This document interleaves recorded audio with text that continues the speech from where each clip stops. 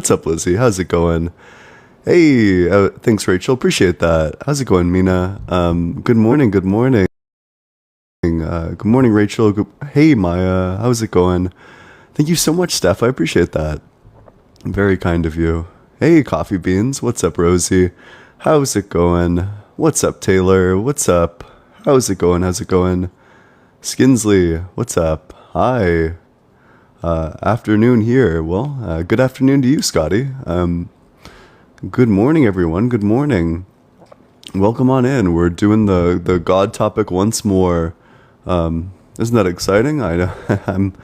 I'm sure excited for it. I always love doing the God topic, especially after doing some reading. I've just been reading up more on biology, and it just seems like the human genome, like our DNA, is designed super poorly. I've been running like a pretty simple argument recently, just about like how 85% of our DNA is useless, but there's so many more problems than that with our DNA, and I just need to. I'm like honing in on the contradictions, but I don't know. I think as soon as I like truly understand like the biology behind it all, I think it's gonna become a cracked argument. But hey, good morning. How's it doing? How's everyone going? Wow, see, that's pretty ominous. I also hope I don't get unalived. Hey, thank you so much, School of Fire. Appreciate that. How's it going? Make sure you're double tapping on that screen, sharing it with your friends. If you're in that guest request box, make sure that you are 18 or older, and that you believe in the God of the Bible, Torah, or Quran. Plath, thank you so much. Caden, thank you so much. Appreciate it. Appreciate all of you. AG, thank you. That you have an argument which does not involve personal experience. And with that, we can go to...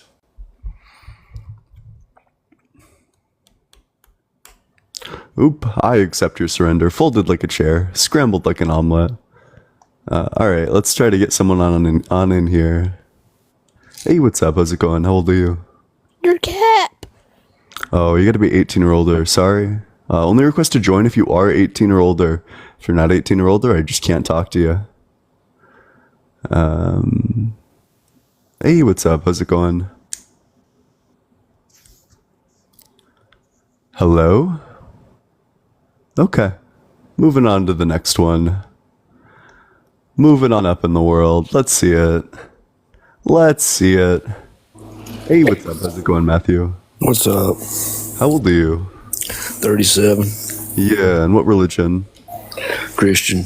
Okay, so what's your strongest argument for the existence of God which does not involve personal experience? DNA code. Yeah, what about it?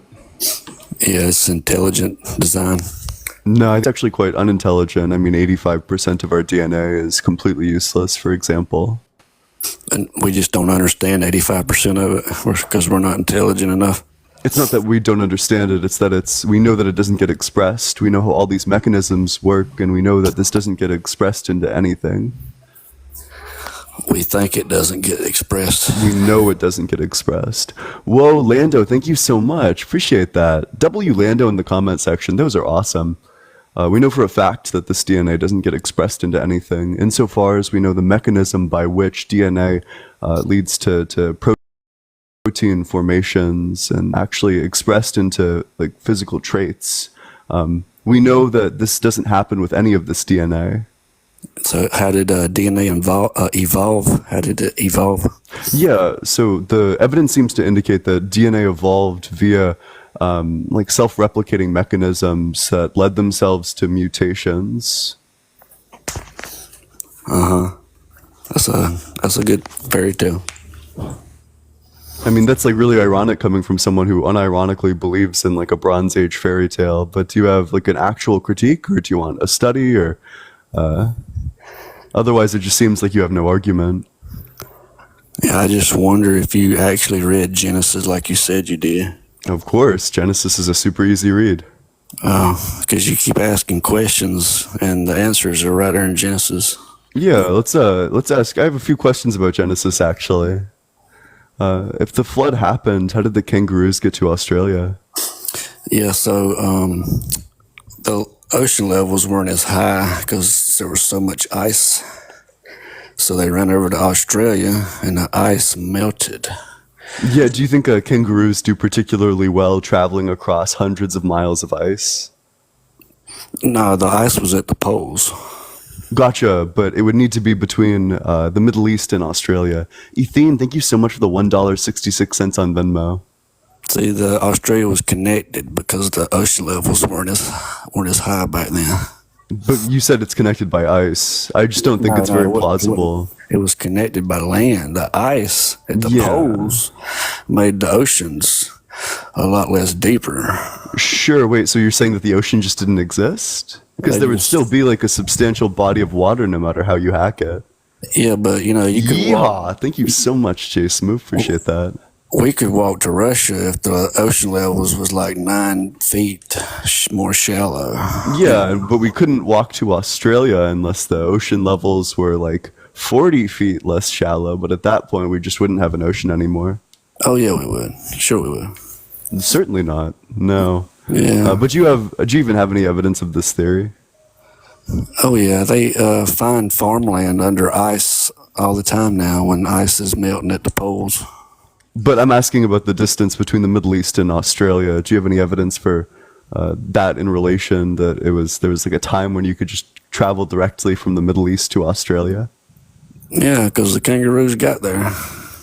No, but that's the claim that you're trying to prove. I'm asking you if we know of any time in Earth's history where you could have literally just walked there. But see, you didn't read Genesis because you asked these questions like, why didn't No answer, so you're gonna pivot away. Gotcha. why didn't God create a paradise for us to live in? Well, He did in the beginning, right? And then you ask why bad things happen. It says right there in Genesis that man brought sin and death into the world. Oh, but that's not the case though, because we know that unaliving existed long before humans existed.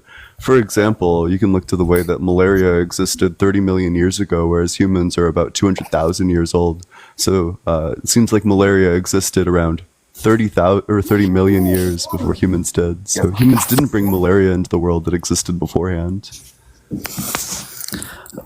Yeah, no. Do you have a better argument than yeah, no? In the beginning, God. Gotcha. Prove it. DNA code. It's an intelligent design. Yeah, except it's not because of the gratuitous inefficiency of it. So we all came from a soup of water and rocks millions of years ago, right?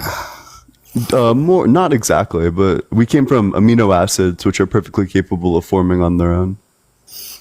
And all that came from a dot smaller than a period on a page exploding. Not really 4.5 exploding, billion years rapidly ago for no reason. expanding.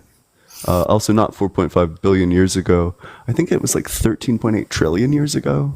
Okay, so if I had an explosion in my house and the fire department came It's not an explosion. and a rapid expansion, and they said, "What happened?" I said, "Nothing caused it. Nothing." What caused it? I said, "Nothing." And they would Oh, think I I don't was think nothing crazy. caused it. I think that the universe has always existed, that it goes through these cycles of rapid expansions and rapid contractions. And I agree that you can laugh at it, but do you have a critique of it? Otherwise, I have strong evidence for this. Just the fact that dark energy, the pull of it that's causing the universe to expand is getting weaker over time, which indicates that we're going to have a big crunch type ending to the universe, and then it's going to be back in the exact same state that it was in the beginning, and then it'll just rapidly expand again. So the Bible says several times that God stretched out the heavens. How do you get that right? Oh, I mean, it gets all those other things wrong. It says that outer space is water. I mean, if you're making like a million guesses, I'd hope that you'd get at least one of them right. But also, that's not going to be strictly true insofar as eventually the universe is going to start collapsing and contracting. We don't know what is at the edge of outer space. It could be water. But we're talking about what's outside of the sky. It Yes, it's says that stretched God out. separated the waters below from the waters above with the sky. So it's saying that the thing above the sky is water. The thing above the sky is outer space. So that would imply that outer space is water, but it's not. Oh, the ice canopy that we used to have before the flood. Right. The what? The ice canopy. Why didn't the sun melt the ice canopy? It just shined right through it. Yeah, but why didn't it melt it? Well, it did eventually when the flood came. But why didn't it melt it before then? God made it that way. Gotcha. So just with magic. Yeah. So, what about all the oxygen in the air before the flood? What about all the oxygen? Well, the flood didn't happen, as we have established. You established that? Oh, cool. So Yeah, somebody you had put all no, them you had seashells no on top of explanation for mountains? how the kangaroos got to Australia, which would just lead me to believe that the flood didn't happen. So all those clams and seashells on the top of the mountains, they just like, Yeah, that's because of tectonic plates pushing together. Yeah, That's how mountains form, if you didn't know. they crawled up there over millions of years. Yeah, I mean, and lost mountains their are legs. made over millions of years, so yeah. Yeah, so And I agree we can do more fake laughter, but you have a critique of the scientific consensus?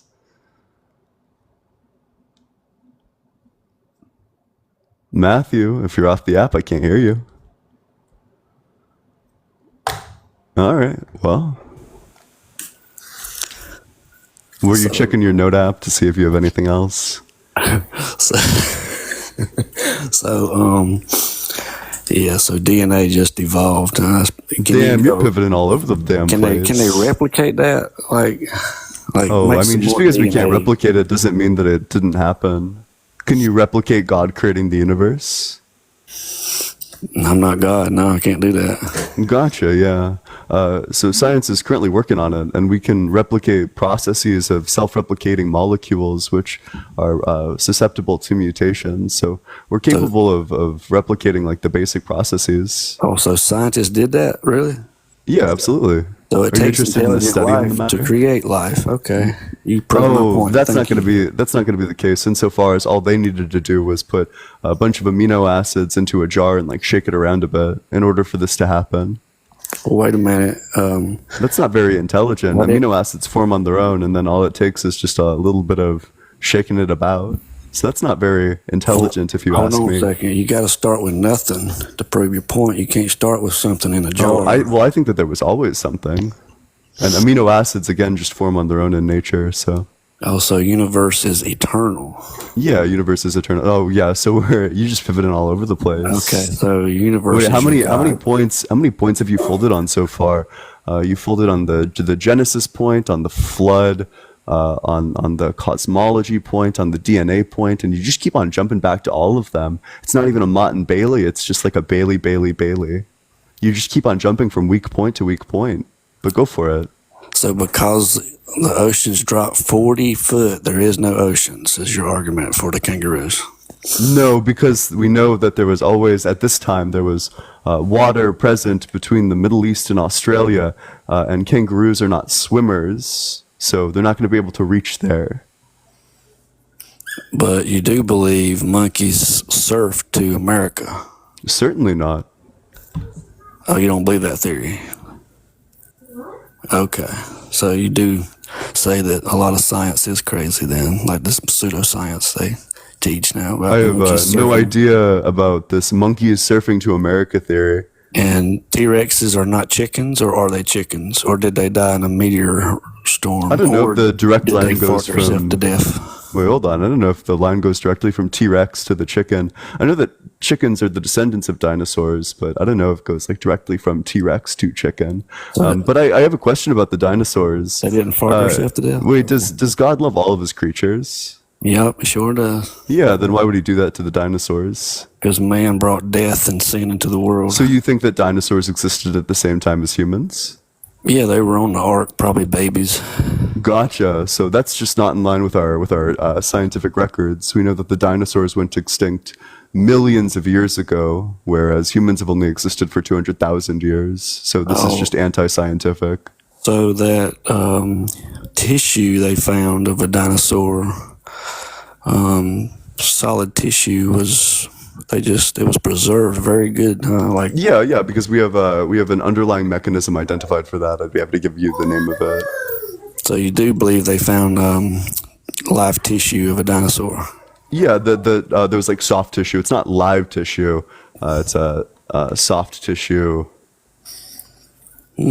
And yeah, the author, the person who found it, hates the way that Christians try to use this because it's an inaccurate misrepresentation. I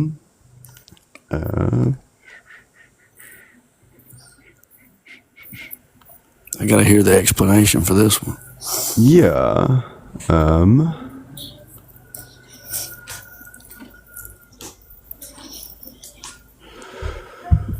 There's been outpouring research in the preservation of documented Fenton reactions. That's Fenton, yeah. Recent studies identify Fenton reactions as a plausible preservation mechanism for cells and soft tissues with bones, document the chemical signatures of Fenton reactions in cells and soft tissues of fossil bones, and indicate that such preservation occurs early in diagenesis and is facilitated by oxidizing depositional environments and by protection via external concretions and other factors. This comes from, what is this? From Paleontologia Electronica. Okay, so simplify that for everyone. Yeah, so it's just that these certain type of cell reactions are the preservation mechanism which has allowed these things to continue to exist, and that there's like just direct evidence that these are the reactions that took place in the preservation of this tissue, that there's like the chemical signature of it.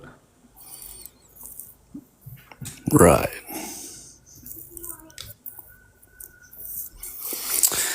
Did you get a critique of that, or is it, do you want to pivot to your next weak point? It sounds like scientists just using big words to confuse people and say, look how smart I am. Are they using big words to confuse people, or are you just confused? Well, that tissue's not going to stay around for billions of years like that, okay? But it's preserved via these reactions. Reactions. Yeah, like chemical reactions. Right, so he was carrying around some chemicals, and when he died, he spilled them on him. Is that how? Do you know what humans are made of? Well, the first human was made of Chemicals. clay. The answer is chemicals. We're made of chemicals. Do you know what clay is made of? Chemicals. Yeah, humans. The first human wasn't made of clay, but to be clear, clay is made of chemicals. Everything is made of chemicals. Have several chemicals that are the same. It proves we were made from clay in the beginning. I mean, which ones? Because what we're actually made of is cells. And then God breathed life into Adam. That's how life began. Yeah, but what we're actually made of is cells, not clay. I'm sorry to tell you this. Well, Adam was, And actually, he says Eve was made from Adam's rib. You can remove a man's lower rib and it'll grow back. So I think he probably took that lower rib because he already knew it would just grow back. Yeah, and I just don't think any of this happened.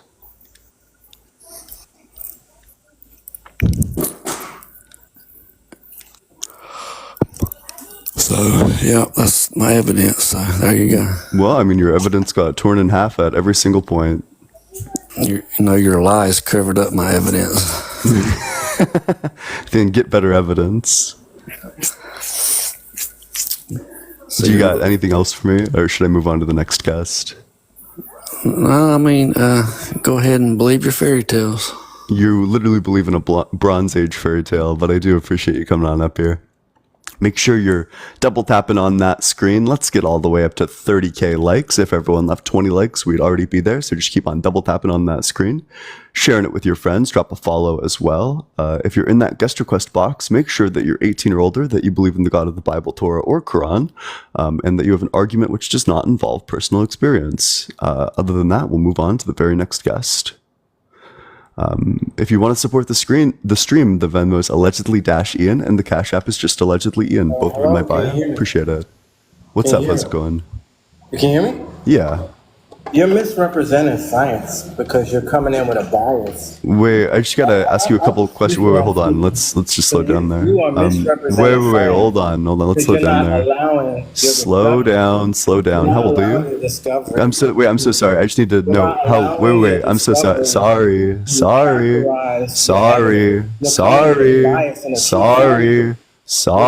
How old are you? I need to know your age.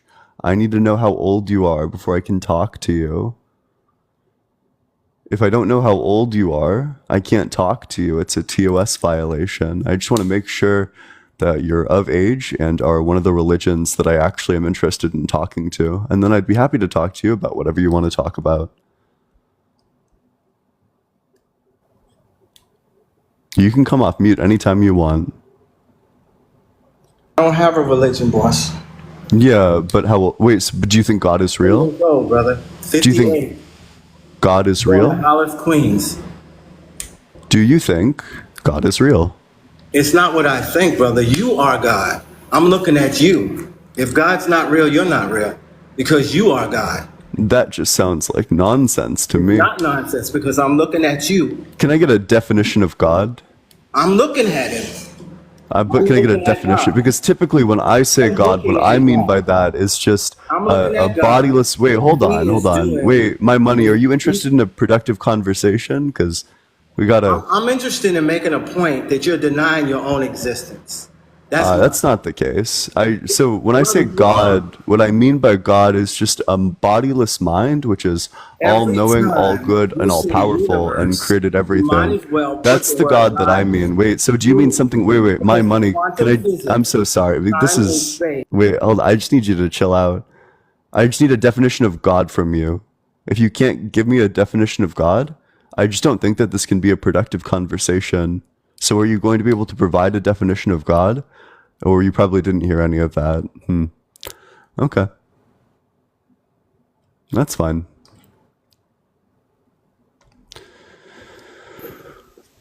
Hey, what's up? How's it going? Can you hear me? Yeah. How's it going? Are you fanned out or what?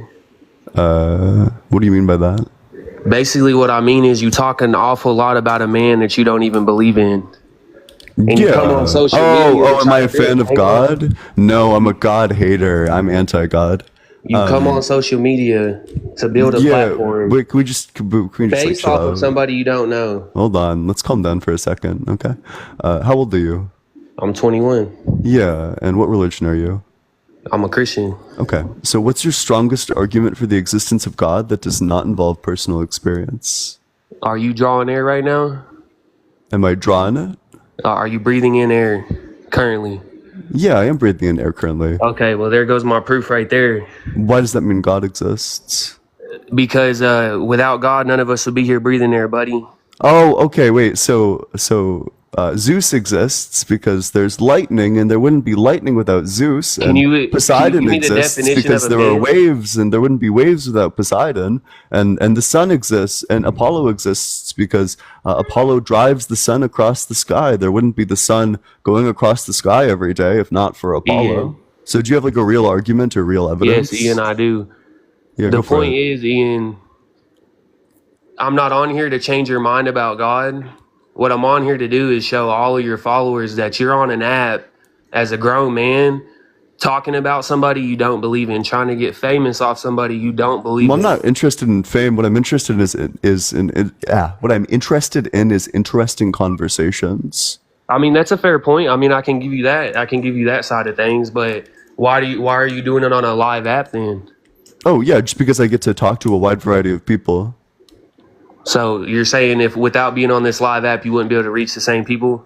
Yeah, definitely not. I mean, I Fair just enough. get like a steady stream you of definitely cannot individuals. argue with that point. TikTok shop tone policing can be bought in the TikTok shop for $6.66. What did you just say, bro? Tone police can be bought in the TikTok shop. What is tone police? Yeah, you're just here to like whine and complain. No, I'm just looking asking, I'm just looking for an argument. Genuine question. Yeah, well, because you're just coming up. So tone policing is when you whine about the way somebody else is like presenting their ideas. I'm not really interested in your like tone policing and whining. What I'm interested in is an argument. I feel like I'm giving you a pretty damn good one, and that's why I you're think you've going given straight me to tone none policing, whatsoever. which is So a made- which is made up. an argument is just a thing to believe Ian, and a you're reason not to believe allowing it. nobody to finish what they're saying. Yeah, you can go ahead and finish. You're just not saying anything. My point is, you're drawing air. Read the Bible. If you actually have you ever read the Bible, Ian? Yeah, I read large parts of it. Yeah, No. Have you read the Bible in full? not large the full parts of it. Bible. There's like Okay, thousands then. of pages So of it. how can you speak Have on you- a wait, book wait. you've never even read, Ian? Do Answer you that for believe me. in Islam? Don't answer a question with a Have question you? like a Do you believe in politician. Islam? Because How this can you is. There's speak on no a way book you you've could never read, possibly. Ian? There's no way you could possibly hold this because if Do you y'all think see how he's not Christianity is answering true, this question, then you think right? that Hinduism is true, and you think that Y'all Islam is understand true as how he's well. dodging that question? There's wait. So the way I can speak on it is because I can find logical contradictions in the properties of God. If I can establish Okay, I that want to hear these no logical all good, all contradictions. powerful, all knowing God exists, and that necessitates that your God doesn't exist. If your God doesn't Ian. exist, then the Bible is wrong. That's how I can speak on it. All right, fair enough. Ian, listen to this. All right, so you asked me to prove God's existence to you, right? Yeah, go for it. Okay, well, the thing is, I want you to prove that God doesn't exist. Yeah, You that's said like you super have easy. you said Yeah, you let's have do it. evidence for Let's run it. this. Yeah, let's do it. Yeah. Let's run it, bro. I Yeah. want to hear it. So the evidence that God doesn't exist is that if God did exist, he would be a perfect being. This is just like the standard philosophical view. A perfect being would be a perfect designer by the definition of perfection. A perfect designer would create perfect designs, again, by the definition of perfection. But the human has a really bad design, which means that God cannot possibly be perfect insofar as our design is gratuitously imperfect. For example, 85% of our DNA is completely useless. That's not the work of a perfect designer. That's the work of a process like evolution. Okay, but what if you're a perfect designer and you perfectly imperfect something? Do you think that something can be perfectly imperfect? I do. I believe Gotcha. that So it can be Virgil both. It can be Abloh both created perfect. he created a clothing brand called Off White, and it's perfectly imperfect due to the fact that it's the color off white. It's not super appealing to the eye, but for whatever reason, people buy it up. Do you think that something can be perfect and imperfect at the same time? I do. I feel like you can find that's just a perfections in contradiction. imperfections, if you understand what I'm saying. I feel like you can find So- perfections within imperfections. Gotcha. So you would just reject the law of non-contradiction. You would just reject logic at that point. No, I wouldn't. Because one of the key parts of logic is the law of non-contradiction, which Okay, basically Ian. says that contradictions can't exist, but you're saying that it's both perfect and also imperfect. That's a direct contradiction. Do you have any real proof? You're simply just gave you the stating, proof. You're simply stating that, which is an opinion, that humans are not a perfect creation. That is an opinion. Where's the facts in what you're saying? Yeah, I just gave you the facts that 85% that's of our an DNA. opinion. Do you know the No, it difference is between a it fact and is a opinion? fact that 85% of our DNA is completely useless. Okay, A but perfect that does not design make does a not human contain useless imperfect. components. We can operate on 15% of our DNA. Yep. That is pretty damn perfect if you ask Because me. the rest It's of the like a car- 85% of it's our like a DNA car takes the operating on resources up for us. 15% of the It's an inefficient allocation of resources insofar as 85% of guy. it needs to come from somewhere. It comes Come from the on, come foods we with eat. something different. What else do you got? Oh, you have no answer to this one, so you No, need to that one's pivot away. bogus. I'm not going to answer something that's completely Yeah, bogus. you have no answer to the What's your argument real from proof, imperfect Ian? design, so you want to pivot away, and that's fine. No, I Ian, I accept wanted- your okay, so we've ability. already If you want to established hear point one. another argument for why God doesn't exist, I'd be happy to provide you with one. So the next argument is just going to be the evidential problem of evil, that when we look throughout the world, that none of the things that we see are compatible with a God who is all good and loves the creatures. The existence of a worm that only exists to lay eggs in the eyes of children and then burst out of these eyes and then leave them blind isn't compatible with an all good God. The existence of kids with cancer isn't compatible with an all good God. The existence of malaria, which has taken the lives of 1 out of every 2 humans who have ever existed, isn't compatible with an all good God. The existence of natural disasters, which wreak havoc and destroy livelihoods, isn't compatible with an all good God. All right, so can I answer to that now? Yeah, go for it. The world is not only of God. If you want to know who's actually pulling the strings on in the world, what is the yin to yang to God? Who would be the yin to yang to Jesus Christ? Oh, well, I don't believe in any of this Satan. stuff, so you'd have Satan. to... So yeah, okay. therefore, Satan has a large play in everything that's going on, and all of the evil that you are speaking on is of Satan. It is not of God. Yeah, On there's a this couple of problems actual with this. earthly world, Satan has just as much play as God, and he's very good at deceiving, which he's done to you. So this is proving my point that the devil can deceive because he's got you very deceived right now, buddy.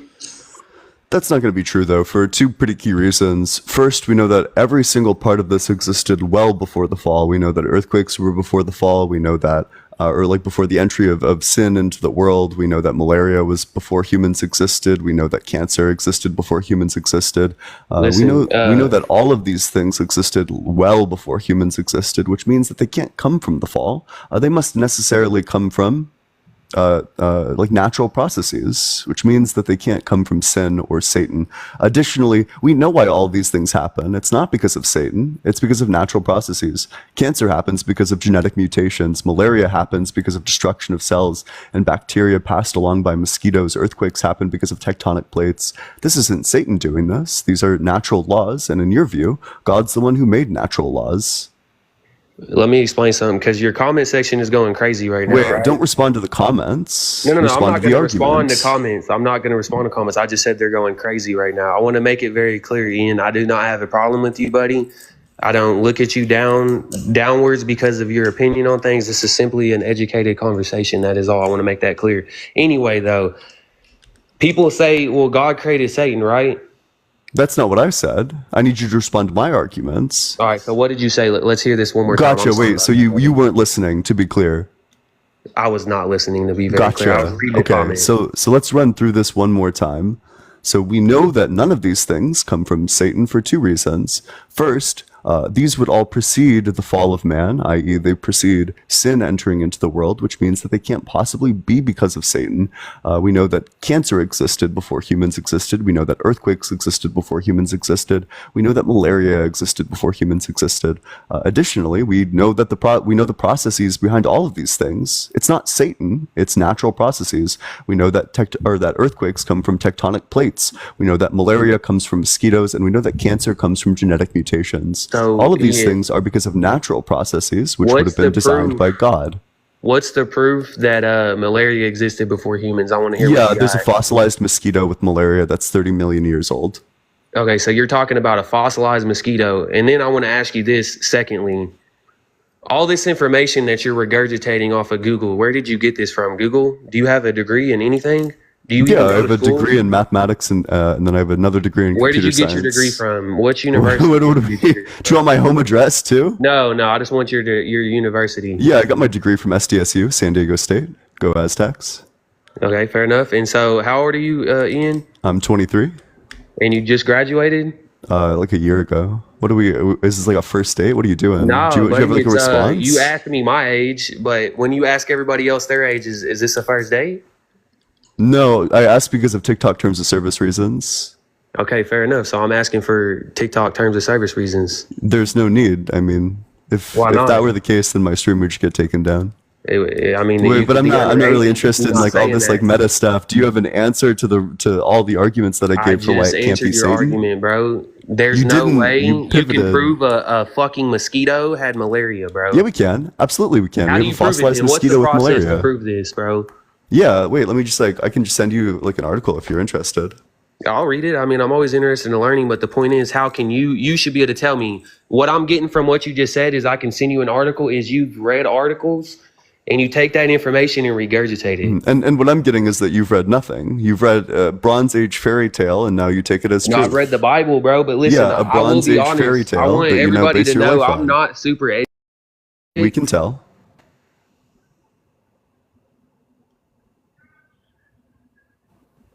Hey, lift up your hair real quick. Nah, I'm good.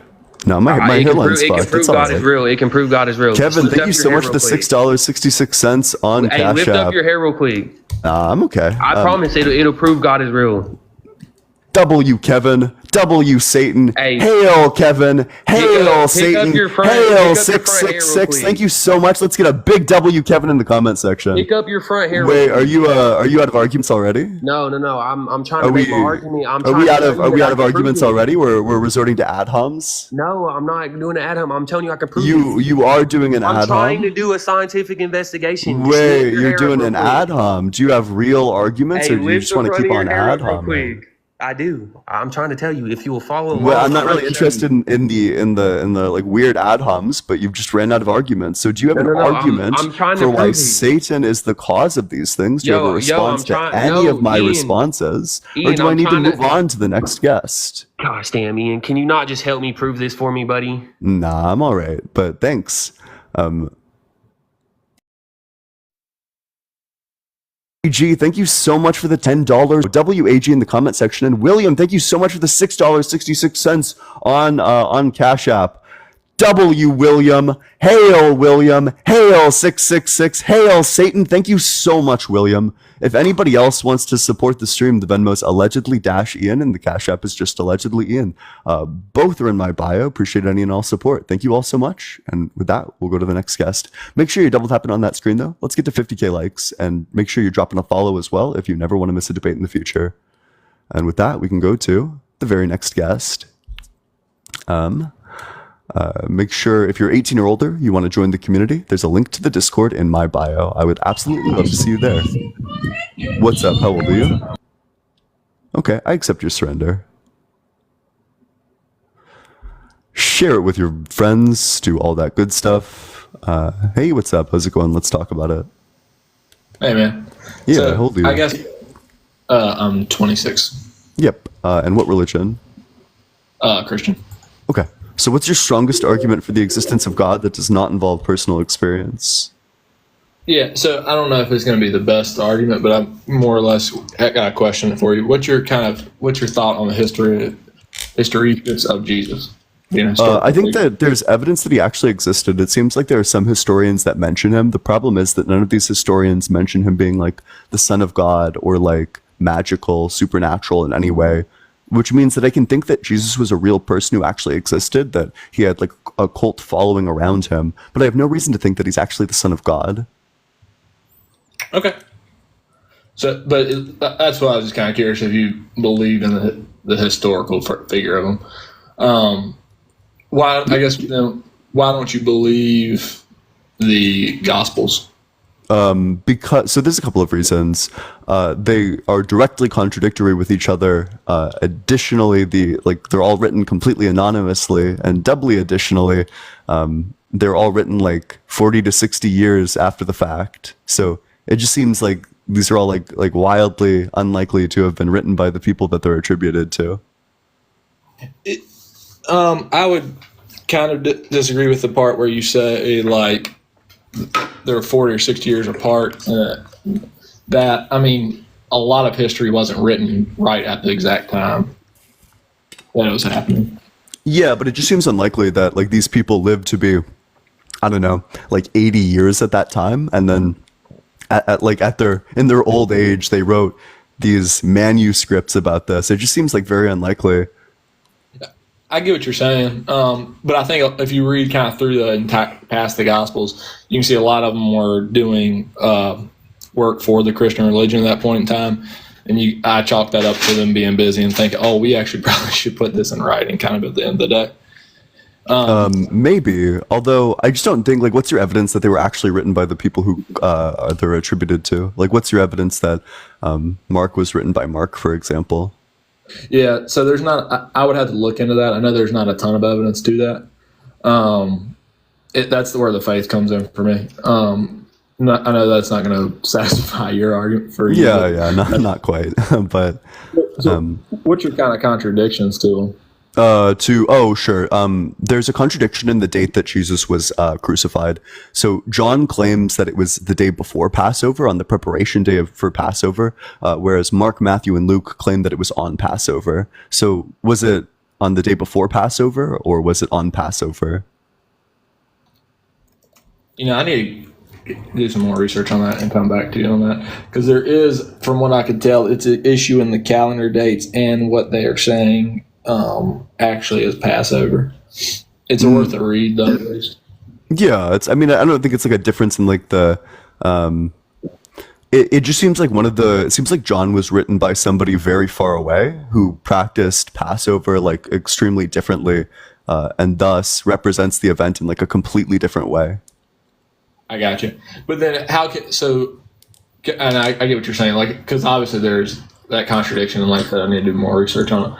But like, does all the hyperlinks in the Bible and the fact that so many things are written similar not compel you at all? What do you mean hyperlinks? So like, I'm sure you've seen that photo where it shows it's got over 50,000 hyperlinks between the Old Testament and the New Testament. But what do you mean by hyperlinks? Just that they connect? Just like, yeah, because I also don't believe in the Old Testament either. Like, you would need to, in order for this to be compelling, I think I would need evidence of the Old Testament. Plus, I What mean, I'm saying is, I could write a book pretty easily that's in line with the Old Testament. That doesn't mean that the book is true. oh no, that's not what I'm saying. I'm talking like, so like there'll be verses in the Old Testament that directly reference the one New Testament, and we know that those two books are written several years apart. Same way as the New Testament references the Old. Yeah, but it would be written like hundreds of years apart. So if it was written by a person who is just like in that religion, then they could just have access to the Old Testament and then just reference it. So that doesn't seem too implausible to me. But I also, again, I just don't believe in the Old Testament. So why would I believe in? Why would the hyperlinks mean anything to me? I think it's just an astonishing fact that a book that is written over that many years. Breaking the Law. Thank you so much for the auto-renewing subscription. Welcome to the community. W Breaking the Law in the comment section. Appreciate that. I was just saying, I think it's just kind of astonishing to me, like how many cross references it has on a book that's written over so many years, and that to me is compelling. I get what you're saying. There's a couple contradictions here and there, but there's there's a lot of more, like I said, astonishing things with the commonality between the Gospels, the commonality between the Old Testament and the New Testament. But I think like if it's the Word of God, if it's divinely inspired, I think there should be zero contradictions. If I witnessed the resurrection of Jesus, I would write that down immediately. I wouldn't wait like 40 to 60 years to write that.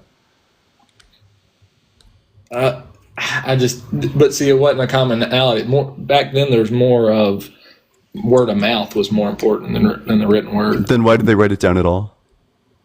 I think that's why it was done 50 years ago. They realized, oh, we need to keep this. But that's all speculation. I'm not saying that's fact. Yeah, I just think that it's like I'm not super compelled by it. I guess I think I would just need evidence to support that. I got you. But do you have anything else for me, or should I move on to the next guest? Yeah, no, go ahead. Thanks, man. Yeah, appreciate it.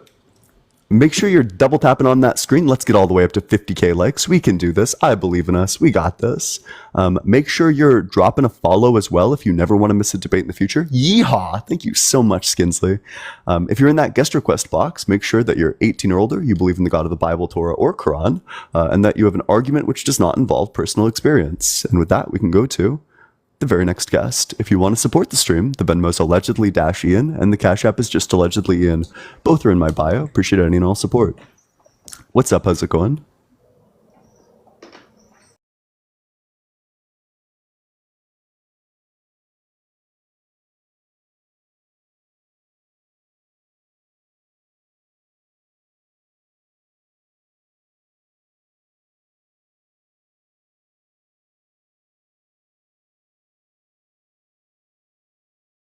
/allegedly Ian. We talk about politics, religion, philosophy. I try to be relatively active in the server. And yeah. Hey, what's up? How's it going? Miss Coco, are you there? Okay. Sorry it's taken so long. Hopefully we'll get a guest up on in here soon. But yeah, I also at everyone in the Discord every time I go live, so you'll never miss a live because you'll always be notified. What's up, Ethan? How's it going? Hey, what's up, man?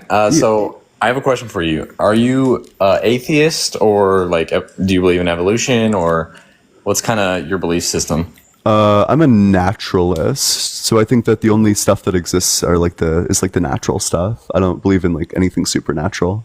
Okay, gotcha. So like, faith is kind of against what you believe, just any form of faith? I think that faith, there's not like a direct contradiction, but I would reject faith for just other reasons. I think that it isn't a reliable method of arriving at true conclusions, that having a bunch of faith that there's like spaghetti and meatballs in my car engine doesn't put a bunch of spaghetti and meatballs in my car engine.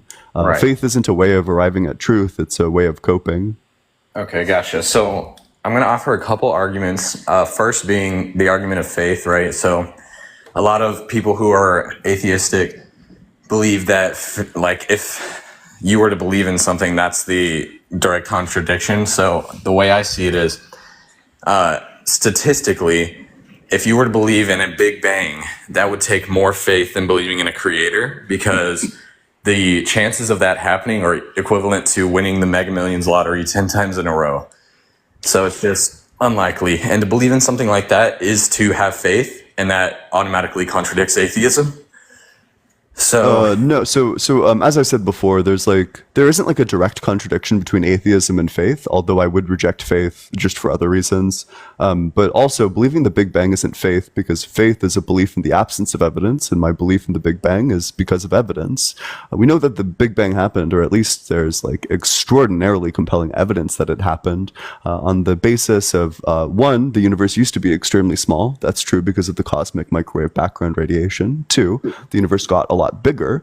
That's true because the universe is right now currently a lot bigger. And three, because the universe is continuing to expand. That's true because of the leading models of physics, all believing in a continuously expanding universe.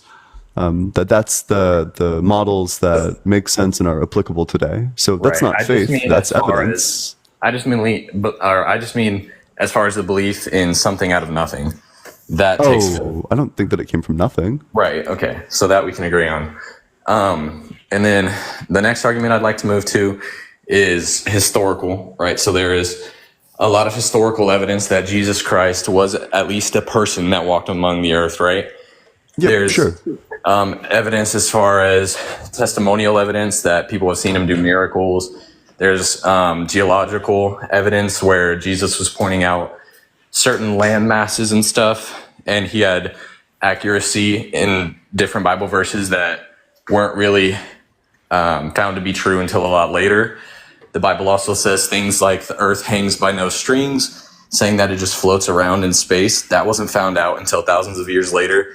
So for the Bible to make claims like that and be right every single time is kind of compelling, I feel like. Yeah, so there's a couple of things here. First, I'll go in like kind of a weird order, but in terms of like the land masses, I'm not really sure what verses are being referred to, but I don't think it's implausible to say that that this could have just been a book written by humans at this time who just could identify the land masses because they literally just lived there. To me, this is like saying that Spider-Man is real because New York City existed. I just don't think that follows at all. In terms of like all the things that the Bible got right, saying that it hangs by no strings might be sort of compelling, but I mean, you have two options. Either it's floating or it's not floating. So you have basically a 50-50 chance of getting it right. I mean, I have no reason to think that we would be falling, for example. But there's also tons of things that it gets wrong. In Genesis, it says that outer space is water. It gets confused about which came first, the earth or the sun. It gets confused about the shape of the earth. It describes it like clay under a seal. So it says that the earth is essentially flat. There's just really good reason to think that the Bible doesn't get any of these things right. And in terms of the eyewitnesses, I have a key question for you. Right. To prove the Bible, you need to. I'm just curious. Where can I find this eyewitness account to prove the Bible? Okay, so first I'd like to jump back to this point that you're making, but first I'd like to say the whole thing about the outer space being water, earth being clay. Yeah. Borma, thank you so much for the roses. I appreciate that. A lot of people back in the day believed that the earth was, sitting on a shelf or on the corner of, whatever space. And it said that the water being space was, essentially a seal protecting us from the sun, and then it popped, and that's what gave way to the flood and all of that. So that's kind of where that belief came from. That we were kind of surrounded by water, and then whenever God sent his judgment down to flood the earth, that's what that belief is about. So that's kind of where that comes from. But as far as eyewitnesses of the Bible or of Jesus's existence, or wait, not of his existence, of his miracles. What's the eyewitness? Right. What's so the there proof that he is did literature miracles? outside of even that. As far back as like ancient Mesopotamia, saying that there was, the prophet Jesus who brought people's sight back, made the lame walk, stuff like that. So there is, literature about that, even in other religions, even in other cultures that weren't directly connected to, Jesus and his testimony with the 12 disciples. Well, that would be weird insofar as ancient Mesopotamia is around 10,000 years before that. Oh, my bad. You're right. I'm thinking of, was it Hammurabi's Code that was kind of, that's from Mesopotamia. The Bible? That's way before. Jesus' life. Okay, right. sorry. So maybe I'm a little bit crossed in my thinking of ancient Mesopotamia, but there are like, a lot of different testimonials of Jesus's life Nope. in different cultures. Mesopotamia was a bad example. Yeah, so the only people who are like kind of from the same time period, there's Josephus, which mentions no miracles, and then there was the other one was Tacitus, I think, and also mentions no miracles. They mention Jesus existed as a person, and I think one mentions that he has a brother named James, but there's no mention of miracles. The only mentions of miracles are from the Bible. The book that you're trying to prove is true. But in terms of the flood definitely didn't happen. The question that I'll ask you about the flood is that if the flood happened, how did the kangaroos get to Australia? Okay, so kangaroos getting to Australia, how does that really disprove the flood? Because they couldn't if the flood happened. So are you saying that the ark couldn't have taken them to where they The ark landed on a mountain in the Middle East. How did they get the ark to the river? Or to like any water? Okay, well, so that question could be, any animal, right? How did bison get to America? Stuff like True. that. Yeah. Yeah, Okay. equally true, yeah. So, this is kind of the young Earth theory versus the old Earth theory. How long did it take for animals to spread out and multiply and stuff like that if they were only 2 by 2? Well, the ark was, I forget how long they were sailing, but once they found land, they started to be fruitful and multiply. That's how humans were, dispersed and animals were dispersed. I don't know exactly how animals were put where they were put, but as water levels rose, animals expanded and left where they were to go to where they were meant to be. That's just not possible though, right? Because as the water gets lower, there's still like all this water between Australia and the Middle East. The kangaroos can't just go there. Like they can't swim like hundreds of miles. Okay. I get what you're saying there. I don't necessarily think that like disproves anything. I mean, Of course it does. There's no explanation for this. okay. There's like islands that have, are finding new species of lizards and stuff like that. Like you could say, how did they get there? We might never know. But there's a reason why we're finding new lizards on little islands and stuff. Yeah, I mean, there's like a couple of ways that these like lizards could have. So first of all, I mean, you wouldn't be able to account for this at all. But I could say that this came from like maybe a bigger species that actually did climb across it during the time of Pangea. But of course, the Pangea predates humans by like a really long time, which means that for me, Pangea is like an acceptable explanation for how these different animals got there. But for you, it's not, because it didn't happen at the same time as humans. It happened like millions, like hundreds of millions of years before humans. Okay. I don't know that Pangea necessarily disproves the Bible. I mean, the Bible is useful for... I'm not saying that it does. Huh? I'm not saying that it does. I'm saying that there's like explanations for how the animals got there under like a naturalist worldview, i.e. like an atheist worldview, but there's no explanation for how the animals got there under a biblical view. Well, if I'm a Christian and I say I believe in Pangea, does that mean I'm not a Christian? Well, that means that explanation isn't going to suffice to explain how the animals got there, because Pangea happened well before humans existed, or like the splitting apart of Pangea happened well before humans existed, which means the splitting apart of Pangea happened well before the flood happened, which means that you would still have to account for how the kangaroos got to Australia, because they all would have gotten wiped out by the flood. Gotcha. Yeah, I mean, I do believe that. So in the Bible, it says that humans weren't necessarily separated until the Tower of Babel, right? They tried to reach God. God gave them all different languages and sent them to the different corners of the earth. Animals, though, I feel like... Oh, I see what you're saying. So if the only animals that existed were the ones on the ark, that is a great question. Hopefully, I mean, with my belief system, I'll be able to... In my eyes, I'll be able to ask God questions like this when I enter heaven. But yeah, I mean, there are that's why any biblical theology or any theology takes faith, right? There's things that are going to be unanswered when we're on earth.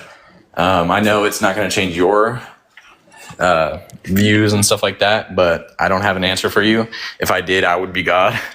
But yeah, that is a good question. You kind of stumped me there. Yeah, no, it's a good one to think about. I think that this is like pretty conclusive evidence to me. There's just so much evidence that the flood didn't happen, but Right. I don't know. That's like a really easy question to ask to demonstrate that. Right.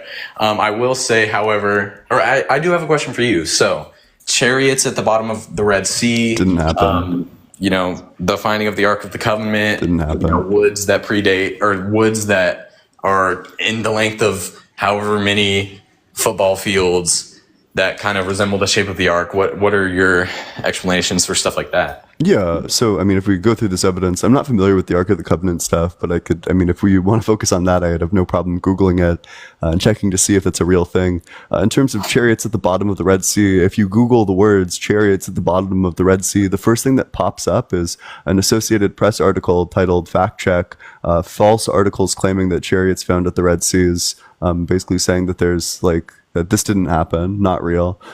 In terms of the evidence that the Ark was found, like the landing place of the Ark was found, that's just not true. You don't have an Ark there. You have like an indent on a rock. That's nothing. Okay, gotcha. I mean, yeah, so basically the way I see my faith is I don't think anybody who's ever read the Bible and given it real thought and applied it to their life has ever been negatively affected. I feel like if you were to follow the statutes and beliefs of the Bible and apply it to your life, I think your life would get drastically better. I just don't think so. Why? You think having a morality system that says stealing is bad, killing is bad, you think that would negatively affect your life? Well, you can have all those things without the Bible, but I think what would negatively affect my life is the fear of infinite torture for these like finite crimes, that you're prohibited from doing like basic things like, I don't know, having sex out of wedlock, and that you'll be tortured forever if you do that, and you need to beg for forgiveness and feel like deeply guilty about it. I just don't think I don't want to live my life in like a panopticon where I feel like I'm always being monitored. Right. I don't know. You can have a morality system where you do moral things without the Bible at all. So here's what I think. A lot of people who don't read the Bible with context see God as like wrathful and he hates us because we're sinful and stuff like that. But if you read the Bible with context and an open mind, you see that God's heart breaks for us when we do these things that are against him, right? So at the beginning of creation, God had a view of perfect unison with him. He had a view of Adam and Eve, and life was perfect. Our relationship with him was perfect. And when we quote unquote sin, the word sin means to miss the mark, right? He doesn't hate us for that. He wishes us better, right? When your child hits another kid or doesn't share his toys, you still love him just as much. You're upset with what he did, but you love him. That doesn't change with God, right? He loves us no matter how much we sin or anything like that. He does love us, but he hates our sin. He doesn't enjoy sending us to timeout for eternity, but it's the consequences for our sins, not by his choice, but because we decided to sin and let sin enter the world. That's the consequences for our actions. Let's explore that a little bit. Do you think it's just? Do you think that a just punishment is proportionate? Like eye for an eye? No, well, kind of. Just that if you were, kind of. Not necessarily like an eye for an eye that you need to do the exact same thing, but rather just that you shouldn't be like punishing people to a much higher degree than the crime committed. For example, if you stole a candy bar and then they put you on death row, that would be pretty unjust. Agreed. So the way God sees sin is all equal, right? So murder in his eyes is equal to stealing. And he doesn't see it as, because he's above all of that, he doesn't see it all as equal. He sees us essentially slapping him in the face with any sin that we commit. To him, it's the same as is all just slapping him in the face. Wait, we can harm God? Come on. I'm using that as, Could you give like a Yeah. more specific thing? Because if God's atemporal, I have no idea how our sins could, like our temporal sins can affect an atemporal God. okay, so in the Bible, it says God is a jealous God. When we give our attention to things that aren't him, or when we're, hateful to another person or something like that, it breaks his heart, because he wants the best for us and he loves us.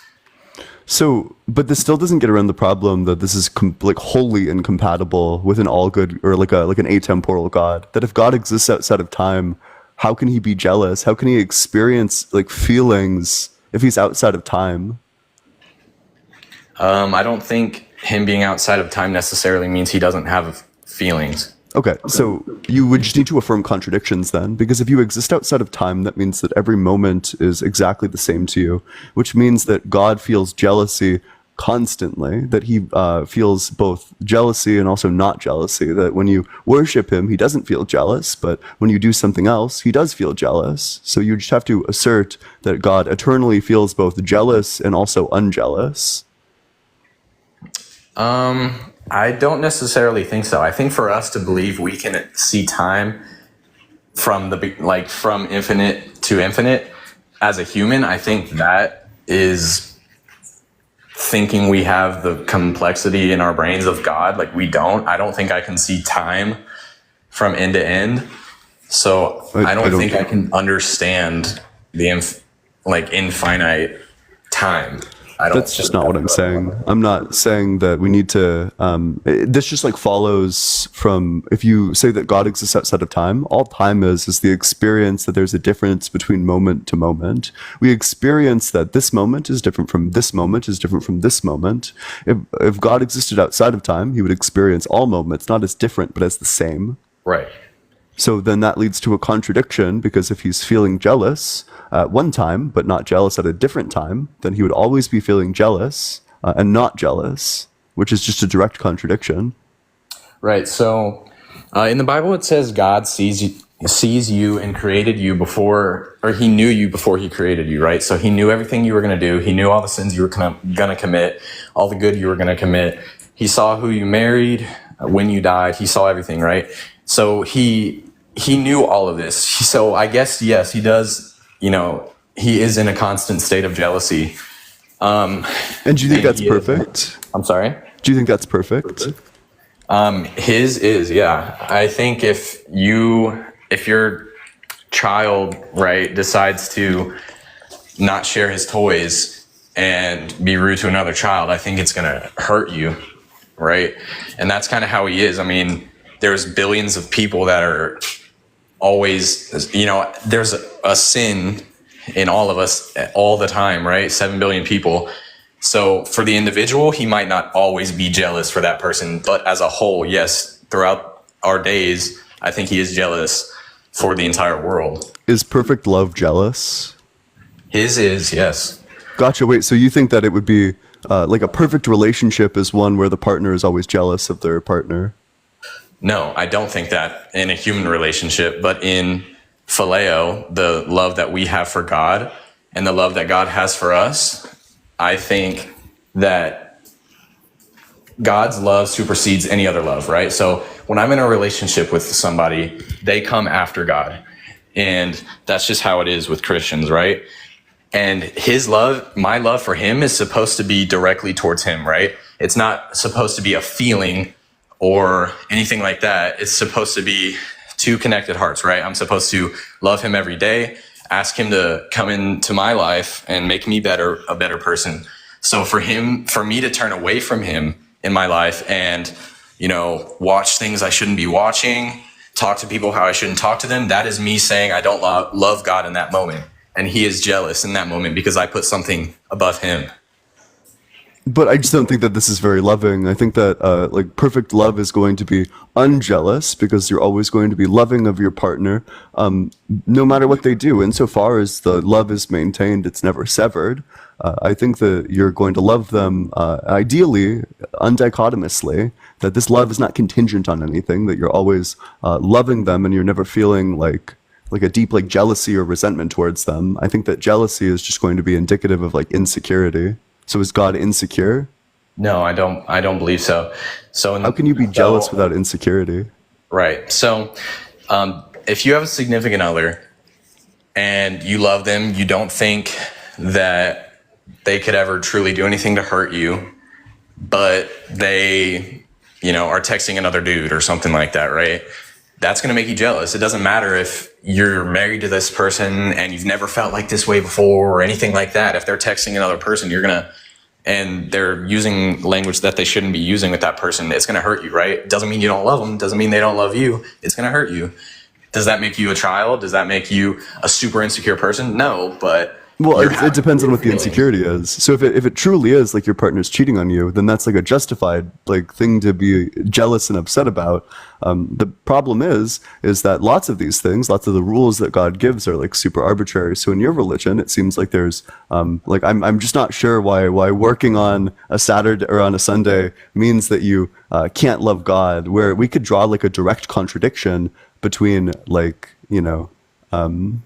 between being loved by your partner and them like cheating on you, where they can't like love you too deeply if they're cheating on you. Whereas there's no contradiction in saying that, well, you love God, but then also you just like work on a Sunday or like, Right. sometimes you do one of those other like countless number of pointless sins that are kind of irrelevant. Okay, so pointless sins that are kind of irrelevant. Yeah, like mixing fabrics or whatever. Right. So this is why you should read the Bible with context and an open mind. So all of those things saying like you can't eat the same meats in the same meal, right? Or like you can't have lamb and chicken in the same meal, stuff like that. You can't wear clothes of the same cloth. That is the old law, right? That's a ritualistic law that says things like you can't mark your body, you can't have tattoos, stuff like that, right? All of that was abolished whenever Jesus died on the cross. Could you point out to me where it says that you now no longer have to follow any of these, that it's now like a free-for-all? Right. So in What's the Bible, what's the verse that says this? okay, in the Bible, the story of Jesus' life, the reason why he died on the cross, he took all of our sins that we had committed, past, present, future, onto him. God turned away from him. That's why it was dark for a while in the Bible. It says it was dark for days because God turned away from him because he became sin. He became our sin and took the punishment so that we didn't have to. He created a new law, the 10 Commandments, right? So love God, love others. You think the love your 10 neighbor as Commandments are yourself. from the New Testament? I'm sorry? You think the 10 Commandments are from the New Testament? No, but those new 10 Commandments are the ones that we follow in our lives, not the laws of the ritualistic The new laws. 10 Commandments? I'm sorry? The new 10 Commandments? Did I say new 10 Commandments? But you're saying that you follow the 10 Commandments, but that's the Old Testament. Right. So then you follow the Old Testament. Huh? So then you follow the Old Testament. No. Okay. So, sorry. What I'm saying is, whenever God called Moses up and gave him the new 10 Commandments, and when Jesus The new Christ... 10 Commandments? What are the new 10 sorry? Commandments? Huh? You keep on saying new 10 Commandments. Yeah. So, whenever Jesus died, the old law was abolished, meaning the laws about fabrics, the laws about food, stuff like that. Yeah, wait, but you're still, like, you're setting the 10 Commandments, which are Old Testament. But, okay, what's the verse that says that you now no longer have to follow any of the rules of the Old Testament? What's the verse? There isn't a verse that says that specifically. That, Then how do you know Luke that that's 10 the doesn't case? say don't follow the old laws. But when you read the Bible given context, it does talk about the new law under Jesus Christ's death. When he died, we no longer have to say no tattoos. We no longer have to say, right. So people in the comments are saying the new law of Moses. There aren't any new law, or there aren't laws that saying you can't have tattoos anymore, or you can't wear the same fabrics. Jesus died on the cross so that those sins that we committed back then no longer take a lamb sacrifice. Now we ask for forgiveness. You're saying earlier you said we beg for forgiveness. We don't. God gives forgiveness as a free gift. We just have to ask for it. God will always be in step with us. We just have to turn to him. And that's where the relationship comes into. It's not a begging or anything like that. So, Okay, wait. There's literally a verse that says, then Jesus spoke to the people and to his followers. He said, "The teachers of the law and the Pharisees have the authority to tell you what the law of Moses says, so you should obey them, do everything they tell you to do." I think that verse had to have been Jesus often talked about the Pharisees being wolves in sheep clothing and that they were false prophets. So I don't know what verse you're reading that from, but if he did say that, I don't think Jesus said that. A lot of times Jesus would talk about the Pharisees being wolves in sheep clothing. Yeah, wait. So this is Matthew 23:1. Oh, right. So Neurospicy Cat Lady, sorry to interrupt you. They said that I was wrong because Jesus came to fulfill, not abolish. That's what I meant. He died for our sins so that we would no longer have to, kill a lamb to atone for our sins. But I'm sorry, what were you saying? Yeah, so the verse is Matthew 23:1 through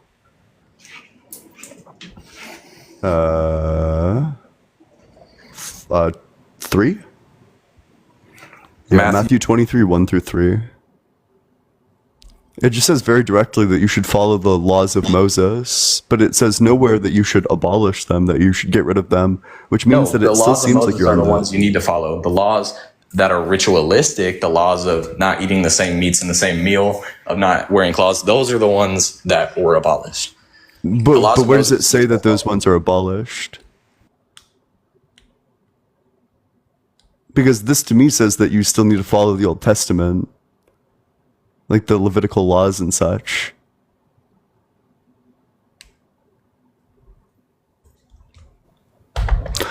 If you're off the app, I can't hear you, by the way. But while we wait for you to get that, make sure you double tap on that screen, share it with your friends. Let's get all the way up to 100K likes. You can just leave as many likes as you want. Just keep on double tapping, share it with your friends, do all that good stuff as we make sure you're dropping a follow. And if you want to support the stream, the Venmo's allegedly-Ian and the Cash App is just allegedly Ian. Both are in my bio. Appreciate any and all support. Are you able to hear me? Yeah. Okay. So I did misspeak earlier about saying Jesus came to abolish the law. That Miss Cat Lady was correct. He came to fulfill the law, not abolish it, right? So the old law stated that if you were to commit a sin, what you would need to do is find a perfect spotless lamb, kill it, then your sins would be atoned for. In the New Testament, Matthew, it says Jesus came not to abolish the old law, but to fulfill it. So he was the lamb, he was taking the place of the lamb, which symbolized us dying to sin. He died to sin and took our place, took the lamb's place. So now, anytime that we commit a sin, we are, quote unquote, slaying a lamb by asking for forgiveness. But the things that were considered sin before are still considered sin. As far as like wearing cloths, that's ceremonial law. That is not. Yeah, but there's still like more direct laws. Like, it says that you should unalive your children if they speak evil of you. It says that if your like kid's a bum, that you can unalive them then. There's just like lots of scenarios where it gives like the unaliving penalty to children. Right. So anytime the Old Testament would mention murdering as an atonement for sin, that is the place Jesus took. Oh, okay, wait. Fuck. Ethan, thank you so much for the $6.66 on Venmo. W Ethan in the comment section. I appreciate it. Hail Ethan. Hail 666. Hail Satan. I appreciate that. Thank you so much. So do you believe in Satan then? If you're saying no, hail I Satan? don't. Okay, gotcha. It's provocative. Gets the people going. Gotcha. Okay, wait, but still, it says that this is like it's wrong to like talk back to your kids or to talk back to your parent. I mean, do you think that that was ever right? No, I think if you were to disrespect your parent, if they were to, there's this guy who I tend to watch on YouTube and stuff talking about, he used to be a gangster, now he's a Christian, and he was talking about how he didn't have any money for rent. He had $5 in his pocket and his son was asking him to buy him some gum. He said, I can't afford it. His son could not comprehend the fact that he couldn't afford to buy him gum, but he had $5 in his pocket. There are some things like that we are not meant to understand. We are just supposed to listen, right? So when we disrespect our parents, they might be telling us not to put our hand on the stove. If we talk back to them, yes, I think that is not okay. But does that mean that it's justified to unalive them? Why would that ever be the punishment that God puts forward? It's not any longer. Jesus. But why? died Wait, before wait. that. But why would your timeless God ever put that forward? So, okay, a lot of these laws are not necessarily from the Old Testament. God is different than the New Testament God, and I don't mean that literally. I mean that figuratively. The new law is a law of love and forgiveness. The old law was more ritualistic. Yes, it was, stab your eye out if you're looking at something inappropriate. But when you read the Bible with context, you find that a lot of that was, metaphorical or used for teaching, right? So when Jesus was to say things like that, like stab your eye out if it causes you to sin, cut off your right hand if it causes you to sin, he doesn't literally mean cut off your hand. He doesn't literally mean kill your kids. It was mostly metaphorical. Gotcha. Wait. So essentially, what you believe is that God, like the old God, was like ritualistic, and then he changed into like a more loving God.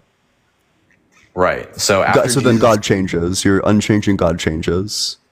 No, so it wasn't like he had a midlife crisis or something like that. It was kind of a part of a plan, right? So from the beginning of the Bible, you can see there are Bible verses pointing to us needing a savior to take place of the lamb, right? So Abraham and Isaac, he takes his son up to put him on the altar and kill him because God told him to, right? He said, if you love me, you'll kill your son. So he takes him up to the mountain, puts him on the altar, is preparing to sacrifice him, and God says, wait, don't stab him. I just wanted to test your faith, and he sends a lamb. That is a direct metaphor for later on in the Bible. We were supposed to be the ones dying because we sinned. God said, wait, he sent a lamb, which was Jesus. He died. So I have a question, because you need to reject one of the two. Do you reject that God changes from the Old Testament to the New Testament, or do you reject that God is unchanging? So God is unchanging as far as his love for us, as far as his... Did he always have this love for us? I'm sorry? Did he always have this love for us? I do believe so, yes. Then why would he ever call for like the unaliving penalty of children? How is that a loving thing to do? Okay. I wouldn't... Can you read a Bible verse that says that? Yep. I just want a little bit of context. Sorry. Yep.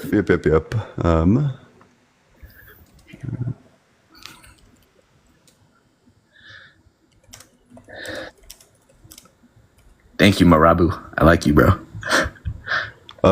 Deuteronomy 21:18 through 21. Let's get a good version of the Bible going. Okay. If someone has a stubborn and rebellious son who will not obey his father and mother, who does not heed them when they discipline him, then his father and his mother shall take hold of him and bring him out to the elders of his town at the gate of that place. They shall say to the elders of his town, this son of ours is stubborn and rebellious. He will not obey us. He is a glutton and a drunkard. Then all of the men of the town shall stone him to death. So you shall purge the evil from your midst, and all Israel will hear and be afraid. Right. Okay. So I would like to stick to the point where it says stoning, right? So stoning back in the day was, their way of atoning for sin. They would take, harlots and stuff like that to the center of the town, stone them. When Jesus came in, there was a story where there was a woman who had multiple husbands and was, sleeping around, and she was in the center of the town, and everybody started to pick up stones to stone her. Jesus got in front of her, drew a line in the sand, and said, let those of you who have not sinned cast the first stone. Yeah, Everybody that's very dropped their nice. rock and walked away. That's very nice. But then, why was it? If God was all loving always, how is it loving to command this ever? How could a loving God ever command something like this? Okay, so in the Old Testament, God was not necessarily... He was with his people during the garden, right? He was not with his people after that. He departed from earth for the most part. He came in like the burning bush, stuff like that. But I think that most of those laws were not necessarily from God. That's why the preachers of the old law in the New Testament, Pharisees, stuff like that, they were often talked down to by Jesus, because the teachers of the old law, the people that told you to stone harlots, stuff like that, Jesus kind of detested them towards the end of the New Testament. And I think, I don't have all of the answers of the Bible, but the way I see that is that was by us. I think those laws saying that we should kill somebody because they did something wrong, I don't think that came from God. But it came from Moses, who collaborated with God. So it did, unless you reject key parts of the Old Testament, that all like the Ten Commandments come from God, that all this other stuff comes from God. Because I mean, Jesus reaffirms, like, there's another death penalty that they give to kids, where it's like, if your kid speaks evil of you, then you should put them to death. And then Jesus says in the New Testament, God said to do that. So you can't say that this is humans making this up. This is God. All right. One second. Yeehaw! Thank you so much, Lena. All right. 1 second. I'm kind of looking up some verses that might help out a little bit.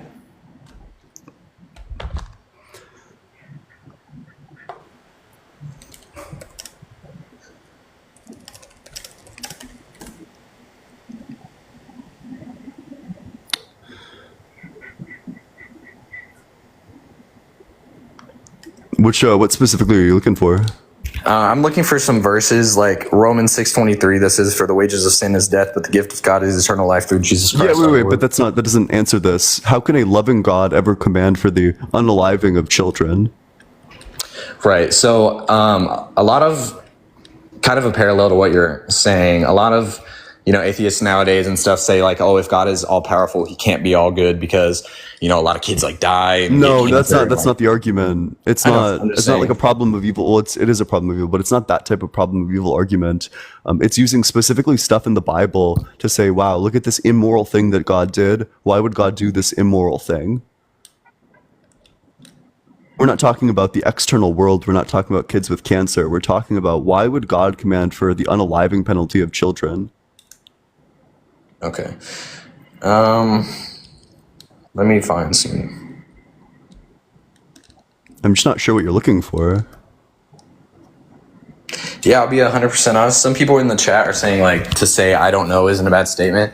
I'll be honest. Like I said earlier, there are some questions that I don't know the answer to because I am not God. I am a finite being, and my knowledge isn't as vast as his. I don't know the answer to that question. I'll be sure to ask him when I go to heaven. And I don't expect this conversation to end with you, yes, I'm a believer.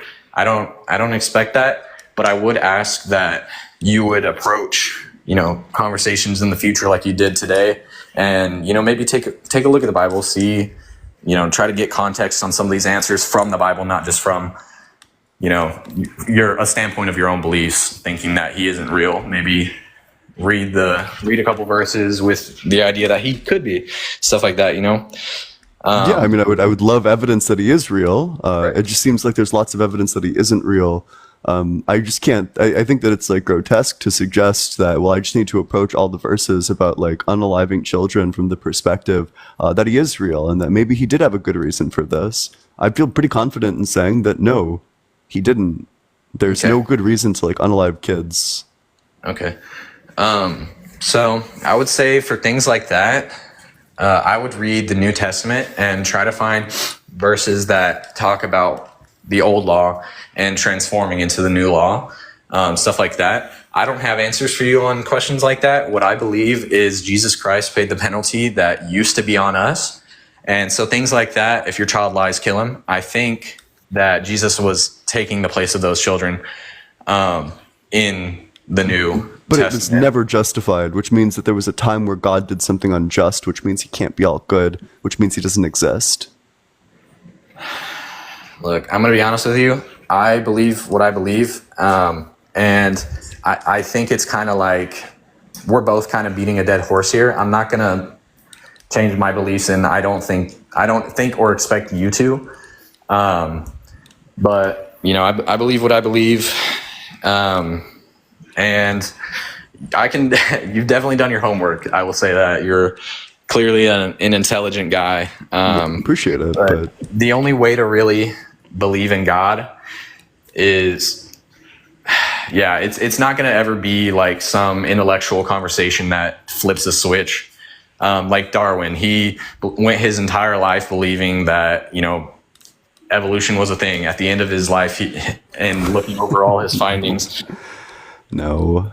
if you want to know what Darwin actually believes, he went his entire early life believing that God was real, that the Christian God was real, and then he looked at all the grotesque evil that exists in the world, particularly in evolution, and concluded that because of the stuff that happens in nature, an all good God couldn't possibly exist. And he never changed his mind about evolution. There's just no evidence of that. Okay. Well, maybe I should do a little bit more reading on that, but I had thought that it was the opposite. Like he detested his original beliefs and turned towards God, but maybe I'm tripping. No, but, he started out as he was literally studying to become he was going to become a doctor, but then he started studying like natural philosophy in relation to God, basically. Right.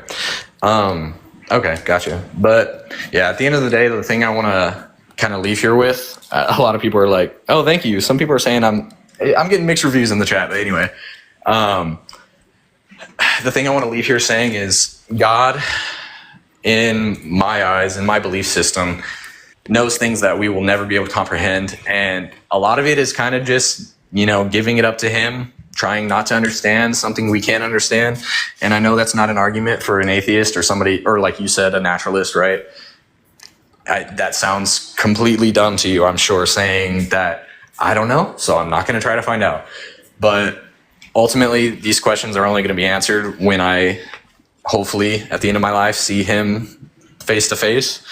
But yeah, I had a good conversation with you. Yeah. I appreciate you taking the time to talk to me. And Yeah, I mean, appreciate it. hopefully, because I believe what I believe, and that's my worldview, I hope that, someday somebody says something that changes your viewpoint and you find Christ, but I'm not going to, Yep, sounds good. Well, say appreciate anything it. harsh to you, All right, have a great day, sir. Yeah, you as well. Lindsay, thank you so much for the $6.66 on Cash App. Hail, Lindsay. Hail, 666. Hail, Satan. I appreciate it, Lindsay. Thank you so much. If anybody else wants to support the stream, the Venmo is allegedly-Ian, and the Cash App is just allegedly Ian. Both are in my bio. Appreciate it. If you're in that guest request box, make sure that you're 18 or older. Make sure that you believe in the God of the Bible, the Torah, or Quran. And make sure that you have a real argument, which does not involve personal experience. If you make sure you double tap it on that screen as well. Let's get all the way up to 130K. If everyone left like 20 likes right now, we'd already be there. Share with your friends, drop a comment. It's good for the stream. Get it out in front of as many people as we can. If you want to join the community, you're 18 or older, there's a link to the Discord in my bio. You need to be 18 or older to join. It's discord.gg/allegedly-Ian. We talk politics, religion, and philosophy. I notify you every time I go live. And we also do little reading groups every Saturday. This Saturday, by request, I'm just going to go over like some basic, damn, lost my marker. I'm just going to go over some basic philosophy information. What's up? How's it going, citizen? It is going. Ian? Ian? Yeah. Nice to meet you, Ian. Nice to meet you. How old are you? I am 33. Yeah, and what religion?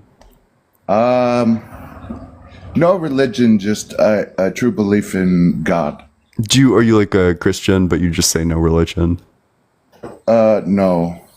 Okay, well, I'm only looking to debate people who believe in the God of the Bible, Torah, or Quran. If that's not you, it's totally fine. It's just not really what I'm looking for. So if you're in that guest request box, make sure you're 18 or older, you believe in the God of the Bible, Torah, or Quran, and that you have an argument which does not involve personal experience. What's up, NMB? Yeah, so How old are you? I'm 22, Okay, and what religion? Christian. Okay, so what's your strongest argument for the What? existence of God? No, struggled with it in the past. Okay.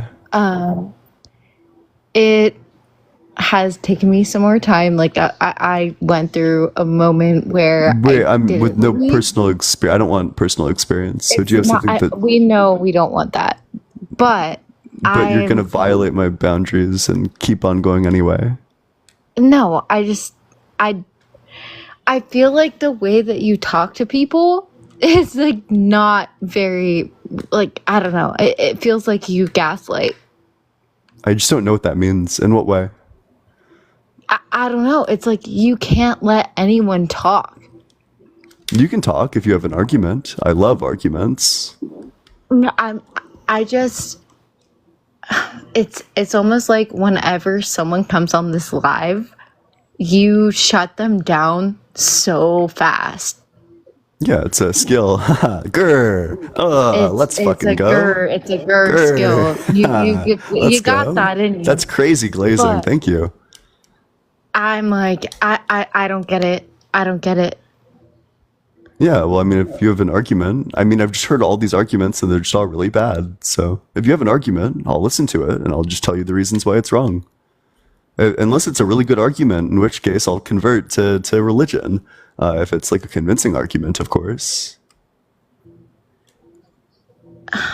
Okay, so God, in my eyes, has done a lot in my life, especially, and everything. Like, I don't know, I just feel like since you're so heated about this conversation and you're already making a live where you're getting money from this, and anytime that you get the money or you get the roses, you're like, fuck yeah.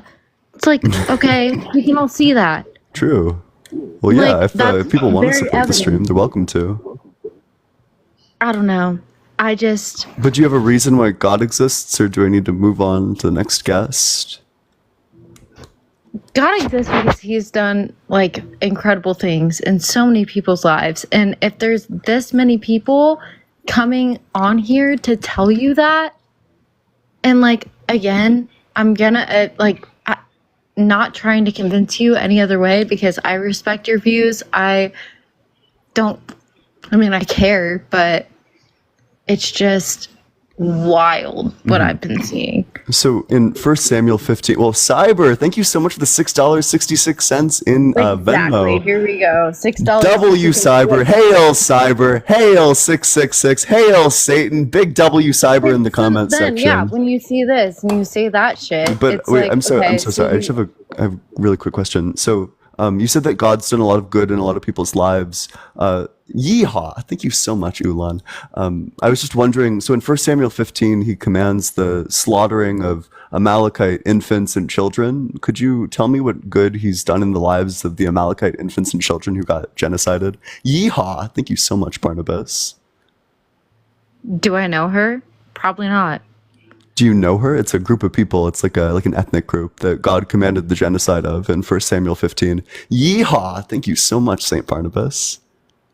Like, I can't tell you that, honestly, because I don't know them. I don't know the whole group. Okay.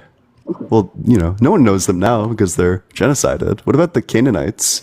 What good has God done in the lives of the Canaanites, whose slaughter he also commanded? Slaughtering of men, women, and children. Yeehaw! Thank you so much, little Lex Sandy. That's a personal decision. That's what they're doing. That's what they're doing. It's a God commanded personal the decision. slaughtering of them. No, he didn't. Did he say to them, Yes. "Oh, go and well, do no, this"? he commanded the Israelites to go and slaughter them. Yeah. I don't believe that. Okay, I can give you verses if you're interested. God would never do that.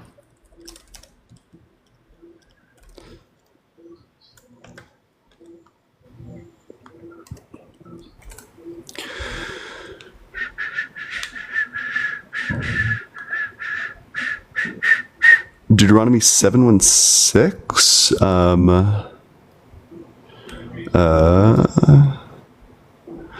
When the So what do you have? Lord your Intuition? God brings you into the land which you go to possess and cast out many nations before you, the Hittites, the Girgashites, the Amorites, the Canaanites, the Perizzites, the Hivites, the Jebusites, 7 nations greater and mightier than you, and when the Lord your God delivers them over you, you shall conquer them and utterly destroy them. You shall make no covenant with them, nor show mercy to them, nor shall you make marriages with them.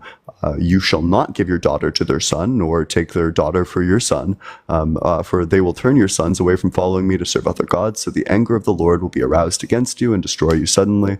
But thus you shall deal with them. You shall utterly destroy their altars and break down their sacred pillars and cut down their wooden images and burn the carved images with fire.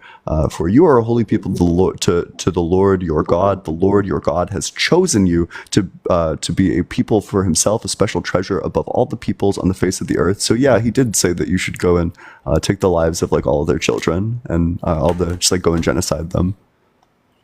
No, because God tells us that we should love everyone. We just read the verse. I don't know. I don't agree with it.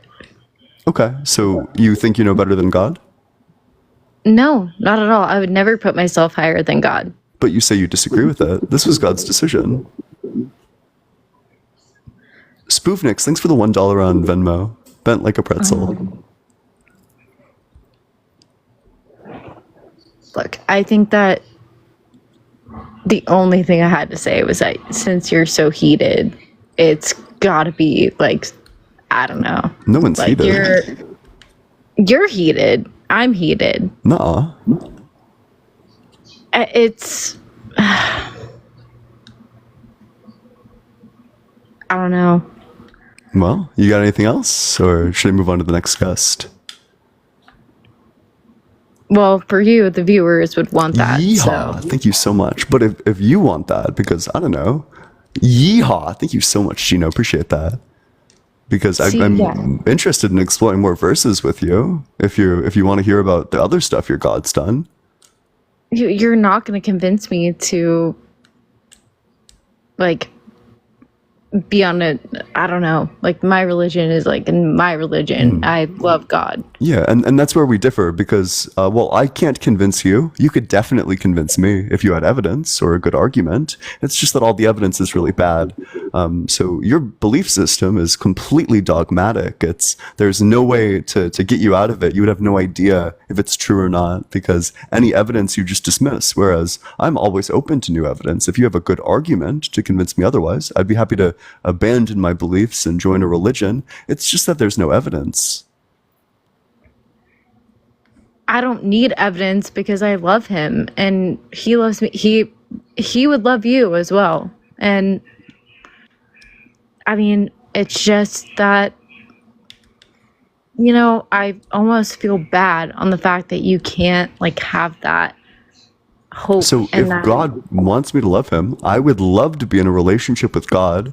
I can't be in a relationship with an entity who I don't know exists. I can't be in a relationship with a girlfriend if I don't know that she actually exists. I need to know that she exists in order to be in the relationship. I can't be in a relationship with God unless I know that he exists. If he wants me to believe in him, he could easily convince me that he exists by, sending one of his strongest soldiers with a really killer argument for why he exists, or, with his all power, he could just dip down right now and say, hey, what's up? I'm God. And then go back to heaven. And then I'd form a relationship with him because I know he exists. But I don't know he exists right now. So I can't form a relationship with him. But you don't, because you don't have the hope. And you don't like, and it's beautiful to be able to believe in something like, I mean, I honestly don't like, I just, I'm dumbfounded right now because I don't know exactly what to say. It's just that I care so much about people and I want you to know that like you're loved even if you don't believe in him. So hope is also not sufficient foundation to form a relationship with someone. I can't form a relationship with a girl that I hope exists. I need to know that she exists. I can't form a relationship with God if I just hope that he exists. I need to know that he exists. There's no way to form like a meaningful relationship with someone like God. If God wants me to love him, I would be extremely open to loving God. I just need to know that he exists. But there's no evidence. That's like, I mean, well, I know. That's the problem. But then, so it's just the whole fact of this is that, yes, there's no evidence. So you're a realist. You're just a realist. And that's it. Depends what you mean by, I'm a naturalist. I think that the only things that exist are supernatural or are natural. That like supernatural things like God don't exist. So then that's the only thing that matters at this point, because then why are you even doing this stream? If you know that you're a naturalist, then why are you even continuing this? I'm a naturalist because I don't have supernatural evidence. But so if I had supernatural evidence, then I'd stop the stream. Then why do you feel the need to post the whole thing like God isn't real? Like why, which that's your belief. That's fine. But Yeah, why because do I you want to feel the discuss it need with to people. I still want to see post what the this evidence and is. discuss it so you can make some money? No, it's because I like discussing it. I like discussing philosophy. So if someone has good evidence that I should believe in God, I would love to believe in God. It's just that there's no Really? Because it evidence. doesn't sound like you would. Oh, of course I would. I want to believe true things. If God exists, then believing in him would be the Because true thing to you're a do. naturalist, so there's no fucking reason to go and put this out on a live stream, make people mad, and you knew that you were going to make people mad about this because you knew it would spark some shit up.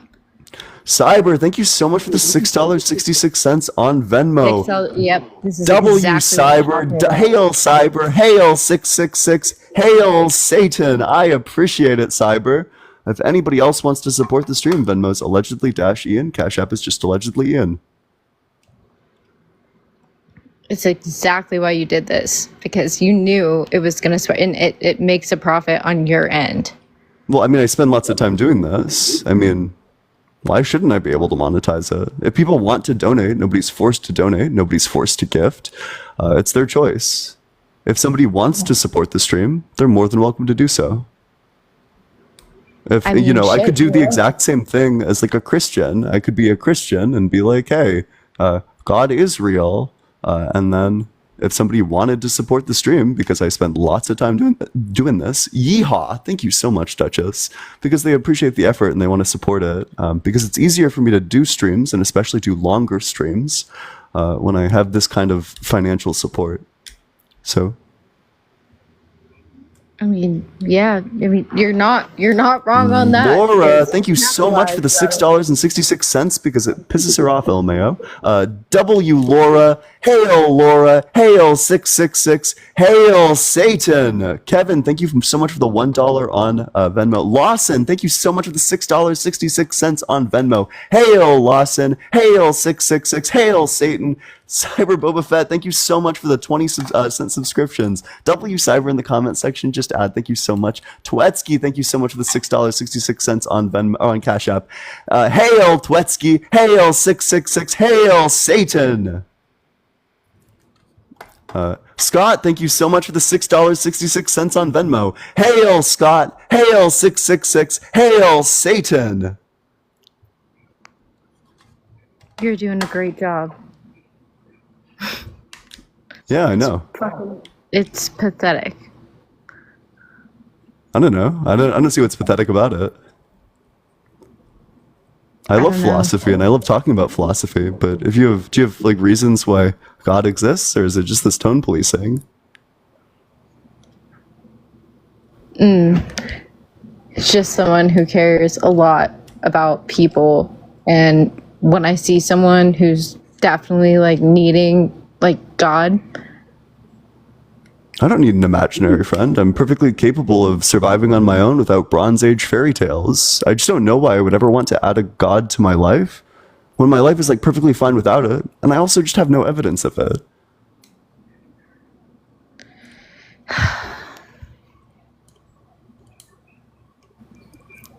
I mean, shoot, I guess there's really nothing to prove here. I mean, like with how you're gonna think about it, because what I'm hearing is that you're never gonna have an open mind. I already have an open mind. I love arguments. Haley, thank you so much for the $6.66 on Venmo. Hail Haley, hail 666, hail Satan. Brooke, thank you so much for the $6.66 on Cash App. Hail Brooke, hail 666, hail Satan. Do you hear yourself right now? Yeah, it's provocative, gets the people going. Whew. It's making me heated. There's nothing to be heated about. You gotta be cool as a cucumber. I don't know. It's just like, yeah, anytime there is any type of donation, you just go off. Yeah, I mean, it's because I appreciate it. You know, they don't have to donate, and I'm really grateful that they do. It's very kind of them that they appreciate the stream so much, that they feel like contributing something that they could use to like their own benefit, but instead they want to give it to me. That's very kind of them. I appreciate all my donos like very deeply, and I just want to thank them. Kevin, thank you so much for the $6.66 on Venmo. Hail, Kevin. Hail, 666. Hail, Satan. I appreciate that. But can I ask you about more verses in the Bible? Are you interested in talking about your book more, or?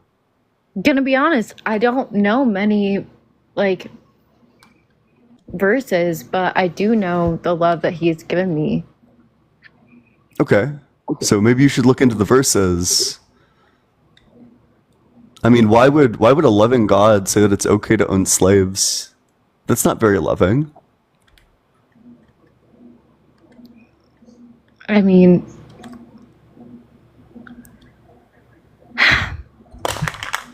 my life has changed so much once I got to the church. Cool. And my life changed so much when I left the church. So you have a vendetta against it because you were in the church and then something made Not you at not. all. No, of course not. No, I just think that we should believe like things that are true and logical. Lots of people base their life, their actual life decisions on this like fairy tale, on a Bronze Age fairy tale. That's insane.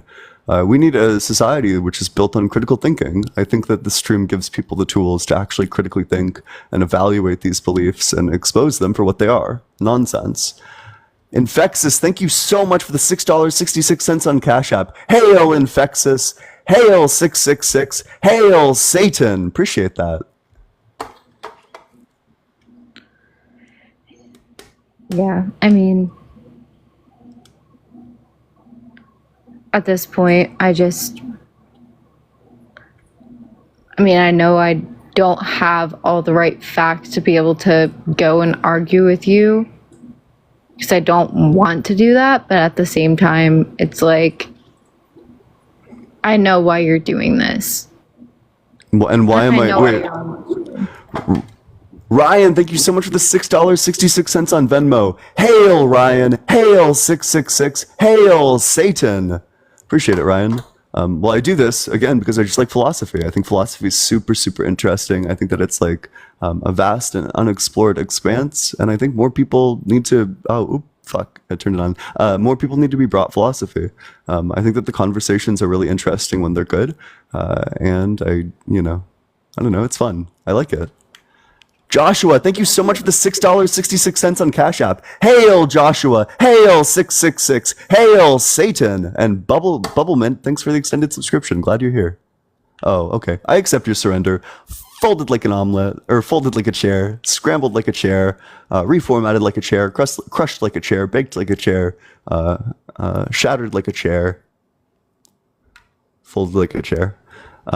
Make sure you're double tapping on that screen, sharing it with your friends. If you want to support the stream, Venmo's allegedly-Ian, and the Cash App is just allegedly Ian. Through in my bio. What's up, Vea? How's it going? Hey man, all good? Yeah, how old are you?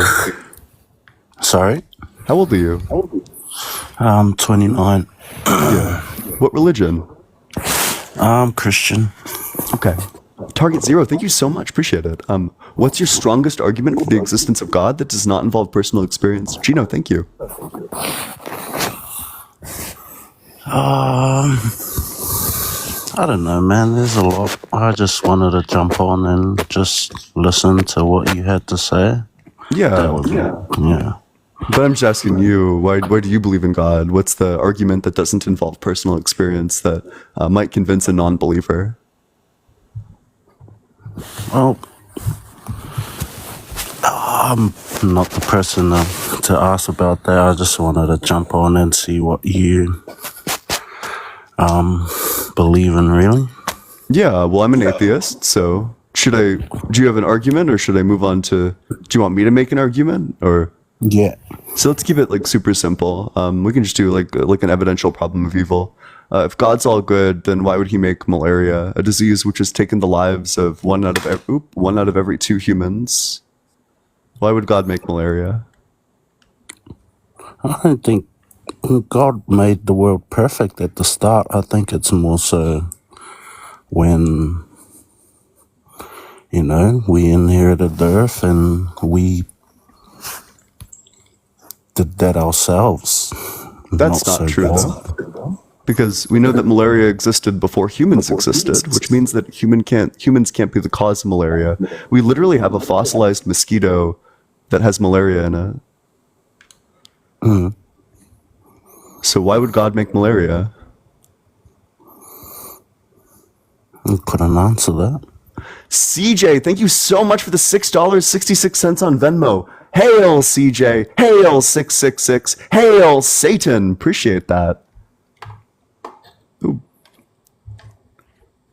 Okay, so we have no answer to that one. That's a pretty strong one. We could do same thing with like natural disasters.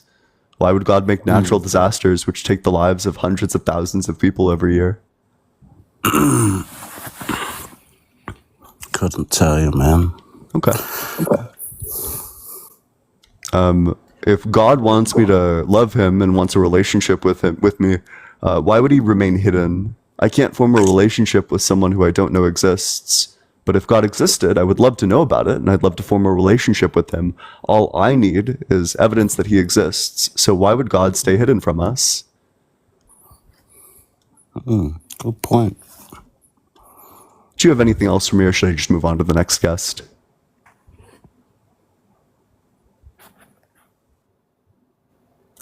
All right. If you're in that guest request box, make sure that you're 18 or older, that you believe in the God of the Bible, Torah, or Quran. If you don't do that, I'm not going to talk to you. And that you have an argument which does not involve personal experience. If you want to support the stream, the Venmo's allegedly-Ian, and the Cash App is just allegedly Ian. Both are in my bio. Let's get all the way up to 175k likes. If everyone left 20 likes right now, we'd already be there. So just get double tapping on that screen, sharing it with your friends, dropping a comment as well. Good for the health of the stream. Yeehaw! Thank you, Itachi, so much. Appreciate that. What's up, Willie? Hey. Jenny, thank you so much for the $6.66 on Venmo. Hail, Jenny. Hail, 666. Hail, Satan. I appreciate that, Jenny. I'm sorry, how old are you? Yeah, I'm 29. Yeah, and what religion? But I'm a Christian.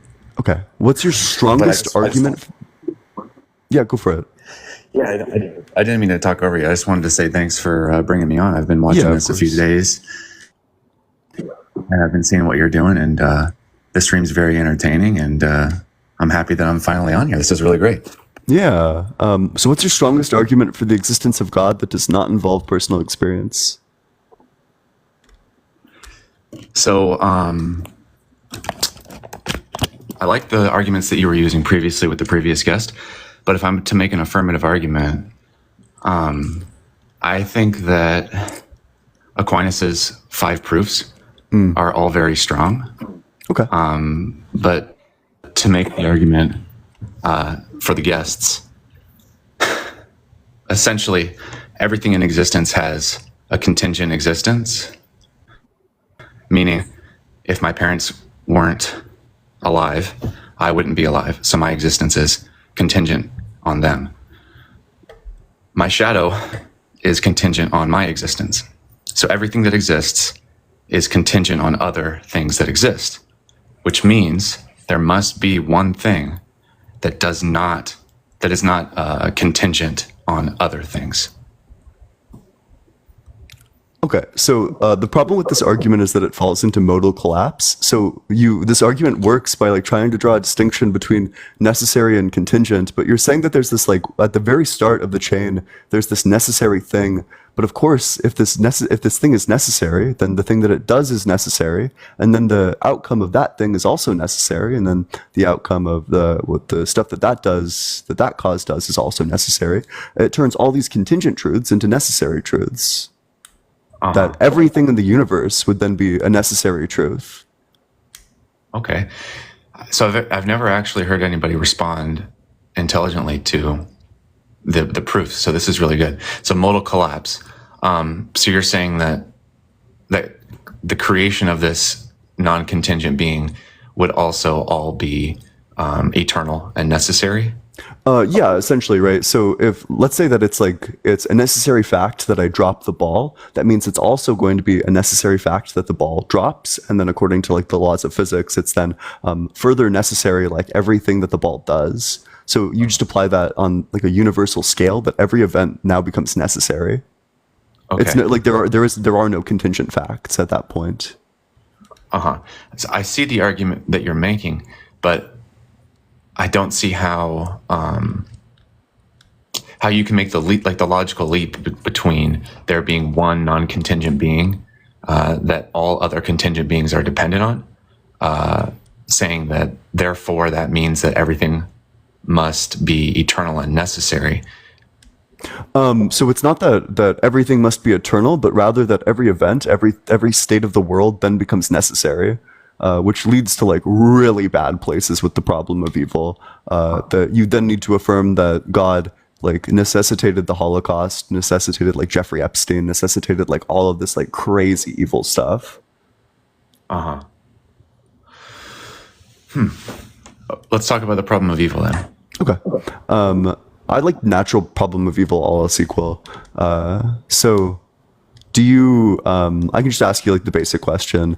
If God's all good, why do kids have cancer? Why does he allow kids to be unalived by cancer? Right. So similar to the last guest, I would say that God made everything perfect and then humanity brought sin into the world. Okay, so just like the last guest, I'm just going to tell you that that's not true because we know that cancer existed before humans. There are literally dinosaur bones that have bone cancer, which means that cancer existed long before humans. Okay. So trying not to sound silly, but if I sound silly, I guess that's fine. I'm kind of like a silly guy, I think. That's okay. Why... The same standards that we're applying to God and the Bible and this rigorous, scrutiny, which I like. Why do we trust the fossil record and the sort of? You're appealing to like a fossil record and the carving and things like this as if it's an absolute truth, but I don't see why it is, especially given the problem of induction in the scientific method. Okay, yeah, sure. So just because So science obviously operates on a principle of empiricism that, we don't hold like these things to be true in like the most absolute sense, but it's just that like every time we've observed the phenomena, it acts this way. So customarily, we're going to treat it as acting this way. We don't use carbon dating to date something like a fossil bone. We would probably use like uranium lead dating, which is accurate up to like 4.5 billion years. And that's just math. If you agree that we actually do know the decay rate of uranium-238, for example, then you are also forced to agree that we know exactly how old all of these fossils are, which means that we could just rely on it that way. That we know humans came around 200,000 years ago. We know this because the thing that we came from stopped existing around 200,000 years ago, and then humans started existing. So this dinosaur bone is like 77 million years old. So it's just like lots older, which means that humans can't be the cause of cancer if cancer is so much earlier than humans. Right. Okay. So then let me be more aggressive with it. So I'll say, I don't know anything behind the carbon dating, uranium, lead, all that stuff. So can you justify that right now? Yeah. How do we know? Based on uranium and particles. Yep. Okay. So there's these things called zircon crystals. Zircon crystals, when they form with no lead in them. They're extremely like lead resistant in their formation. That's just a geological fact. So when they form, when we evaluate them right now, we know that any lead that exists within a zircon crystal came because of radioactive decay. These zircon crystals also attract a large number of like uranium particles, for instance. So the way that we actually date these things, we know what the half-life of uranium is and how long it takes for uranium-238 to turn into lead. And we can tell based on that exactly how long it's been by comparing the ratio of uranium atoms to the ratio of lead atoms. That's how we know exactly how old these things are. Okay. So given that all of that is true, right? That there's not some kind of foundational error in mathematics or foundational error in our observations of any of these things, which is technically possible. I agree. There's just no reason to think that that's the case, but I agree. Yeah. Sure. So just assuming that there's no foundational errors that we're not aware of, wouldn't I need to go and do all of these experiments myself for me to understand and believe that this dating method that you're appealing to as if it's objectively true is true? Not at all. We outsource our like thinking and figuring things out literally all the time. You didn't build your car, but you have no problem driving your car. You didn't build your phone, but you have no problem like using your phone. The fact of the matter is that we have literally no reason to think that the scientists are lying. And if you really, really wanted to, you probably could go and do that. There's just like, we don't have time to verify like every basic fundamental fact before we turn like the keys in our ignition. We just trust that the people whose job it is to do it correctly did it correctly. Right, absolutely. And I would agree with you there 100%. But the problem is when we're debating like we are now, especially in terms of objective facts, then you're appealing to the carbon dating system as if it's an objective fact, objectively, irrefutable. No, just like that. All this is, it's customarily true because customarily we know what the half-life of uranium-238 is. If this got disproven, this would be this would be the biggest thing in probably like the history of history. How unlikely it is for this to not be the case when it's literally exactly what we observe. The entire field of chemistry would be changed instantly and irreparably if this turns out to be false. Absolutely. But chemistry has been reliable. Chemistry gets things right. It seems an awful lot like we have a really good understanding of chemistry just based on the fact that when we do chemistry, every single time it's followed the laws that we believe it does. Yeah, absolutely. But as you know, the problem of induction, just categorically, like everything you're saying, the argument towards reliability is destroyed by the problem of induction, which, I'm sure you know, but just quickly for the viewers, the problem is that Bertrand Russell, the famous atheist, he gives the example that every day of a turkey's life, he sees the farmer and gets food. And so it's natural for the turkey to believe that the farmer brings food, and that's an absolute law of the universe. But one day, the farmer shows up and he doesn't have any food. Instead, he has a knife and he cuts the turkey's head off, and that's the end of the turkey, right? And that's a parable for the problem of induction, which is just because there's a large quantity of observations does not necessarily mean that those observations derive any correct universal laws. Yeah, that's true, but we need to treat them as customarily true. Otherwise, our entire existence collapses. At that point, if we reject the problem of induction, like I can't prove that there's a person in front of me. It's just that every single time there's like that I think that there's been a person in front of me, it seems an awful lot like there has been. That it seems like my senses are reliable just based on the number of times I've used them and that they've been reliable. The only way that we know our senses are reliable are through induction. There's no way to prove that your senses are like 100% reliable. So if you reject induction as a method, then you just collapse into global skepticism. Absolutely. And I would agree with you completely, which is why I would say as a Christian, that faith is the only way to actually interact with reality at all. Going back to what you said, that you have to trust that when you turn the key, that the engine's going to turn on. Ultimately, it's an act of faith that you can interact with reality at all. I disagree. I think that there's like two things here. First, I think that turning the key in the ignition, that's not faith, that's evidence. Every time other people have turned their keys, it turned on. Every time that you've turned your key, it's turned on. You just have really good reason to think that that's going to be the case as well. It's possible that that doesn't happen, but you just have really good justification for thinking that is the case. But I ground my epistemology not in faith, but in something called phenomenal conservatism, which is basically just that if something seems to be a specific way, then you have good on-face justification for believing that to be the case, unless you have reasons to think otherwise. Now, it's very possible you're wrong, but seemings seem to give us a good indication of how things are, that if it seems like there's a person in front of me, I can assume that there's a person in front of me. It's possible there's not a person in front of me, but it shifts the burden to the skeptic to prove that that's the case. It's in line with all my other beliefs, and it seems to be the case. Therefore, I'm justified in believing that it's the case. Whereas in faith, there's no foundation. You can have faith in lots of things. That doesn't make it true. I can have faith that there's spaghetti and meatballs in my car engine. Doesn't make it true. Right, absolutely. But faith precedes observation in every sense. No? I don't think so. I think that seemings precede every observation, that we have an intuition, that there's parts of our brain that activates that basically says that something is intuitive. 2 + 2 = 4. That's intuitive. You could teach that to anybody and they would intuitively understand it. I don't think that it's like a leap of faith. I think that there are seemings that are in line with our intuitions. And these intuitions evolved to basically lead us in the right direction. So Yeah. we just follow the thing that we were evolved to do. Okay. So ultimately, to go back to the initial problem of evil, the fossil record. The fossil record seems to prove that malaria and various things, like you're pointing out, come before human beings. Therefore, human beings couldn't possibly have created malaria, right? Yep, essentially.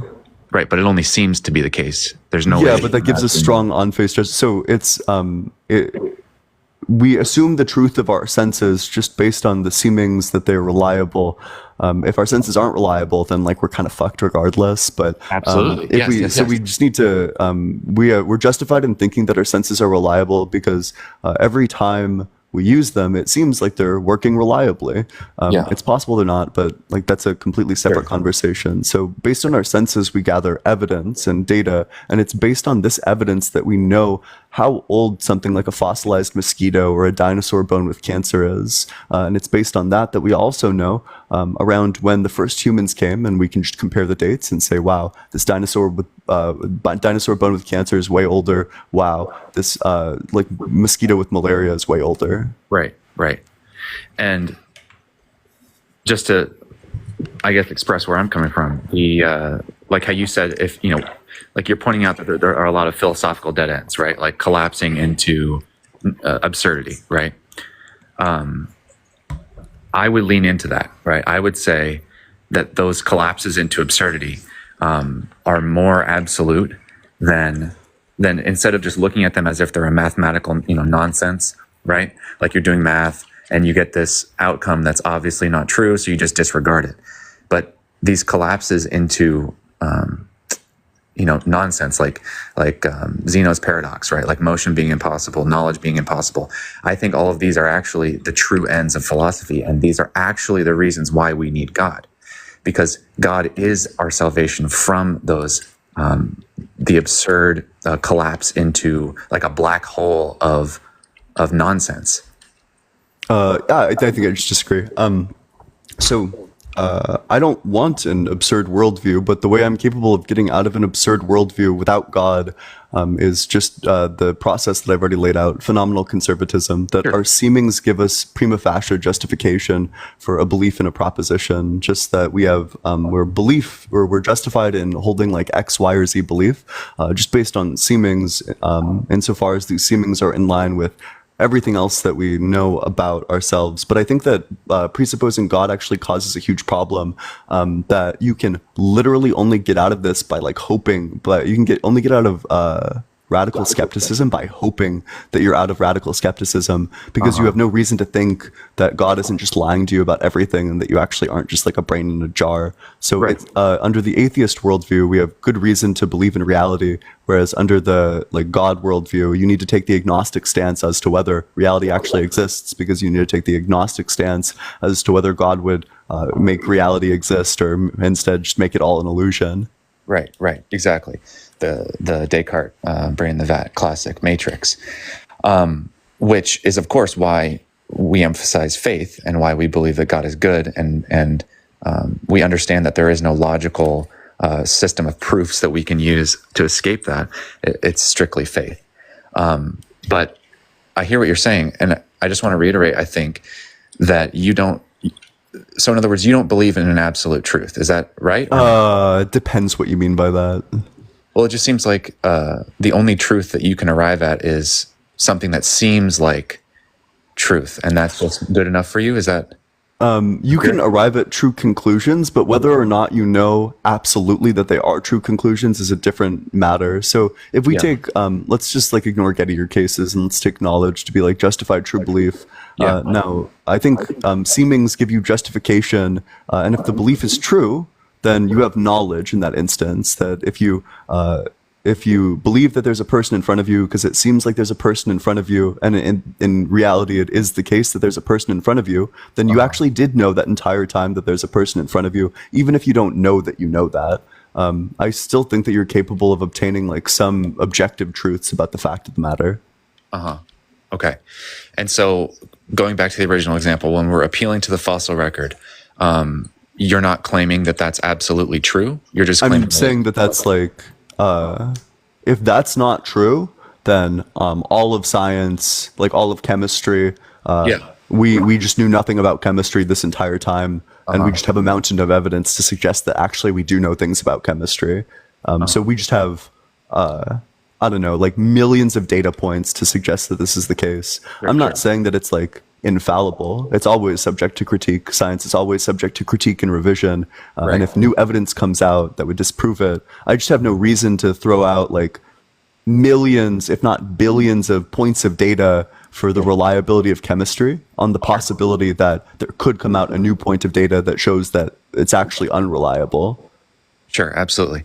But categorically speaking, the claims of science and the claims of religion are just fundamentally different, no? So how can you use a scientific claim to argue against a religious claim, which is fundamentally different, where religion, the claims of, the Bible, whether logically inconsistent or not, are making a claim that is fundamentally different than the fossil record, no? I disagree with this. So if you make a claim about reality, about like physical, like natural reality, about the things that are present in nature, then you've entered into science's domain. If you cite the fall as the reason why malaria or cancer exists in the world, then you've entered into the domain of science, because that's a claim about the actual world. If this claim is true, then we would expect a couple of things empirically to be the case. We would expect malaria to only come into existence when humans come into existence. We would expect cancer to only come into existence when humans come into existence. But that's not true. That didn't happen. Assuming that the fossil record is an 100% objective truth. That it's we treat it as customarily true. Just that all the evidence suggests that we are doing science correctly, this like really basic science correctly. If we're not doing basic science correctly, then we're fucked anyway. But exactly, yes. So, and that's what I'm saying, right? Which is the claim I'm making is completely different than the claim you're making. I'm saying that the account in the Bible is 100% objectively true. It's not customarily true. It is true in a absolute sense. Oh, prove it.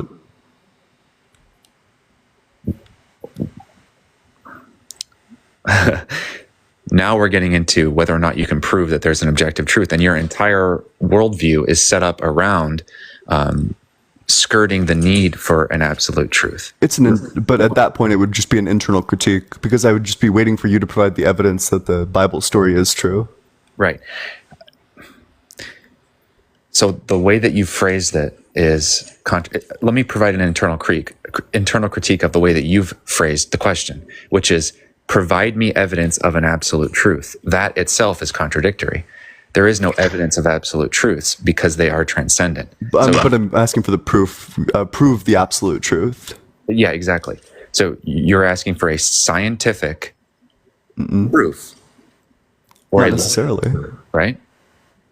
So you could if you could give like the deductive argument for why, right? Like for why the creation story in Genesis is true. Yes. Then that would be like pretty rad. But I just don't. That seems like grotesquely impossible. Even thinking about that, I don't even know where you would start with a proof for that. But you're trying to make the claim that my worldview is not as good as your worldview, because my worldview is only like 99.9999999% certain that we're doing like basic chemistry correct, whereas your worldview is like 100% certain that we're not. But my worldview is supportable by facts that we would both agree to about reality, whereas your worldview is supported by, I'm not sure what your worldview is supported by, but I'm curious. By faith. Okay, why? So faith to me is just a belief in the absence of evidence. It's pretending to know things that you don't actually know. Why would I want to pretend to know something that I don't actually know? So I would argue that whether or not you admit it, your belief system is foundational on faith. And I would go back to say that logic itself, right, these foundational systems that must be true for science to be true, like you said, a deductive argument for why God is absolutely true.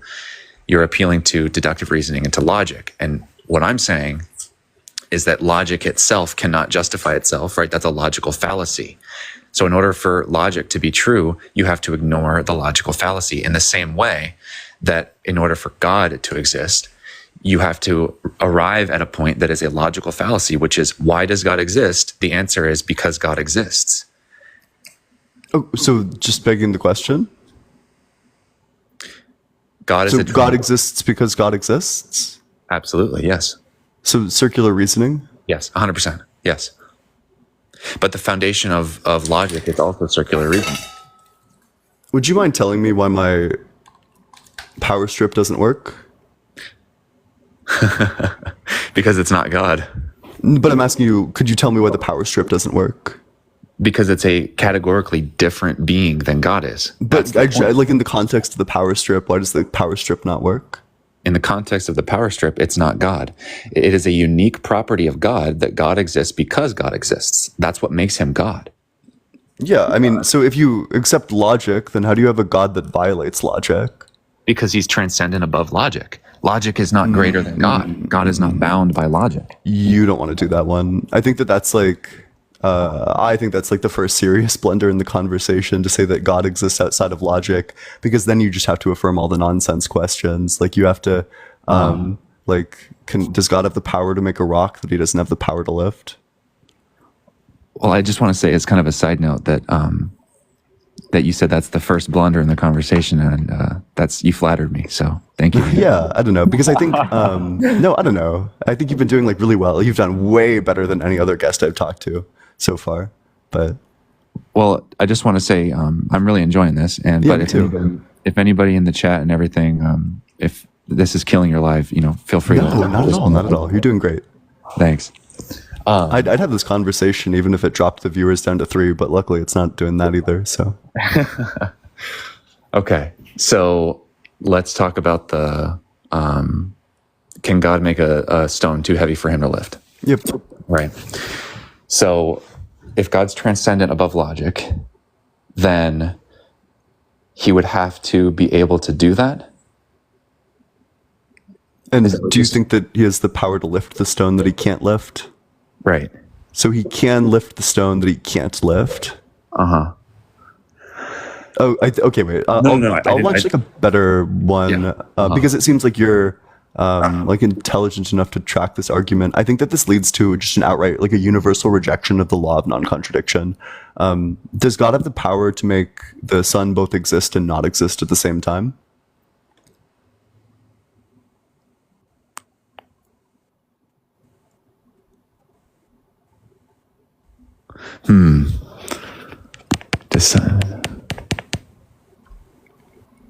Right, and then any way I answer it, it contradicts God. So maybe I would just say I can't answer that question, or there isn't an answer to that question. Okay. So rejecting questions is okay, as I'm sure you know. If there's like a presupposition that you, like within the question itself, that you reject. For example, if I asked you the question, like, have you stopped like beating your girlfriend? You could say, I reject that question. I don't beat my girlfriend. And that's like a totally valid rejection, because it contains like a premise, like a presupposition that you disagree with. So if you're rejecting the question, what's the presupposition that you're rejecting within the question? Mm-hmm. So I guess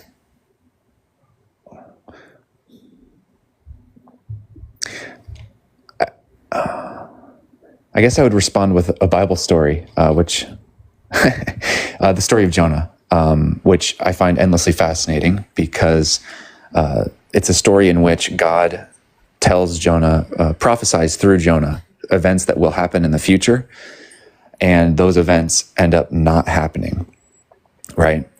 So it kind of seems to be applicable with this question here. And so within that story, it displays, I think, this mystery that you're talking about.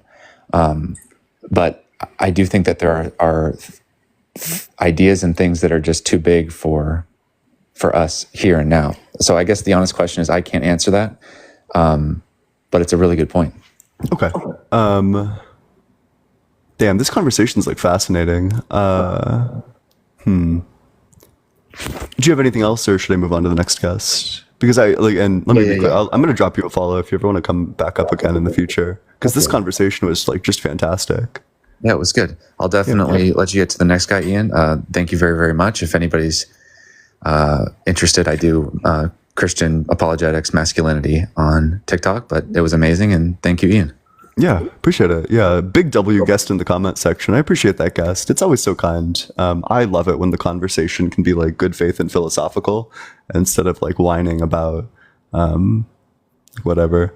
The person who said so boring in the comment section, you weren't tracking, but big W guest, make sure you're double tapping on that screen. Let's get all the way up to 200k likes. Make sure you're dropping a follow as well if you never want to miss a debate in the future. If you want to support the stream, the Venmo's allegedly-Ian and the Cash App is just allegedly Ian. Both are in my bio. Appreciate any and all support. And if you're in that guest request box, make sure that you're 18 or older, you believe in the God of the Bible, Torah, or Quran, and that you have an argument which does not involve personal experience. If you don't do any of those, not going to talk to you.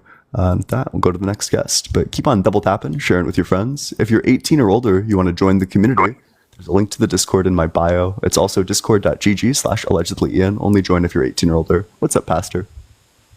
Hi there, Ian. How are you doing? Doing well. How old are you? I'm 44. And what religion are you? I'm Christian. Okay. What's your strongest argument for the existence of God that does not involve personal experience? Okay, I would say that neither of us can prove what happened beyond the singularity. So anyone who says they can prove God doesn't exist has as much faith as I do that God does exist.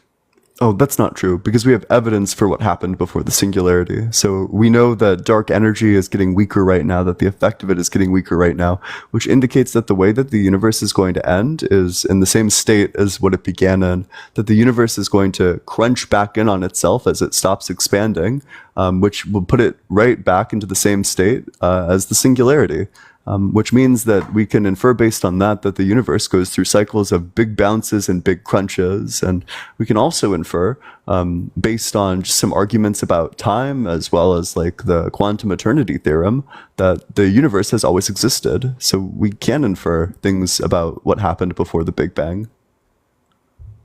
How can you show what caused the universe to come about? Just by knowing the... Yeah, go for it. How do you know there's not, say, multiverses all created by different gods?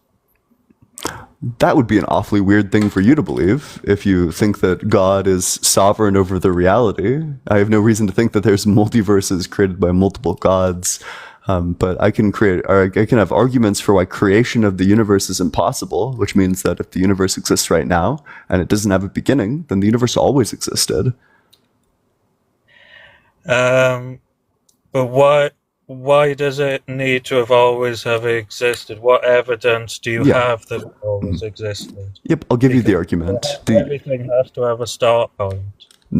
Yeah, so the evidence is just going to be a pretty simple argument. It has 5 premises. The first premise is that a beginning is a change of states. The second premise is that a change of states is a change. Third premise is that a change requires a before and after.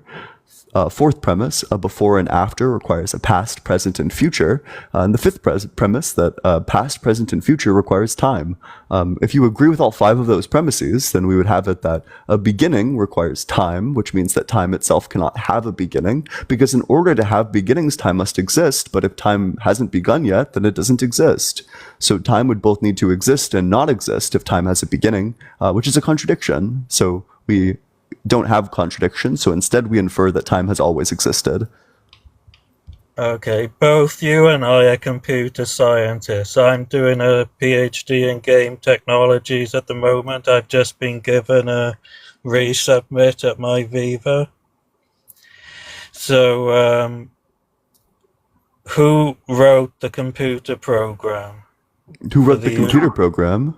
Well, the quantum eternity theorem would suggest that it's wasn't written by anybody, that it's just always existed this way.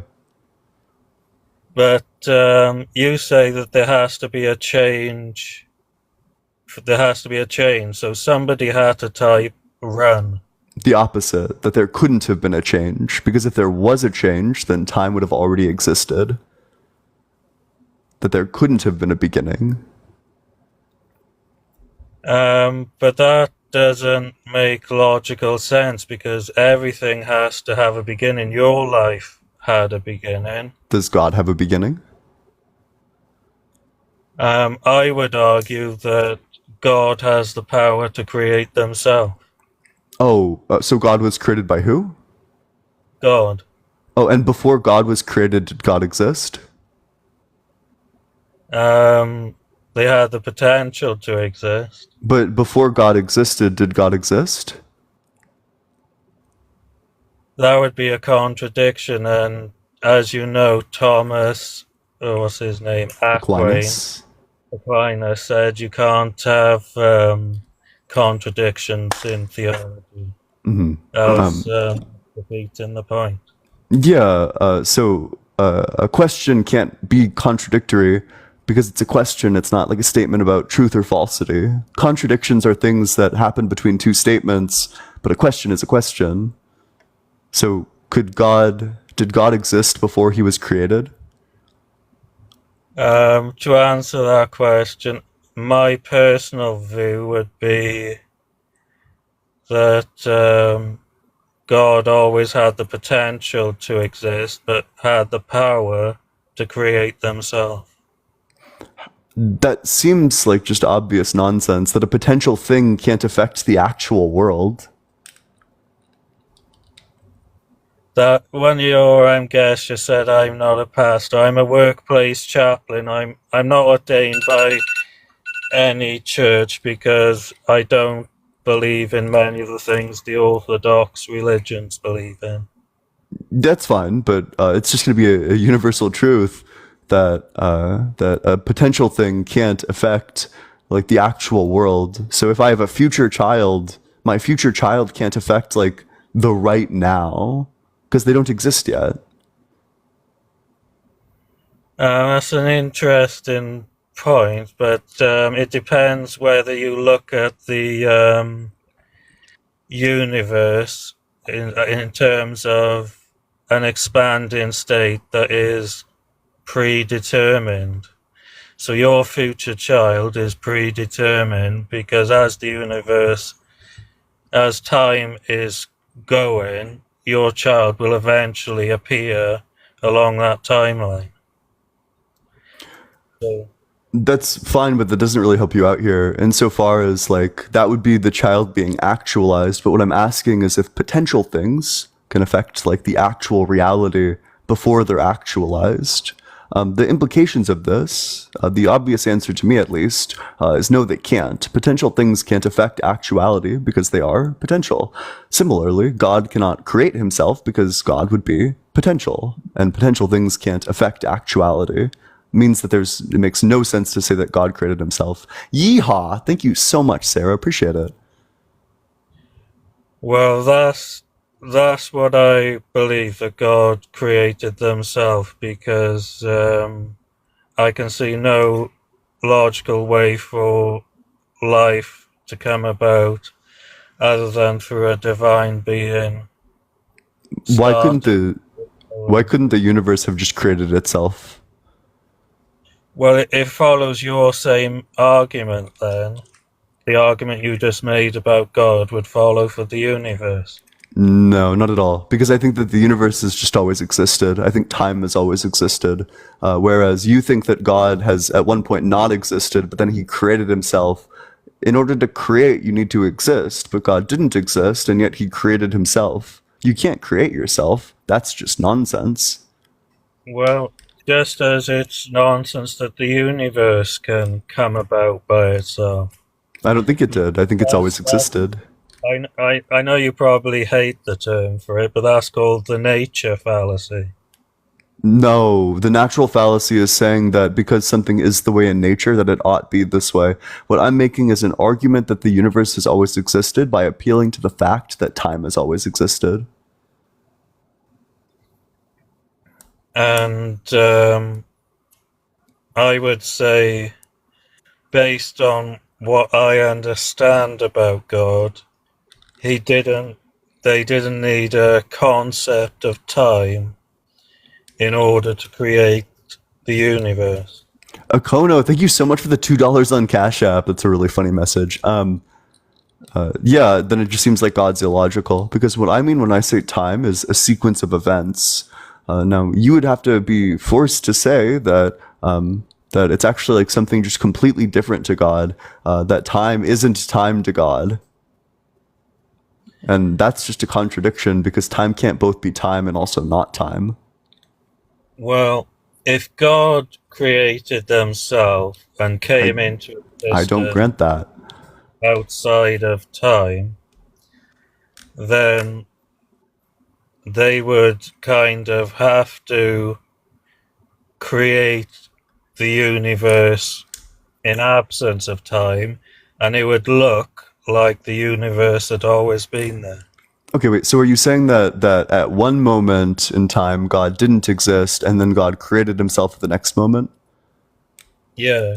Gotcha, so then God existed in time. So time already existed before God, if there's a distinction between moments. I would say it was God existed before time existed, and God existed at a time where time didn't exist. A time without time? God is atemporal. How can you have a time without time?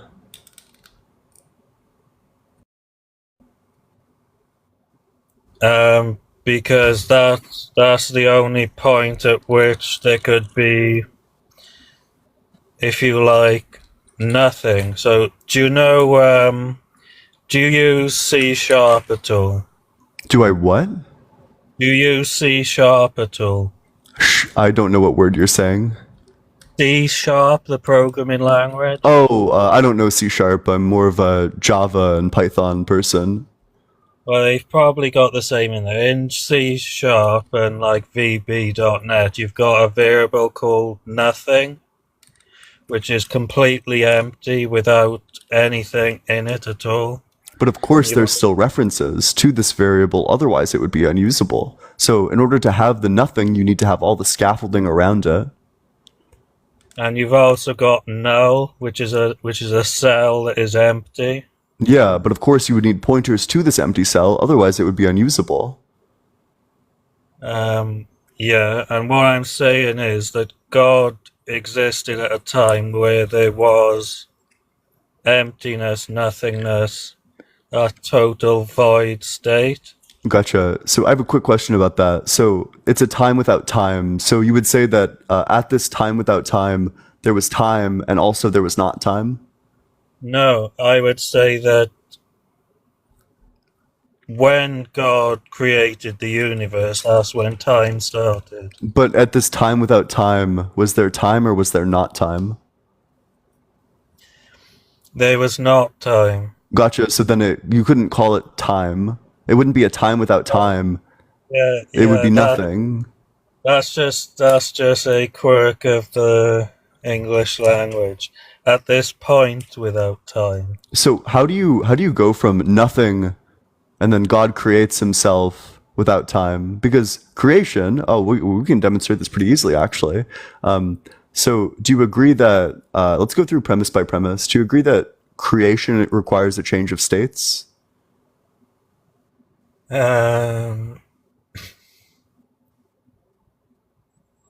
Let's argue for the moment it does. Yeah, So do you you agree need- that a change of states is a change? To create something, you need to convert one thing into another. Yep. That you go from, in this instance, nothing to the God existing with God creating himself. Do you agree that a change of states is a change? Yeah. Do you agree that change requires a before and after? Yeah, so a before of nothing and an after of something. Yeah, do you agree that a before and after requires a past, present, and future? I suppose it at least requires some form of past interval. Yeah, and like a present one as well, right? Yeah. And then if things happen after, also a future one. Yeah. Yeah, and then do you agree that a past, present, and future requires time? That's how you measure it. Yeah, perfect. So then we would have it that creation requires time. So God can't create himself atemporally because creation requires time. Logically, that would make sense, but my faith is that God originally existed atemporally, and I would argue that that's the only reason you can go from a state of nothingness to somethingness. Gotcha. So you don't have an argument, but all you have is faith. No, So I'm not going to accept faith. So do you I'm have? trying to argue it as logically as I can, but as we can see, that when you get to God, what you have is faith. When you get to know God, all you have is faith. No, we have logic. We arrived at no God via logic. So do you have anything else for me, or should I move on to the next guest? Yeah, I just wanted to say to you that I know your life is not about personal experiences, but mine is. I've got this condition called Gershwin syndrome. Wait, let's just respect each other's boundaries. I'm just not interested in personal experiences. Oh, I just want to tell you about this condition, which I think caused the Bible to come into existence. Because I think the Bible itself can't be referred to as an authority because it itself is a collection of personal experiences. Wait, I'm just not interested in like the personal experience. I just think that, especially not interested in like a trauma dump. I mean, if you trauma dump about that, then I mean, there's like a million different facts about the world that I could like regurgitate to you about the horrors that are present in this world. Like, I'm just not really interested in like competing trauma dumps. I've written a paper on it for an academic journal on how the prophets throughout history had psychopathies of different kinds. Okay, I just don't know. I really don't know what that means, but I'm probably just going to move on to the next guest. But I do appreciate you coming on up here. If you're in that guest request box, make sure that you're 18 or older, you believe in the God of the Bible, Torah, or Quran, and that you have an argument which does not involve personal experience. If you want to support the stream, the Venmo's allegedly-Ian. The Cash App is just allegedly Ian. Mew, thank you so much. Let's get all the way up to 230k likes. If everyone left 20 likes right now, we'd already be there. So let's get all the way up there. If you want to join the community, there's a link to the Discord in my bio. You must be 18 or older in order to join the community. It's discord.gg/allegedly-Ian, but I'd love to see you there. Thank you so much, Mew. Appreciate that. As we try to get a guest on in here.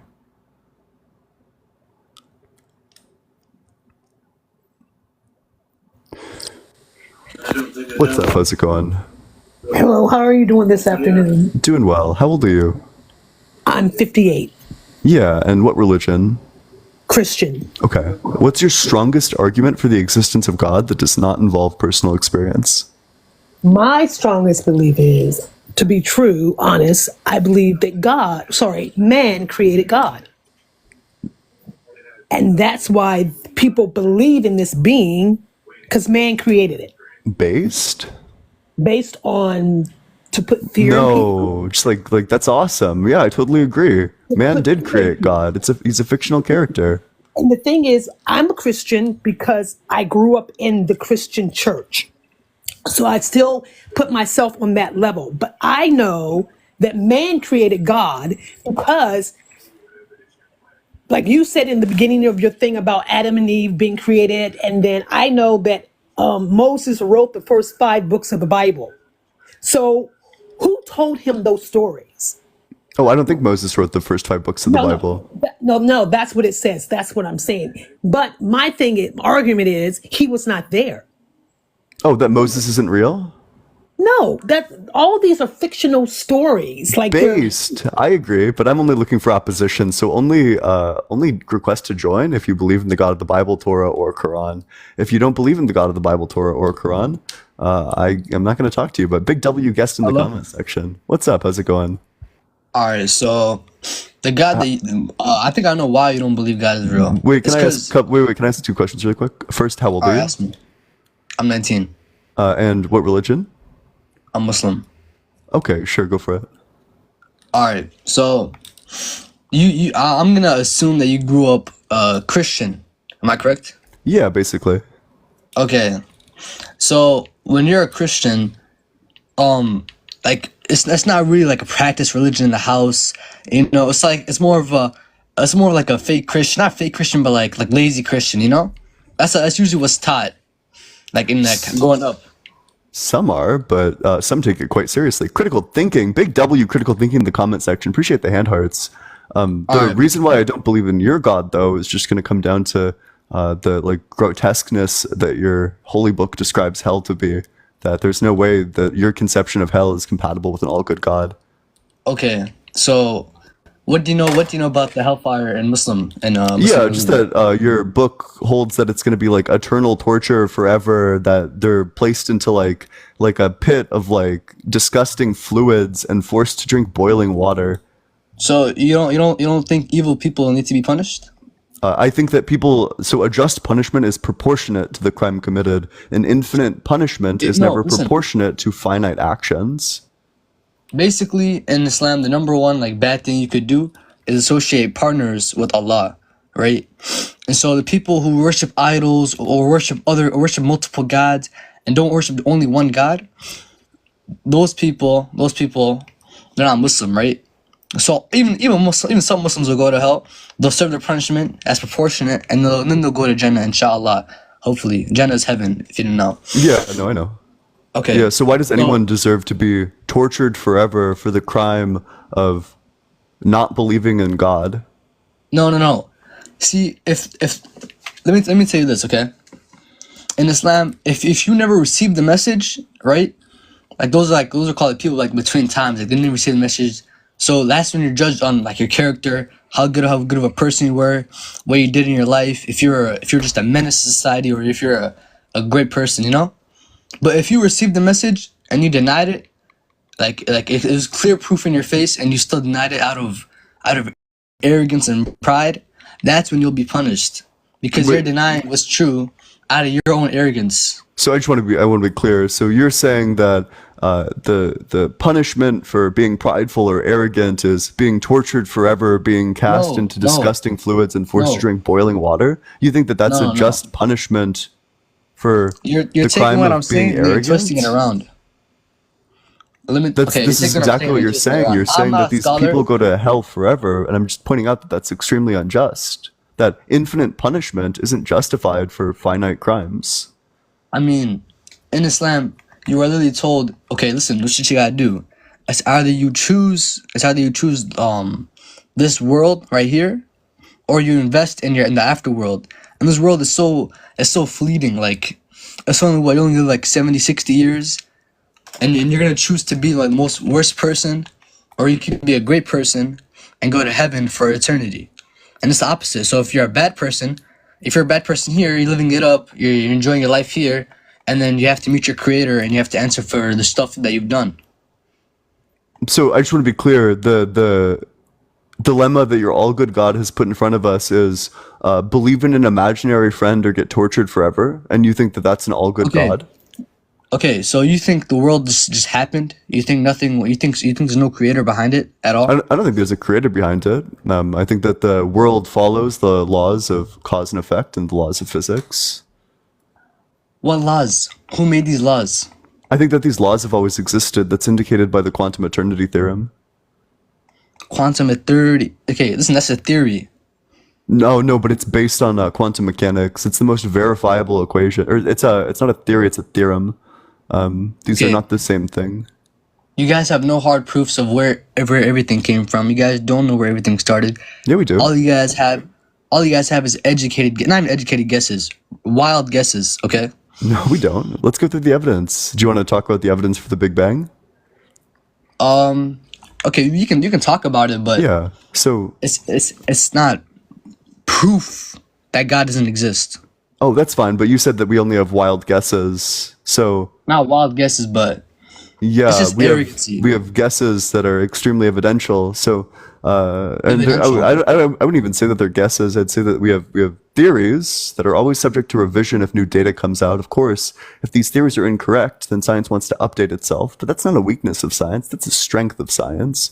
Your But you're a book Scientologist? can't update itself. No, of course not. Scientology is pseudoscience. It's not real. Science updates itself based on the evidence, whereas your book is shackled to this like dumb nonsense about burning in hell forever Okay, for so you nothing. think Rachel, thank you so much for the $6.66 on Venmo. So you think- Hail Rachel, hail 666, hail Satan. Let's get a big W Rachel in the comment section. I appreciate that. all right, so you think that Islam, a religion of almost 2 billion people, is able to fool all 2 billion people with no proof, no indication that God exists, and you think that's not the truth just because of that? Well, I think I have other reasons for thinking that Islam isn't true.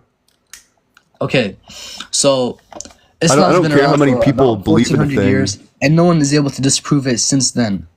Oh, I can And- disprove God pretty easily.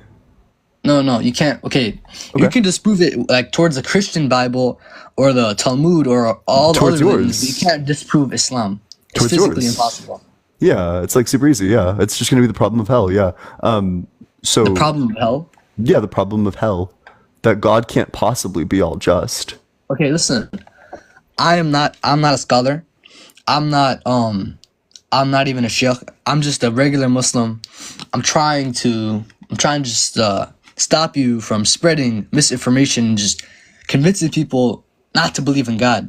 Because why are you trying to bring people to hell with you at the end of the Oh, day? because hell's not real. Okay, but let me tell you one thing. Even if there was no God, even if, okay, no. I believe there's God, okay?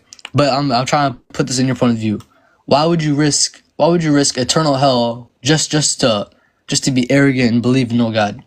Oh, what what do you gain from not believing? You don't gain anything. Yeah, But so in I like to Islam- believe in true things. I can't believe in true things if I believe in a false thing. I also I'd have to waste all this time praying all day and going to a mosque every week. I don't want to Even do that. What That do you sounds like a get big from waste of trying time. to bring people to damnation with you?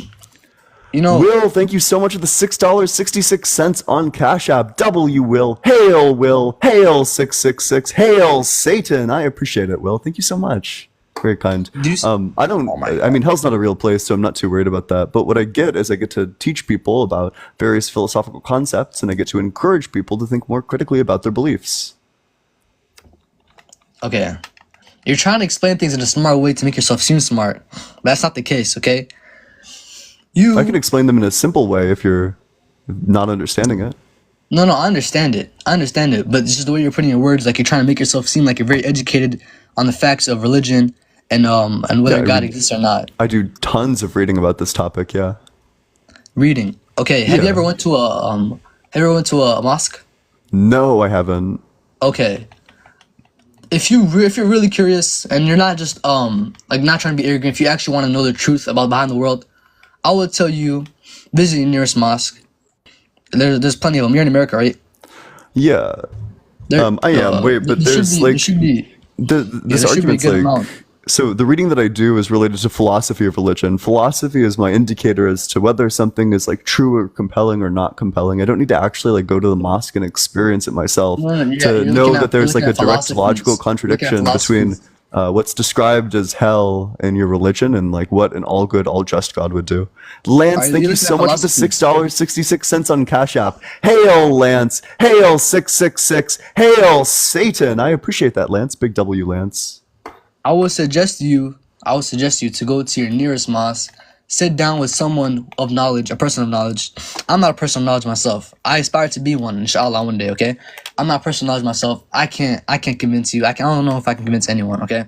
But I would tell you to do, personally, if you really want to know, or if you just want to leave it in the air, it's up to you. But I'll tell you, go to the mosque, sit down with someone of knowledge, and try and speak to them how you're speaking to me, and try to disprove it to them, to their face. See how Yeah, I that goes. disprove people who are like way knowledgeable on this all the time. Online. Yeah, these people are still knowledgeable. They've still done Go research. visit people with actual credentials who's actually studied the deen and know everything about Islam. Okay. Wait, would Go you speak with them. do you go to I promise churches? you- Have you had a conversation with like priests? Me? Yeah. Have you gone to a There's no church and point. been like, hey, And like this- what's if you're a what's Muslim, the evidence if for the you're- resurrection? The resurrection of what? Jesus? Yeah. Have you ever like sat down with like a Christian scholar? Because if you're telling me to go and learn the No. truth by going and sitting down and talking to people from your Because religion, I'm just curious if Islam- you've extended the same interest to other religions. Islam disproves all other religions in a very easy And way. atheism disproves all religions. Cyber, thank you so much for the $6.66 on Just by Venmo. studying Islam, just by studying Hail Islam. Cyber, hail 666, hail Satan, big W Cyber, I appreciate it. Why are you doing this, bro? It's fun, I like it. I have a good time. Damn. I get to You're talk about laughing the right things now, that I but you're not read. I giving- get to you're like laughing- it's my listen, you're laughing right now, but philosophy you're is not like my giving me niche laughing. special interest. It's like my autistic hyperfixation. I get to talk about philosophy all day, and people enjoy it. Okay, but you're laughing right now. But do you think you'll be laughing when you're in your grave? What do you think I'm happens? not. I'm when you not too die? worried about You- that you- you think insofar as nothing God's not happens? real. You think nothing happens when you die? Yeah. Wait. Are you worried about like Christian hell? Christian hell? Yeah. Christian hell. Okay, in Christianity, hell is just if you're not Christian, you're gonna go to hell. And if you're a Christian, you can be the worst despicable human being. All you have to do is believe in Christ because He died for your sins, and you'll be going to heaven. That does not I mean, make lots sense of at all. Christians would That's not reject fair. that. But wait. But do you think? Do you think that? Are you worried about Christian hell? Is the question. No, I'm not worried at all Oh yeah. And why are you not worried about Christian hell? because it does not exist. Yeah, and I'm not worried about Islamic hell because it also doesn't exist. Nicole, thank you so much for the $6.66 on Venmo. Hail Nicole! Hail 666! Hail Satan! I appreciate that, Nicole. Thank you so much. I don't know who's saying I'm giving religious threats. I'm not giving religious threats at all. I'm just telling you what I believe to be true, which I know is true. Yeah, Okay. I'm not giving out threats. I'm just telling you if you also, it's not a don't threat. believe It's in not my a threat. imaginary Listen. friend, you're gonna be tortured forever. But no Listen, no It's not a threat. threat. It's not a threat telling Yeah, someone it's not a who threat. believes It's a promise. Yeah. Okay, no. It's not a threat to tell someone who believes in who's trying to worship Satan or believe in Satan or just saying hail Satan in general, telling them, yo, I don't what you're believe in doing is Satan. dangerous. I don't know if you believe it or not, but you're saying hail Satan and stuff like that. Oh yeah, So it's all I'm saying provocative. is- Gets the people going. all right, it's not getting me going. I'm just saying, if you're saying stuff like that, you should just be wary of the consequences. Okay, I'm not worried. In the same way that consequences. you're not worried about Christian hell, and I'm not worried about Islamic hell. Okay, but Islam disproves all of the religions. Yeah, and That's why I'm not atheism worried about it. disproves all religions, so I'm not worried. No, atheism does not prove anything. It just proves that you decided to give up on everything. Oh, and I mean, you could say the same thing. You could say that like Islam proves that you decided to give up on Jesus. In fact, from the No, atheist because we standpoint, I'd believe say in Jesus. We believe that he's a prophet. religion proves that you decided to believe give up Jesus is on a prophet critical of Islam. thinking. We love You Jesus. can't even He's give like a prophet. defense of your God. Like, why would I want to No, we believe join in you Jesus. He's a prophet. in not believing any of this or in this No, silly we believe in worldview? Jesus. I No, don't believe the in Bible- Jesus. All right, let me tell you one thing. I don't know if you knew this, but Islam, we believe that the Bible came down from God, right? In its purest form, it came down from God, and over the years, it's been slowly, like how do I put this? Sounds good. It's I don't been believe in the Bible corrupted. either. It's been corrupted. No, Yeah. Quran. Listen, the Quran has not been corrupted since the first scriptures. It has not been corrupted. It's not real. No, Didn't happen. no. All I'm trying to tell you is, a man, the Prophet Sallallahu Alaihi Wasallam, he cannot read, he cannot write. Angel Jibril came down to him and told him to recite the Quran. He gave him the Quran, and ever since then, the Quran has not been changed once. The Bible has been changed multiple times. So the word of God has been like slowly like washed out, watered out. You know. You would So that's you'd why hope some that things that- you'd hope that there's some the things that angel coincide. Gabriel would give him true information because the Quran contains lots of claims about reality. It's just that they're all wrong. For example, the Quran says that the prostate, the thing that produces sperm, is in between the chest and the rib cage. That's not where the prostate is. It makes claims about reality, about anatomy, and it gets them wrong. So was Angel Gabriel pulling a little prank on them? So you, man, I don't know, because you're not even trying to, like, listen, Angel Gabriel, right? Gabriel, he's an angel. Why would he be trying to play a prank? I don't know what you're trying to say, actually. Yeah, I can just get you the verse if you're interested. You're trying to tell me an angel's trying to play a prank? Well, yeah, I mean, I'm just wondering what your explanation is. Why would there be wrong scientific facts in the Quran? There's not. You can't disprove it. Go anywhere. Ken. Try. Yeah, it's super easy. Try your Yeah, best. Quran. Try your best. Yeah, let's see it. Go try. Yep, let's do it. 86, Listen, I'm not 5 professional through debater, though. 7. Not have a laptop to. Yeah, so 86 5 through 7 says, let people then consider what they were created from. They were created from a spurting fluid stemming from between the backbone and the rib cage. Now, the spurting fluid in question comes from the prostate, not between something between the backbone and the rib cage, unfortunately. Listen, I don't know what you're trying to disprove there. Okay. Yeah, just that it says that I the already prostate is somewhere explained that to it's not. Listen, I already explained to you. I'm not a scholar. I'm not a sheikh. I'm just a Muslim trying to tell you, stop trying to spread your atheism. I don't know what you gain from it. Okay. You have no answer. No, because I'm not a sheikh. I'm not a scholar. Gotcha. Well, you said that I couldn't disprove it, and then I disproved it. So why would I believe in something that's so easy to disprove? So if I didn't disprove it, then do the counter argument. I'm not even gonna try to combat you with an argument. I know. Because I'm not a person of knowledge. I Gotcha. already explained this to you. I'm just a Wait, so Muslim. if it's so easy to make you fold, then why would I believe the thing that you believe? What do you mean? If it's so easy to make you fold on this argument, why would I believe the thing that you believe?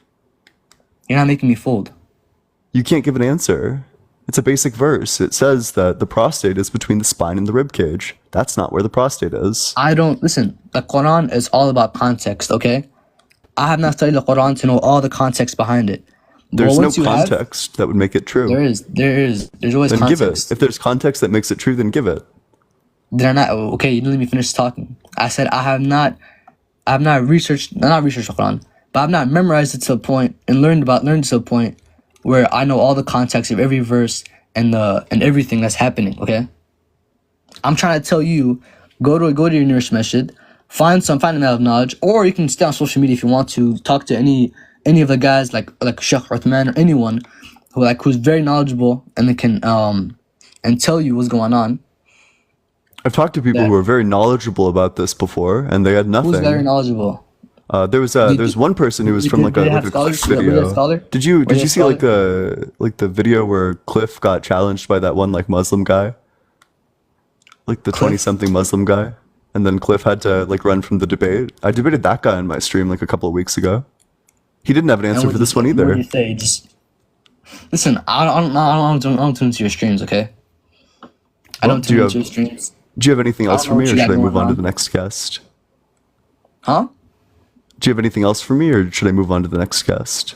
I'll just tell you, go speak to someone of knowledge, right? And try your best with open heart to You got to do the same thing, but for atheism. No. No, yeah, because so that's the difference between our worldviews. Is because I'm interested in truth. I'm more than willing to hear arguments as to why I might not be correct about it, why my worldview might be wrong, why God actually might exist. And because you're not interested in truth, you're not interested in these arguments. Bro, listen. Why would you ask a Muslim to try to research atheism? Like, does that even make sense? That doesn't make sense. Why would coming you out of ask your an mouth. atheist to research Islam? Because atheists, you guys have nothing to believe. Okay, you're just deciding to be like, okay, God doesn't exist because why would he punish his people? Why would he punish people? Why do you make people exist to punish them or something like that? No, it's just that if God cannot be all just, which means that would be a violation of many of his names. Which God are you talking about? Allah. Are you talking about the Christian or Allah? Yeah. His 99, you know his 99 names? Yes, 99 names, yes. Yeah, it would be a violation of lots of them if he's unjust. Who? He's not unjust. Oh yeah, but it is unjust. Allah's Do you most agree? fair. Do you agree that a just punishment is proportionate? There's so much stories of Allah's mercy, like I can't even repeat them myself. There's Wait, so hold much. on. So, do you agree that a just punishment is proportionate? Just punishment is proportionate. Define proportion. Yeah, it's just going to be like the proportions? values are similar. That Everything's equal. if you not exactly equal, but like similar in value. That Similar in if value. you steal a candy bar, that it would be disproportionate to give you like the unaliving penalty, for example. That would be It a also depends on disproportionate what you punishment. define as proportionate or not. Yeah, I can give you a definition if you're interested. It's all up to the way you perceive the word proportion, because the word proportion, it's not something like exact. It's not something that's like exact. You know, there can be different proportions for different things. So you have to be more Yeah, but specific no and specific. proportionate. So infinity to a finite number is necessarily disproportionate. Proportional, corresponding in size or amount to something else. That if you have something that's infinite, this necessarily doesn't correspond in size or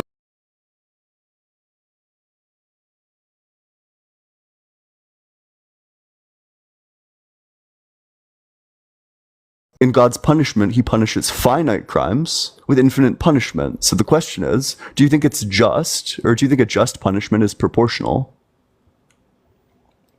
Okay, let me tell you this: if you were never a good person, or if you decided to ignore the truth out of your own arrogance, like I said this earlier, then you yourself chose this, because we told you the truth. It's a yes or and no you decided not to question. believe.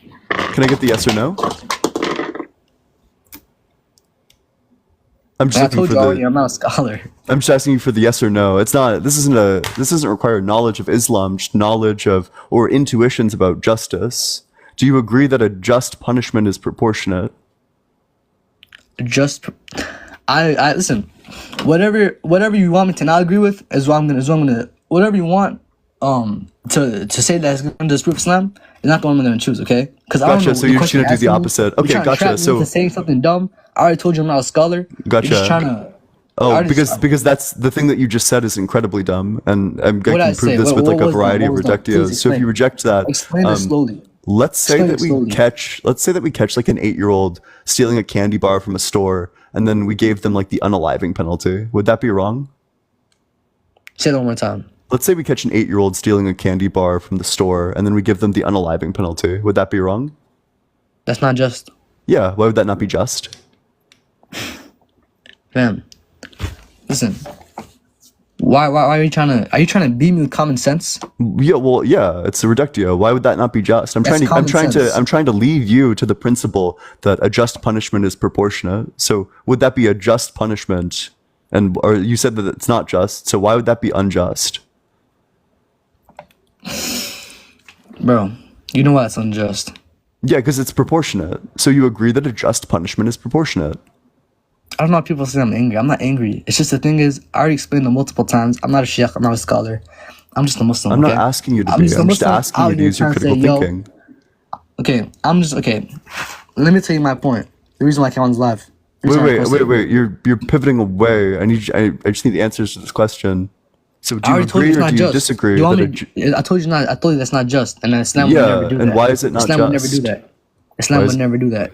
You'll never answer the question? No, I said that it's not just. Islam would never do that. Period. Okay, wait. I'm not saying Islam is doing this. I'm asking, why would that not be just? It's common sense. So the common sense explanation to me is that because it's disproportionate, because that punishment doesn't match that crime. Do you agree? So you're saying some crimes. Okay, I think I know what you're trying to get at now. You're basically trying to say you don't deserve eternal hell for disbelieving and being arrogant and being the worst person. Well, I'm Basically. saying that Like just because you're human. that an infinite punishment is never proportionate to a finite crime. What? Yeah, that so to say that something's proportionate, it needs to be similar in value. Infinity is never similar in value to anything finite. Not Why are believing people in saying this God guy's all else? is not the same listen. level of harm as being tortured forever. there's a disproportionality here. Listen, let me tell you one thing, okay? I never said, well, okay, this person in this comment says not believing God doesn't mean Wait, you're a bad person. don't respond to the I'm comments. not saying you're a bad person. Listen, you keep. I just need you to explaining answer same the thing. argument. I'm trying to tell you. I need you to tell me the answer to the argument. Let's get to the argument. I already answered it. Listen, we keep repeating the same things. You I haven't already answered it. Yes, I have. And you keep going back to it. Wait, but do you agree or disagree with the principle that a just What principle? punishment is proportional? A just punishment is proportional. No, a just punishment is whatever Allah deems to be just. Gotcha. So if Allah deemed it to be just that a He's million the most just. babies are going He's to the be most just. shoved into a wood chipper, you think that He's it would the be most just. just for a million babies to be shoved into a wood chipper? Now you're just throwing random stuff, and you're gonna try to make me saying yeah. Because you believe in said that. you No, said I whatever don't believe in Allah that. does is just. So I'm just asking, Okay, would it but be Allah, just listen. if Allah crammed bunches of babies into like an incinerator? Would that be just? God would never do that. But would it be just if He did? No, because no. Listen. So then we would agree I'm that saying no what's to what just you're is saying in not general. just I'm what not Allah saying does. no to the question. I'm saying no to the question you're asking me. But we're saying if He did do it, would that be just? Huh? If He did do that, would that be You're just? lagging. I hope not. If He did do that. All right, yo. Oh wait, it's not me who's What'd you say? lagging. Wally. No, yeah, I have a bad connection. I think I have it's mine. Hello? Yep. Do you got anything else for me? All right, what were you saying? Well, yeah, I'm just trying to get you to engage in this. Get on this live with someone of knowledge, someone actual scholar, someone who has proof that they're a scholar of knowledge, right? And talk to them, or go visit your local mosque, record a video if you want to, and just and see, and they're gonna be able to combat all your arguments. Cause I'm not smart. I'm telling myself right now, I'm not smart enough to combat all your arguments. I'm not a scholar. I'm not a dawah person. I've never given. I'm not a dawah. boxer. I'm not a I don't stop fighter. people in the streets how to prove them to join Islam. Okay, you got Listen, anything no, else? it's not that. No, I'm literally trying to tell you. Go to some person of knowledge. Do you not hear me? Oh, well, yeah, I'd love it if a person of knowledge, if they want to, they're welcome to come up here. Yeah. But Go to a mosque. Record a video it if just you well want to. because I'll from go my online. vantage point, it just sounds like I asked you like a really basic question and you had no answer for it. So, do you have anything No. else for me, or should I just move on to the next guest? You didn't ask me a basic question. I You're did. you want me to answer questions that people of knowledge will be able to know. No, it's a basic question. It's just is it ever just to is a just punishment proportional? That's the question. What are you talking about? Is it just punishment proportional? It's an easy question. See, listen. You keep repeating that, and I told Yeah. you. Cyber, thanks for the $6.66 on Venmo. W Cyber, W666. Hail Cyber, hail 666. Hail Satan. I appreciate that, Cyber. Thanks so much. It's all about your I think it's about your perspective of what you deem as proportional, because it's all about perspective. Maybe some people's perspective, oh, okay, that's proportional. Some people think, okay, that's not proportional. How would I give you a fact to something where people decide? It's opinionated mostly. Yeah, It's perspective. because it's not subjective. Because no matter what Yes, you're, it's not subjective. When comparing an infinite to a finite, it's not subjective. This is by any definition of proportionate. Infinity in response to a finite thing is disproportionate. Between infinite and finite. Infinite, That's yeah. infinite. Yes. Yeah. Yes. You so want me it's to give you disproportionate. infinite proportions? What are you trying to ask no, me? it's so in There's order infinite to amounts of give, in proportions. order to make it justified to give an infinite punishment, you would need an infinite crime. These crimes are finite. Not believing in God because you don't see the evidence in it. Finite. That's finite. What made a crime finite? What makes a crime finite is the fact that it's done by humans who are themselves finite. Listen, I define finite. How can a crime be finite? Yeah, just in its harm. That the harm that this crime does is completely finite. Finite. But it doesn't. Who does this crime harm? Who does this crime harm? Listen, I don't know what the hell you're getting at. Literally, Who does not believing in Islam harm? It doesn't. Listen, it's not about that. It's about if you yourself, right? You heard the message, you saw the proof. Who does it harm? It harms yourself. You're harming yourself. In what way? Because you're choosing to be arrogant. But so I'm a finite being. So the only way that even if it does harm myself, the only way that it could harm me is finitely. No. It can only cause finite harm, which means that it's not wait. justified to give infinite Since you punishment to this finite harm. Okay, since you like giving analogies, let me give you an analogy, okay? If someone tells you, "Hey, don't jump into that river of fire, because you're gonna get burned," and you decide, I don't believe you. I'm gonna jump into the river of fire because I'm not gonna get burned, and then you get burned. That you're harming yourself. Is it not correct? Oh wait, so you're saying that we put ourselves, that we choose hell? Will, thank you so much for the $2 on Cash App. That's gonna have just a multitude of problems. The first is that we can't say that it's actually a choice if you lack the cognitive capacity to understand it. Humans don't have the cognition to understand infinity, which means that it's not reasonable to say that we chose this in the same way that if like a 2-year-old accidentally shot like another 2-year-old with a pew that was like left out on the counter, we wouldn't say that the 2-year-old chose to do this. We would say that it's like an accident, that it happened based on a lack of cognition and understanding. So we can't say that we chose hell. You can't say that you chose it because there's no evidence that it's true. So you're just calling all humans dumb, basically. You're basically just calling all humans. Okay, but basically, I'm saying that we have limited cognitive capacity, which means that it's not reasonable to infinitely punish us when we don't even understand what infinite punishment would be like. I'm gonna dumb it down. What you said was, okay, because I'm not smart enough to decide that it's bad for me, I'm gonna still do it because I'm still I'm not at fault because I'm not smart enough to decide that it's bad for me. Let's not be straw manning Steve there, okay? Let's just chill out. Straw man? The straw man is that you think I'm saying that everyone's dumb. I'm not saying that people are dumb. I'm saying that we have a limited cognitive capacity, that humans are not capable of understanding infinity. Do you think that humans are capable of comprehending infinity? To decide that jumping into a river of fire is bad. Do you think that humans are capable of comprehending infinity? Humans are capable of comprehending infinity? Are we? Okay, how? Like, what do you mean comprehending infinity? Like. Are we capable of holding like infinity in our heads? Of fully understanding infinity? Humans are listen. We are limited. We're limited. We're limited to this earth. W concession. So that's my point. If we can't understand infinity, then we can't understand infinite punishment. If we can't understand the consequence of the action, then we don't say that we chose the action. We didn't choose the consequence if we don't understand the consequence. You're saying you're choosing the consequence because you don't understand the consequence. Do you know how dumb choose the consequence if you don't understand it. I'm not trying to call you dumb. My fault. I don't want to call you dumb. But that does not make sense at all. Okay, you're saying you don't deserve the responsibility because you don't understand the risk of the crime.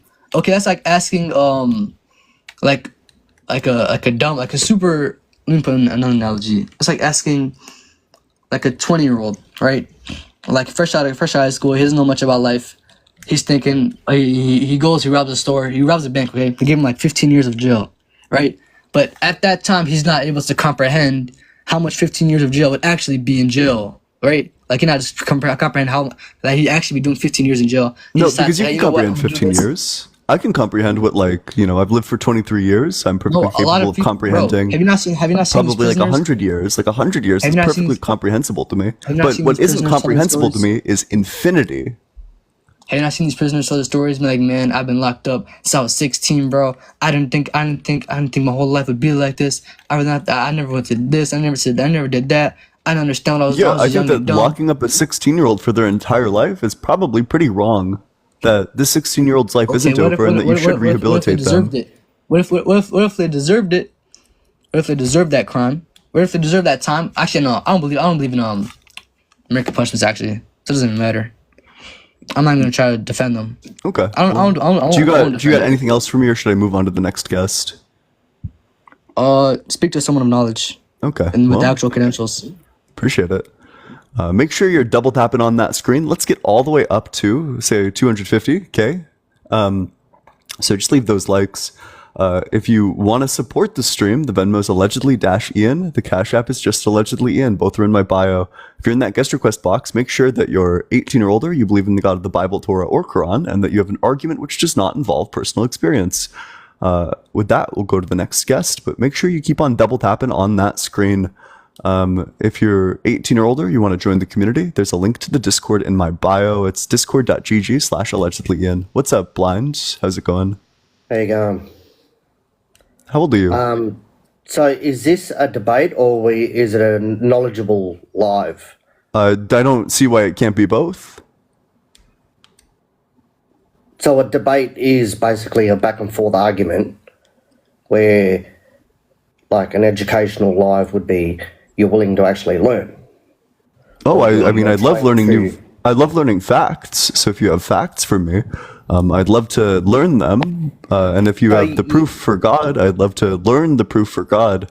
Well, so you I just mentioned before in the live with the last guy that was just up here, like you were going around in circles, and I don't think he fully understand your questioning on the finite and infinite.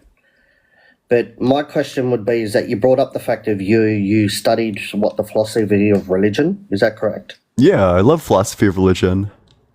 So is it limited to a particular sect of religion? No, I love all philosophy of religion. I love reading Aquinas. I love reading Oppie.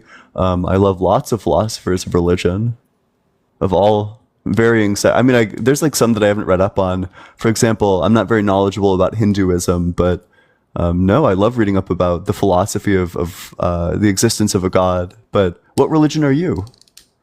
I don't particularly abide to any particular religion. Are you an atheist? No, I'm not. I'm questioning the existence of God. How do we? Well, what is it based on? It's based on perception, is it not? To say that something exists when we can't prove it. I mean, you could like logically induce it, or like deduce it rather, or you could induce it as well. Why not? But how could we logically deduce something that we don't know that exists?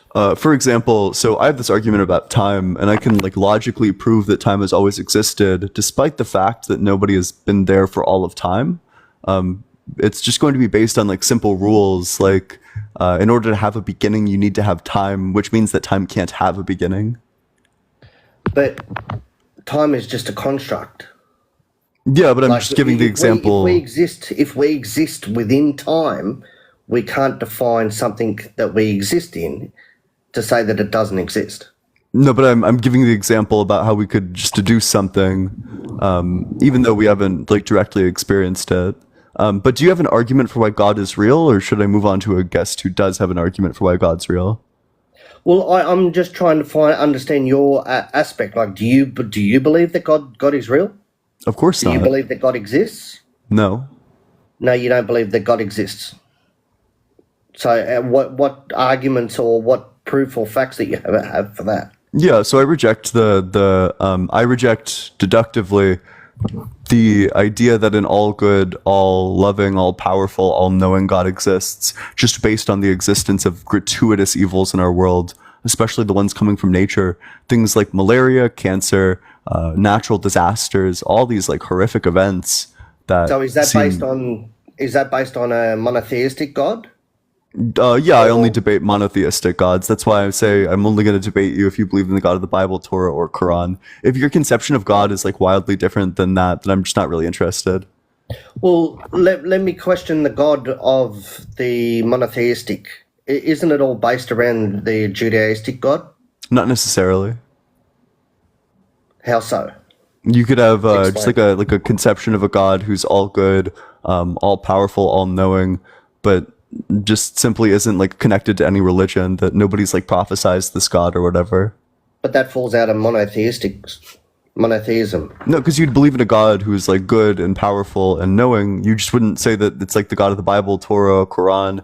It could be like a God that you, just like invent yourself, basically. Like You just come up with the conception yourself, and it's just not connected to a religion. That's possible.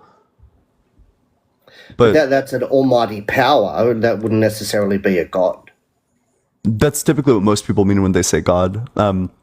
They mean a bodiless mind who is all powerful, all knowing, and all good, who created everything. Essentially, that's the standard conception of God. So, is that the God that you believe in, or do you believe in something else?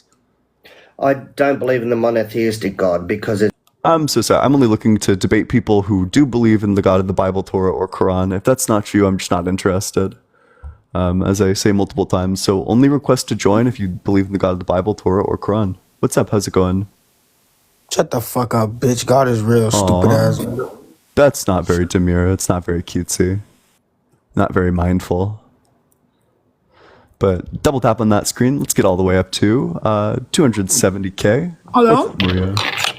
Hello? Hey, how old are you? 33. Okay, and what religion? Christian. Okay, so what's your strongest argument for the existence of God that does not involve personal experience? Right, so can we go over your 5 premises again? Yeah, let's do it. So one, that creation is a change of states. Mm-hmm. Do you agree? Okay, your 5 premises was a beginning is a change of state. Yeah. Number 1. Do you agree or disagree? Beginning is a change of states. For now, I'm going to say agree. So Okay. let's move on to the second. Yeah, do you agree that a change of states is a change? No, okay? So could you give me No. the change of states that doesn't A involve a change- change? Right, exactly. Now, in order for me to be able to answer that, can you give me an example of what you call a change of state? Yeah, so let's say that we go from time 1 to time 2, or let's say that you have a block of ice and it melts, so it goes from ice to water, or Exactly. to liquid water. Do you Exactly agree that that. requires a change? That's the exact example that I was looking for. So if the ice is melted down to water, that's a change of state, right? Yeah, Would you is that say- a change? Would you say that a change of state is a change here?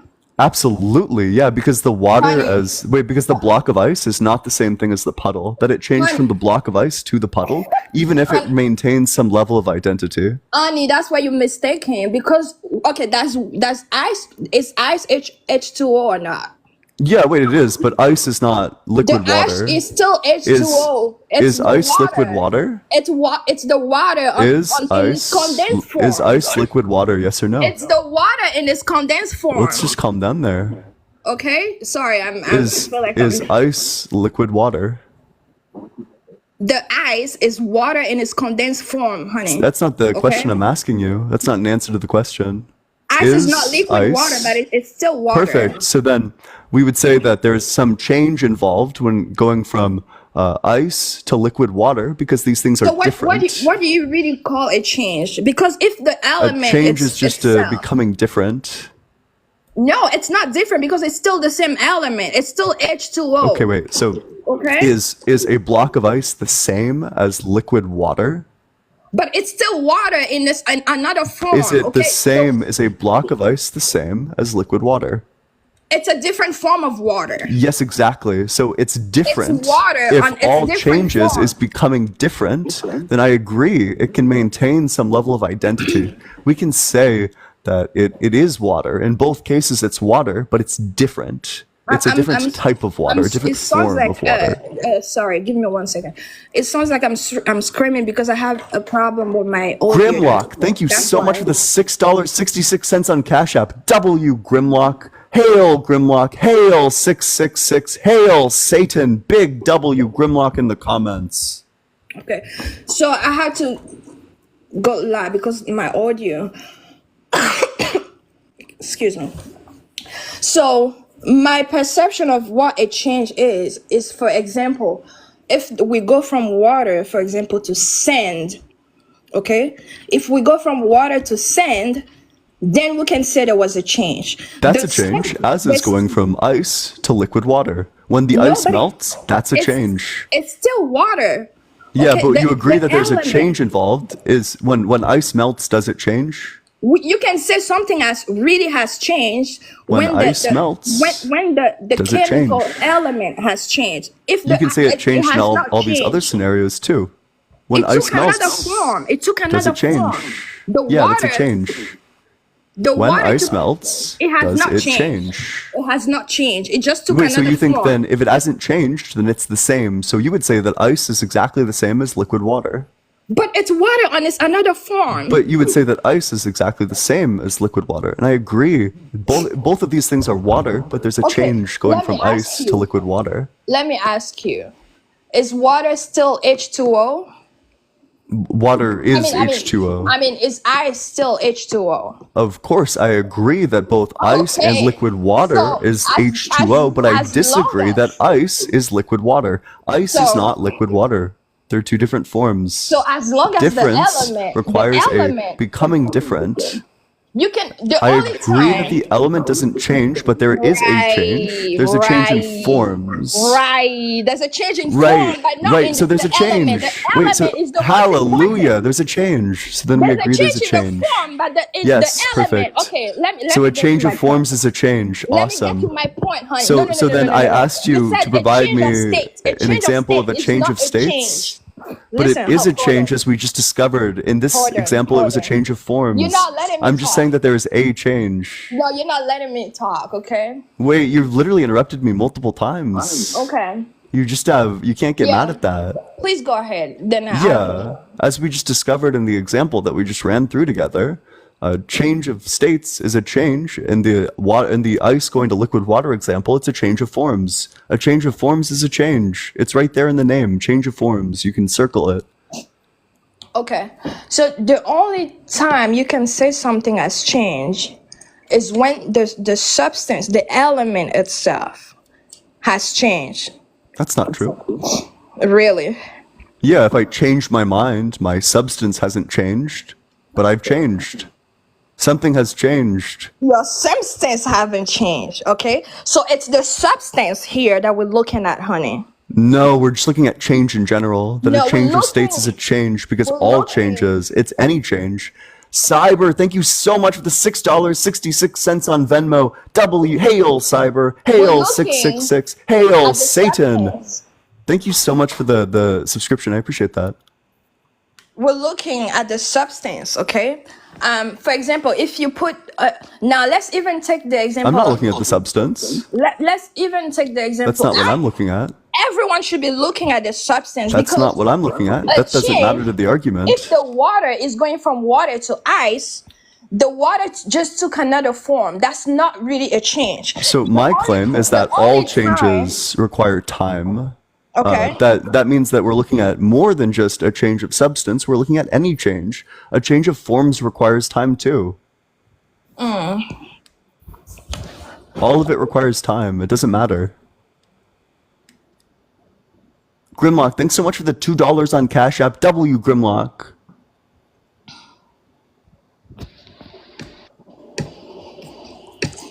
Okay. So what was your point with the change all change require time? What was your conclusion with Yeah, that? yeah, just that so then we agree that a change of states requires some change. Okay, let's go with that. I'll say Yeah, it. so and then do you agree that change requires a before and after? Right. So if the water is going, if the ice is going from ice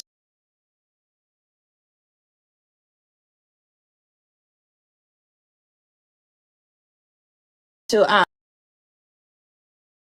I must stay with that because if I'm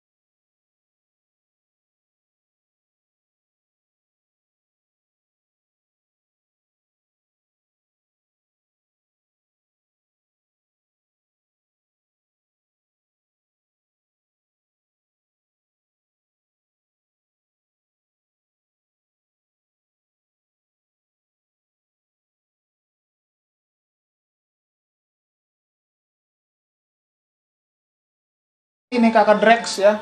Always existed. The universe is coming into existence through God, which is time. Wait, did God create? So the universe is made up of space-time. So if time exists, then that means space exists, which means space-time exists. If space-time exists, then the universe exists. So if time has always existed, then the universe has always existed. So space time. What is space time? Space-time is just the necessary link between time and space in physics. That it's just like the substance wherein like this like four-dimensional reality that we live in. Okay. Because in the example, for example, of the race, we started a race at a certain time. Yep. So then time already. So in order to start at a certain time, time must already exist. Right, but what if I bring the argument that God Himself already existed? But so then you would no longer be doing an internal critique. You would be making a claim about God, and you'd have to prove that. You're no longer attacking my worldview. You would then just be asserting a fact about your worldview. So it seems like my worldview comes out of things unscathed, that time has always existed. Yeah. So if time has always existed, then it can't be created. Right, but do you think time can be created? No, as we just discovered. Right, so God cannot be created. I don't care about that. I don't really believe in God. God cannot be created because he is time.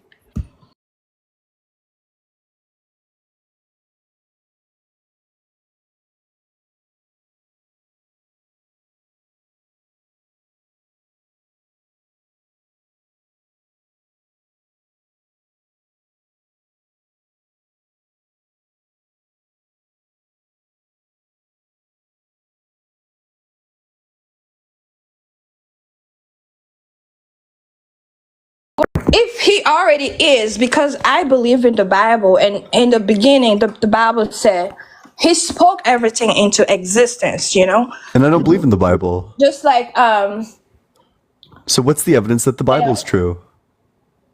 I mean, if you don't believe in God, you're not going to believe in the Bible, because the Bible is the word of God. Your word is yourself. So Yeah, so you just need to prove that God's real, or you need to prove that the Bible's real? Yeah. Okay, so I do want to leave this argument of the 5 premises for now. I'm going to go more into it and come back. Now, another of your argument was that the reason why God does not exist is because, you know, the natural disaster of all that. I want to discuss. Yeah, let's do earthquakes. Yeah, so if God's all good, why would there be like natural disasters like earthquakes, for example, that take the lives of hundreds of thousands of people a year? Okay, so I feel like there's a positive and a negative side to everything. For example, Gotcha. I want to take the example of, for example, a battery. Okay, a battery, you have the positive terminal and the negative terminal. If I'm using the right terms here, it's both the positive and the negative terminal that makes it to function, right? So so I feel like the negative is not always negative. It depends on how you use it. Okay. The No, negative. that's not true. The negative is always negative in a battery. That's just like a fun battery fact for you. Right, The but polarity is never reversed. That's just always like the negative is always the negative. If it became the positive, then the battery would short circuit. Right, but if the negative is supporting the positive to create the light, how is that bad? How does that make it a bad thing? Because you don't need this much negativity. Surely God could have created like some So types of evil. How do you know that we don't need this much negativity? Did you create those things? So Oh no, of course not. But the way we know this, wait. So do you think that? Hold on, let's just chill out. So we could still have evils that arise from free will. There's no reason why nature itself should be evil to us. Okay, hold on. So I want to go slowly. You said something about free will. We're gonna get into that too. Yeah. Wait. So you could still have evils through like free will. Like people could still freely choose to do evil actions. But there's no reason why like earthquakes should happen. But Okay. you like finding the good in everything. Could you tell me what the good is in the 2004 Indonesian earthquake that took the lives of 250,000 people? What was the good in Perfect. that? Perfect. Good answer. I mean, good question. I'm getting there. Okay. So just like I said earlier, with the battery, there's a positive and a negative terminal that support each other to create the light or bring out the sun or whatever role is supposed to play. Now, whoever, for example, let's take electricity. In order for you to manipulate electricity in a very safe way, you have to have at least some level of training. Okay. For example, if you want to work in a place where they work with electricity a lot, you have to have some knowledge to it. Yes or no? Yeah, presumably. Okay, great. So God created the universe, okay? Prove it. I believe, no, hold on, I'm gonna get there.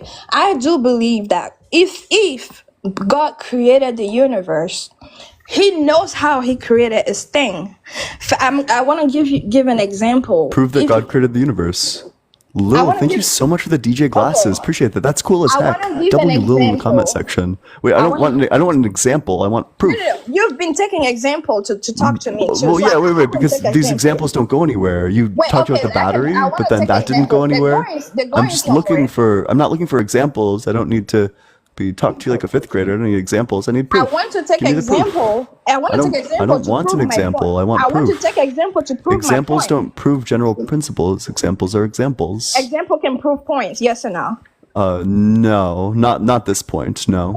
So, so Fi- you so have- finding goodness in one natural disaster wouldn't prove that natural disasters are good. If I built a house, I know how I built my house, right? I built my house. I know how I built my house. I know everything about the house. Okay. Now you want to live in that house, and I tell you, hey, I know everything about this house. In order for you to be able to live safely in that house, you should at least let me have some level of control. Okay. In the contract, it says that it's either you let me have some level of control or you will fully take control of it. Okay. Because this is something that I created I did. Okay. Do you believe that an art is perfect or imperfect? But art? Yeah, art. Okay. Wait, I'm still waiting for the point. Wait, so where do I get the explanation for how earthquakes are good? Okay, I'll leave the art for now. So if I created something, a house. I Wait, made a stop. house. Wait, nobody cares about the house. How are earthquakes good? Right. So that's my point. So in the contract, if we're gonna go back to Genesis. So wait, I get rid of the contract. I don't care. Oh, Yeah, I'm sure. That's super easy. So the Yeah, fall I'm coming, didn't. I'm coming back to the Yeah, point. earthquakes can't be accounted for by the fall because earthquakes happened before humans No, existed. it's not the fall actually. You It's see, Adam and Eve. Yeah, the even fall. a lot of Christians are missing the point. It's not. Gotcha. It's Go for actually it. not the fall. Okay. Go What for is it. the fall? What is the fall? The fall. Basically, the fall is to fall out of life. God is life, okay? So the fall, in the beginning, God asked them to only eat from the tree of life. There were two trees in the garden. There was a tree that was called good and evil, and there was another tree that was called tree of life, okay? So the fall was when they stopped living and going outside of, and when you stop living, you're moving outside of life. It's death. Okay, so that's what the fall is. So if you're moving outside of life, you are exposed. Okay, so life was God himself. God wanted them to depend fully on him. Okay, so once they stopped depending on God, that was the fall. Okay, so therefore they were exposed to God's creation. And that's why God has no longer control. Coming from the earthquake, all that, the universe, God has no Wait, I longer just want to control. be clear because you said no, it's not the fall, and then proceeded to explain the fall, and then at the end of the explanation, you said, and that's where earthquakes came from. So when you said no, it's not the fall, it's not going to be the fall. I'm not talking about the fall. It's not the fall. You were lying. Okay, maybe you didn't get my point. Not that I was lying. Maybe I got confused Wait, myself. did earthquakes come from the fall, or did they not? Earthquake did not come from the fall because it They- was already there. Oh, okay. Wait, so Exactly. then why would then the story you told was irrelevant? Why would God make earthquakes? Okay, so the story I told was to say that even though that's why I give the example of the house. I built a house, okay? You want to live in that house. For example, let's say the house is I the don't earth. care about the house. Get to the answer. Let's But get then- to the there's- answer. There's potential earthquake in the house. In order for me to be able to save you, you have to let me control it, but you decided that you will not. So are you saying that if everybody worshipped God, there would be no earthquakes? Exactly. So now my Prove it. point will be Wait, exactly. wait, prove it. No, listen. So my point here now will be Prove that. it. Give the proof. So in the contract, Wait, I don't want the analogy. I don't want the Wait, example. That's what I'm Prove telling you it. now. Prove That's it. what I'm Go ahead about and to prove prove it. you now. Wait, okay, wait. So wait. Can you tell me what specifically you're proving? You proving that because you asked me if we all become Christian, there will not be any more earthquake. Yeah, I don't want the analogy. I want the proof. Exactly. So now I'm gonna tell you that now that's why Christianity is becoming something. You say you don't want personal. What was that you said? You don't want personal Experience. Exactly. So that's why now Christianity becomes personal. Oops, finger slipped. Make sure you're double tapping on that screen. Let's get all the way up to 280K. Make sure you're dropping a follow as well if you never want to miss a single debate in the future, a single conversation in the future. If you want to support the stream, the Venmo's allegedly -Ian and the Cash App is just allegedly Ian. Both are in my bio. Appreciate any and all support. Thank you all so much. If you're in that guest request box, make sure that you're 18 or older, that you believe in the God of the Bible, Torah, or Quran, and that you have an argument which does not involve personal experience.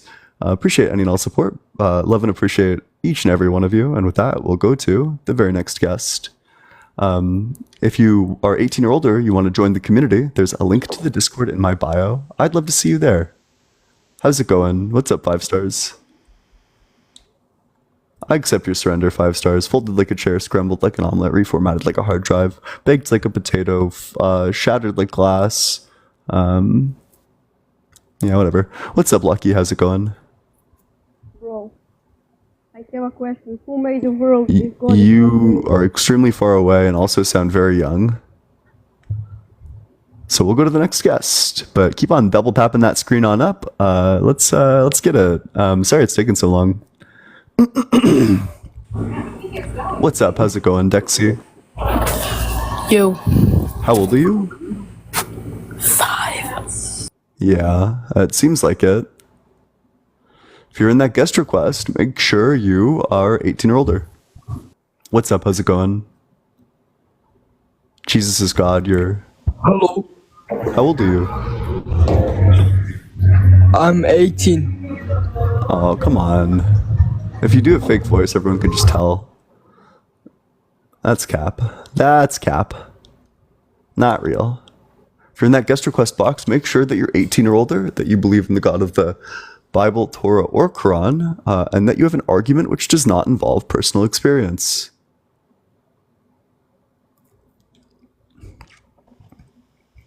Hey, what's up, Chino? How's it going? Chino, are you there? Okay. To the next one we go. Sorry it's taken so long, gang, but just keep on double tapping on that screen. Let's get to 280. We can do it. Just leave 10 likes and we'd already be there. What's up, Alfred? How's it going? Hello. I'm not 18, but I want to ask you one that's thing. the bad way to start. You got to be 18 or older. If you're not 18 or older, I cannot talk to you. It's a TikTok terms of service violation. Hey man, how's it going? Doing well. How old are you? I am 28 years old. And what religion? I am Christian. Gotcha. What's your strongest argument for the existence of God that does not involve personal experience? My strongest evidence. So basically, my dad beats me, and if my dad beats me, then it's a. That's not very demure. That's not very cutesy. It's a rough start. That's rough, buddy. What's up, Slothy? How's it going? Oh. Huh? Oop. I accept your surrender. Folded like a chair, scrambled like an omelet, reformatted like a hard drive. Nah.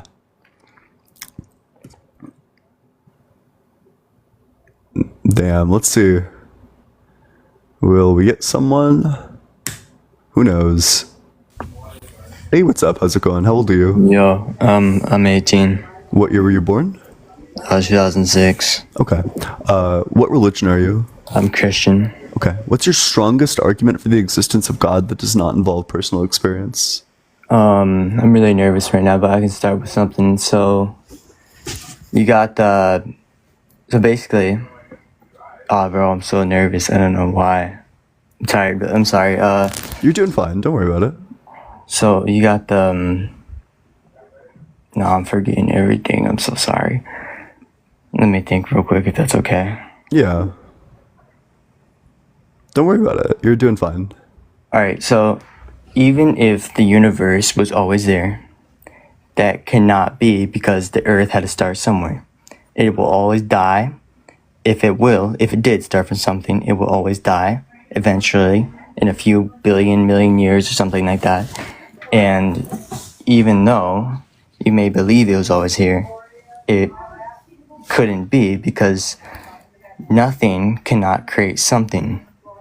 The same with the universe, it cannot create something. Yeah, I agree. And if the universe was always here, it cannot be created by itself. Nothing can create something. It cannot create itself. I agree. I don't think that the universe was created by anything. I think that it always existed. I don't think it came from nothing. I think that it always existed. If you go back and back farther, there's never going to be nothing. There's always going to be, there's always going to be something. So I just don't think that this is applicable to my view. I think that the universe has always existed, which means that it doesn't have a creator. Well, that's what I'm saying. Then the world had no start. Because like you say, like evolution, you believe in evolution, right? Yeah. Alright, so like at a certain point in the few million or whatever you guys believe, it wouldn't be, it would stop. Because still, even though it's evolution, it cannot proceed to create itself. What? Oh, evolution. There's no reason why evolution would stop I'm insofar sorry, bro. as I'm like so nervous for some reason. Like I haven't you're. been like. Are you doing okay? It's you can if you're not doing well. You're welcome to take like a deep breath or take like a second. It's okay. You're doing fine. Don't worry I about don't it. think I can. I don't think I can, bro. I had some good arguments, so. Well, I appreciate you coming on up here. Sorry then. about that. No, you're all Sorry good. about No need to apologize. You did fine. Let's get a big W guest in the comment section for stepping out of his comfort zone. I do appreciate you coming on up here. If you're in that guest request box, make sure that you're 18 or older, that you believe in the God of the Bible, Torah, or Quran, and that you have an argument which does not involve personal experience. No, it's a huge W. The only way to get better at debate is by practicing, and the only way to practice is by doing stuff like this. There's never any need to feel like ashamed or anything like that. Hey, what's up? How's it going, Kirk? Oop, I accept your surrender, Kirk. Hey, what's Hey, up? man, How's how it you going? doing? Good. How old are you? 18, just turned 18. Yeah, and what religion? I'm Muslim. Yeah, so what's your strongest argument for the existence of God that does not involve personal experience? Strongest argument is, like, if you read the book, the Quran, have you read it? I've read parts of it. I haven't Parts read. of it. I've read very little of it, to be honest. Understandable. It's okay. I mean, at least you have some knowledge. But if you look in the Quran, and this isn't just for the Quran, it also, you know, because I read the Bible too. But to get my two takes on it, if you read the Quran fully, it would tell you that the signs of the Day of Judgment and the signs that would happen before, the minor signs and the major signs. And if you read it, you would know most of these minor signs have already came to accomplish. If you like, this can't be no coincidence. You know what I mean? Like, something's not just gonna happen because it happens. If it was written millions of years ago, you know, many years ago, before human existence or before we were on the earth, you would it can't be a coincidence. So for me, that's my argument. I mean, if you read it, then you would know minor signs happen. And which minor signs have happened? In Mecca, the grass has turned green. which wasn't supposed to in Saudi, the sand. It was written in the Quran. Other signs like, the earth starting to close up in different countries, having the Nile River had turned red. That was also written. When did the Nile River turn? I'm confused. When did this stuff happen? You didn't read about it? When did the Nile River turn red? You didn't. You want me to pull up the Quran? Okay. Wait. So first of all, like the grass turned green. That's not very impressive to me. Oh, To say that not there's the like grass just turned green. I'm sorry. There was sand in Mecca, and it turned into grass. Like mountains of grass started coming out and patching. You know what I mean? I don't know if you read the Quran fully, but it's many signs. I mean, this can't be a coincidence. You know what I mean? so It's when I just- turned. Okay. Wait. So I see nothing here that says that the grass will or that sand turns into grass in the Quran, and that verse doesn't seem to pull up. Nile River red Quran. Similarly, we have nothing in the Quran about the Nile River turning red. Oh wait, okay. Soil. Oh, okay. This one might be what you're talking about, but that doesn't say that the Nile turns red. It says that it brings red soil, which makes sense because of the color of the soil around the Nile. That doesn't really seem like a prophecy. So which verses are you referring to? Understandable. I don't know exactly which verse because I started reading it. I don't go off verses, but what are your takes on why you think God isn't real? Like any of your So takes? I'm new to for your debating. God, yeah, I think that your God is like profoundly unjust. The description of hell that's present in the Quran is like completely unjustifiable by a God who is good and loving. So, do you agree that a just punishment needs to be proportionate? I mean, yeah. Yeah. So how is it proportionate to punish us with infinite torture for the crime of not believing, which is like a finite crime? Okay, so basically, that's your takes on God not being real, correct? Well, I'm asking you, how would that be? You're lagging so out. If I spend 80 years not believing in God, why would that justify being tortured forever? How is that proportionate? And what we believe in, I don't know if because I don't really put my post on other religions. Like I said, I read the Bible, a little bit of the Bible. Thanks so much, Beeb, for the subscription. Appreciate it. Oh, so in our book, it's not really a torture because if let's say you didn't believe in God, because like every God, and Jesus, we believe Jesus is a prophet. So, but for Christians, they believe it's a God. So, we believe in they're both the most merciful. They believe Jesus is most merciful. Thank you We so much, believe Amir. God That's is most awesome. merciful. So, God forgives. You know what I mean? God forgives, and He forgets. If you just, it doesn't matter how long you take to believe in a religion. It's what you deeply believe in. I'm sorry if I'm not sounding correct. It's my first time debating, like You're ever. chill.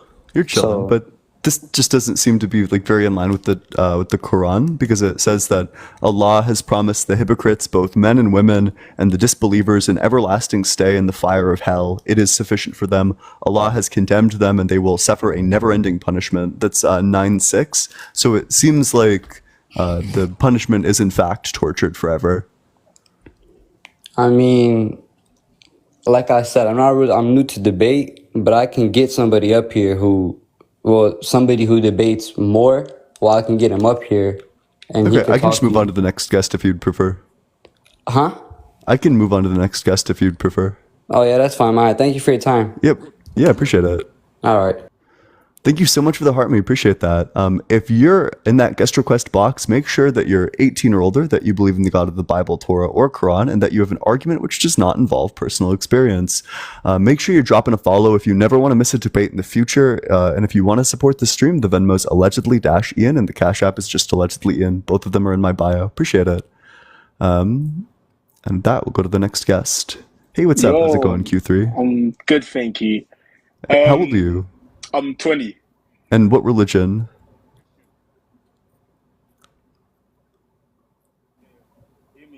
Q3? Hello? Okay. Ooh, shit, what just happened? What was that? Um,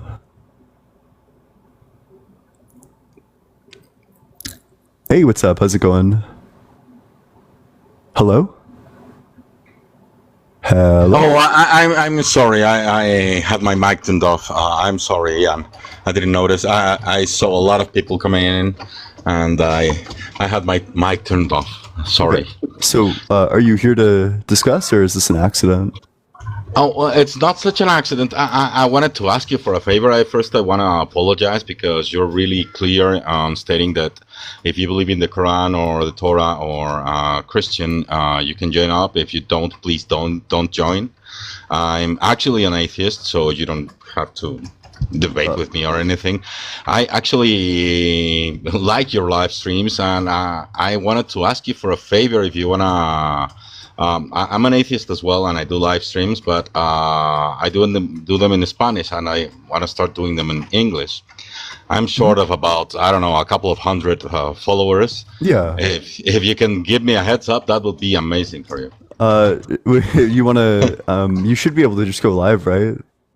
No. I need 1,000 followers in the zone that I am. I cannot go live. If anyone's feeling generous, feel free to follow this person. Otherwise, we'll move on to the next guest. Thank you very much, Ian. I'm really sorry to intrude in your live stream. No, you're all good. Yeah. Thank you, man. I appreciate Bye-bye. it. Yep, bye-bye. Oh, wait, who's that? Charles, thank you so much for the $6.66 on Cash App. Hail, Charles. Hail, Satan. Hail, 666. I appreciate it, Charles. Big W, Charles, in the comment section. If you want to support the stream, the Venmo's allegedly-Ian, and the Cash App is just allegedly Ian. Both of them are in my bio, and I appreciate any and all support.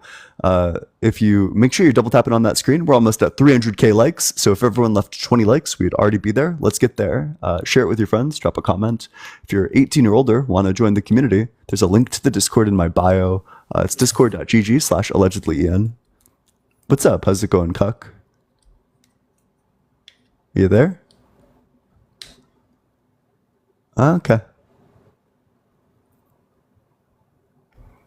But we talk about politics, religion, philosophy. I notify people every single time that I go live. You'll never miss a live because you'll always be notified. You can play bingo in there too. You just do $God, and then you'll get a bingo sheet to play in the live.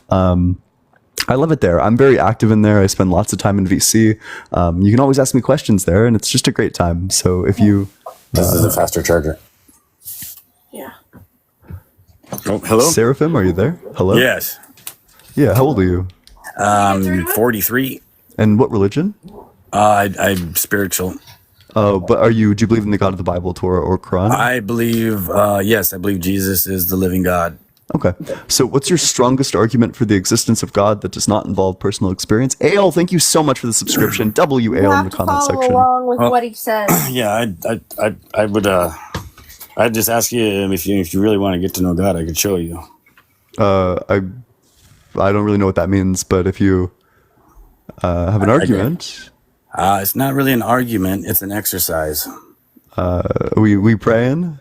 No, well, you could call it a prayer. It's not a prayer, no, but it's an exercise. It's what I need you to do is just follow me, and I could show you something. I could show all the followers or something if you want to. I just don't know what this is. It's just a simple exercise. Okay, whatever. I ask you to do a few things, ask you a few questions, and at the end of it, we can debate after. Yeah, sounds good. All right. Can you just take yourself just for a minute, and any of the people here following can too. Just empty yourself completely, just for a moment. Just empty yourself completely out of who you think you are. No past, No mind. no present, no future. Just empty. No mind. Don't let your mind creep in. Just sit there for a minute. Just for a minute. Okay. Do you believe you're empty? Yep. Okay. All right. And if you were to intelligently look at yourself empty, what is it that you see? It's not seeing, it's experiencing. Okay. And what is experiencing? Experiencing is just phenomena that's created by our brain. By our brain. Okay. And what does the brain do exactly? The brain regulates and maintains our existence. It's the control center of our body. our body, right? Not me. It's mine. It's my body, not me. Yeah, each of our brains controls and so our brain regulates our own bodies. Okay, I got you. But our brain, you say it's my brain, right? My brain controls my body. Your brain controls your body. Yes, Every your person in the body, comments brain controls their body. Yes. Your body means it's a possession of yours. It belongs to me. My brain belongs to me. It's not Kind of weird wording, but maybe I don't know. No. Just follow me here. Just follow me here. Look, I'm trying to show you something.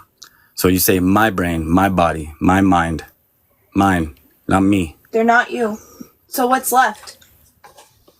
So if none of these are my soul, my life, mine, not me. Well, mine is just indexical to the entity Ian. Entity.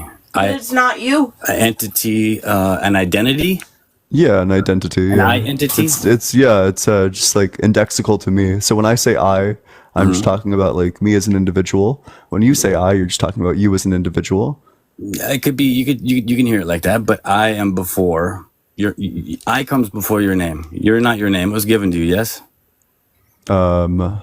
Your name was given to you, yes? No, actually, I think that the sense of I came after my name, that I was given my name, and that it was only later that I distinguished myself from the world around me. That I learned that I was like an individual living in a broader world. That the sense of I actually isn't there at the start. That it arrives when we realize that we are a person in a world full of people. How could I not be That's there when at the the I start? emerges. I am as I exist. Baby infant knows without being taught. It just knows it exists. Not immediately, they don't.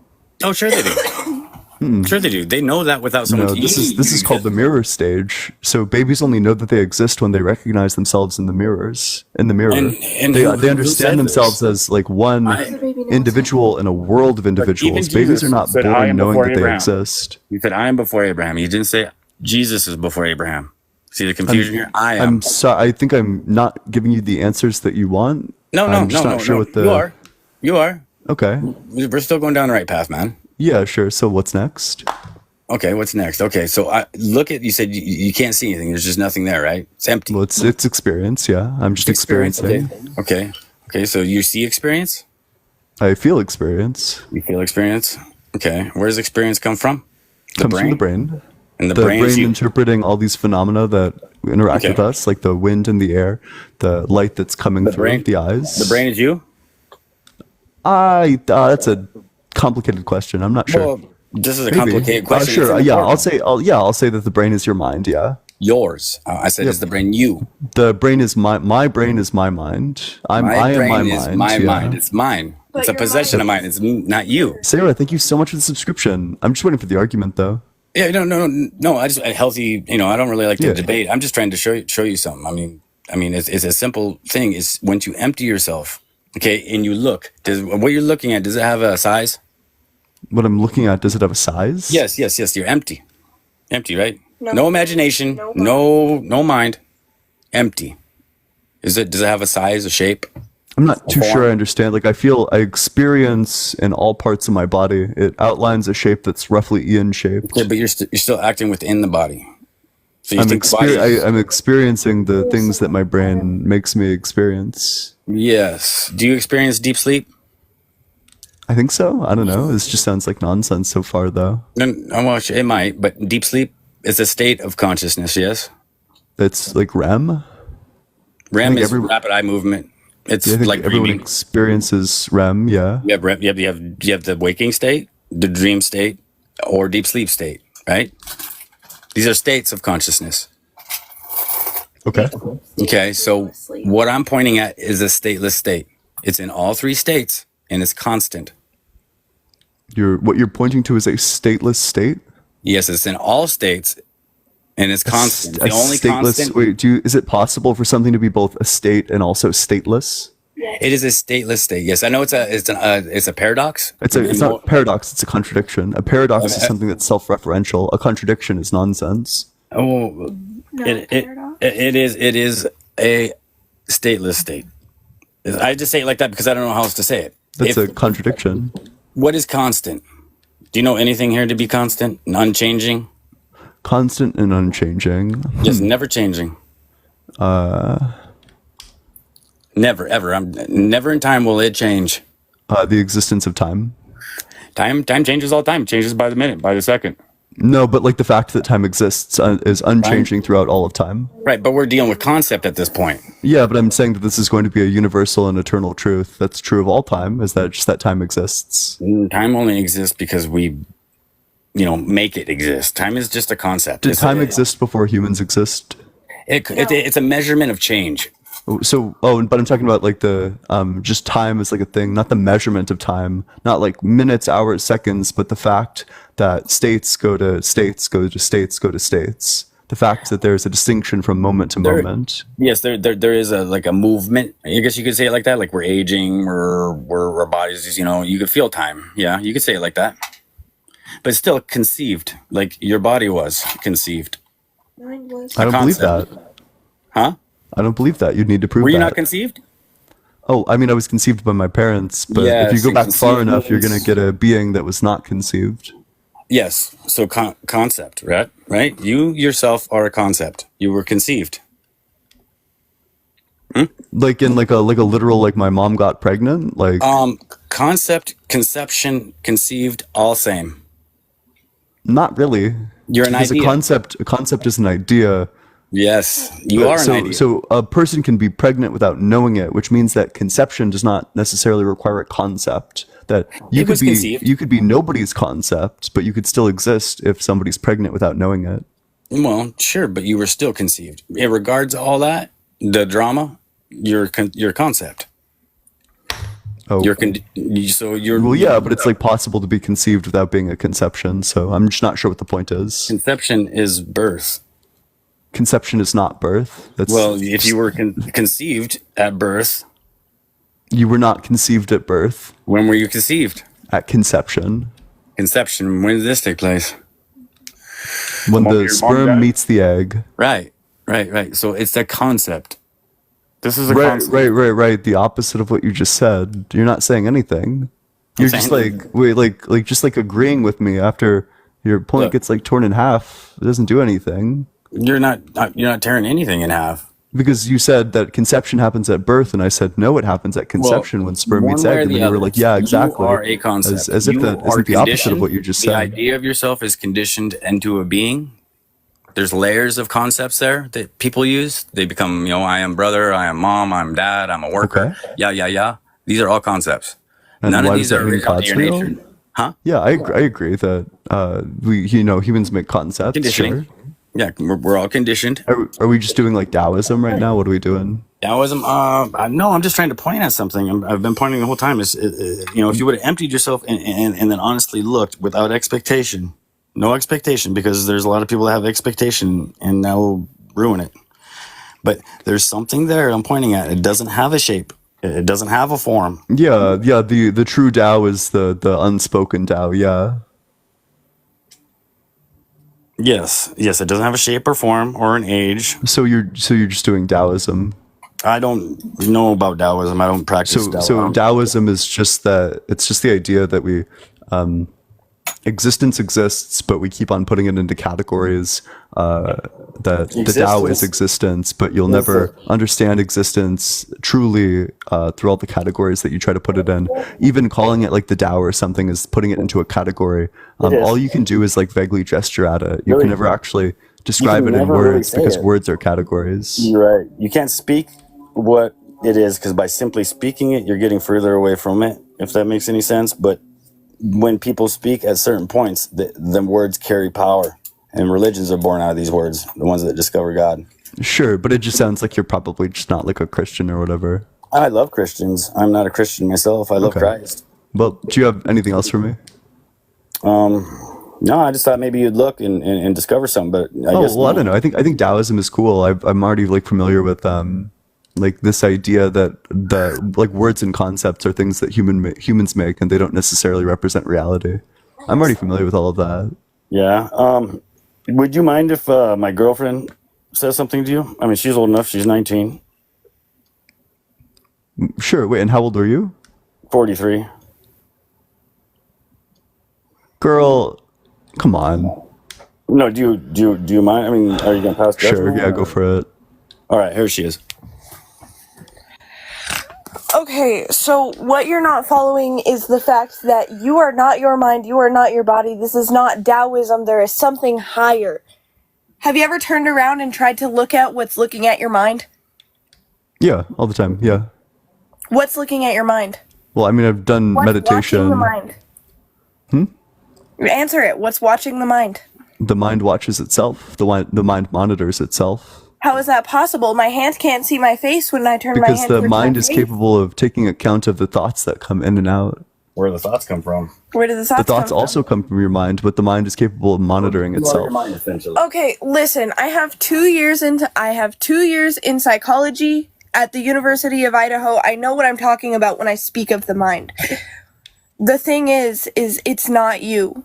You have to remove all of that.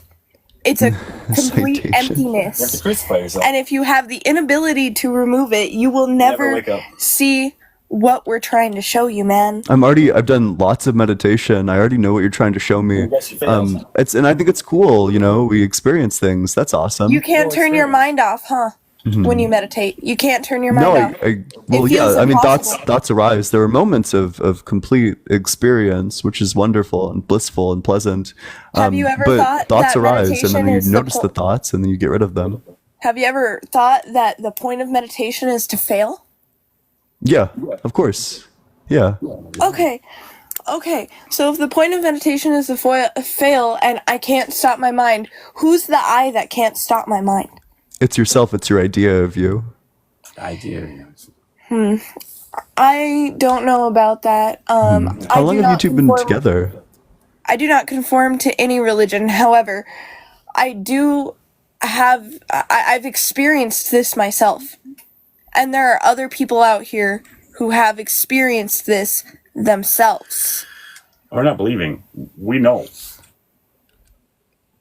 And whoever commented about the whole 1943 shit, keep it to yourself. Girl, you gotta get out of this. This is super weird. This guy's super weird.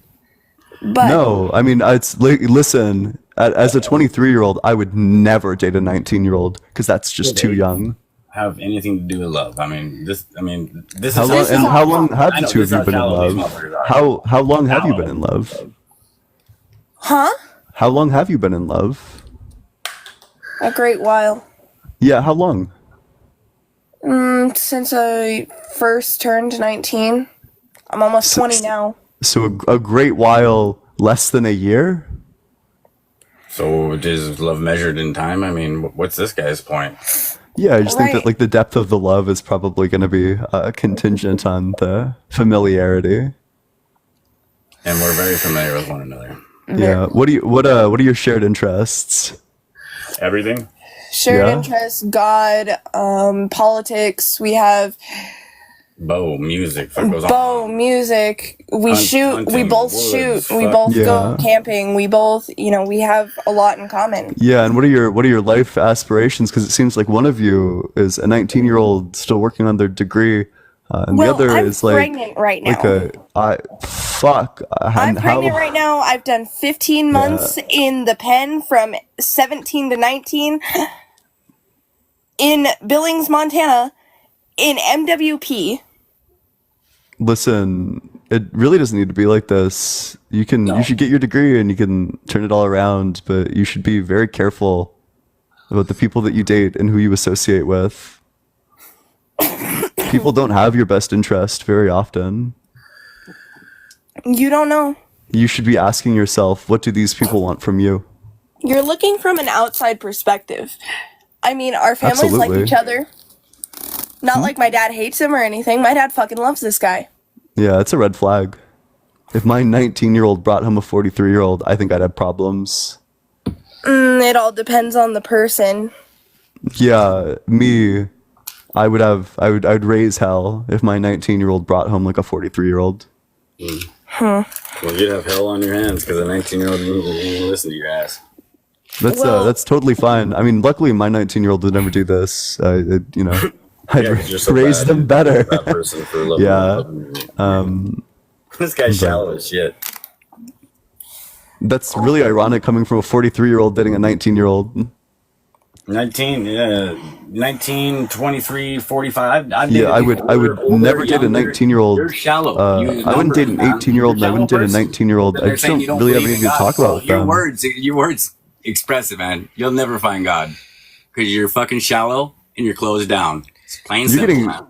damn, I got your number so well, you're getting really upset. No, I'm not upset. I'm saying you're the one getting personal.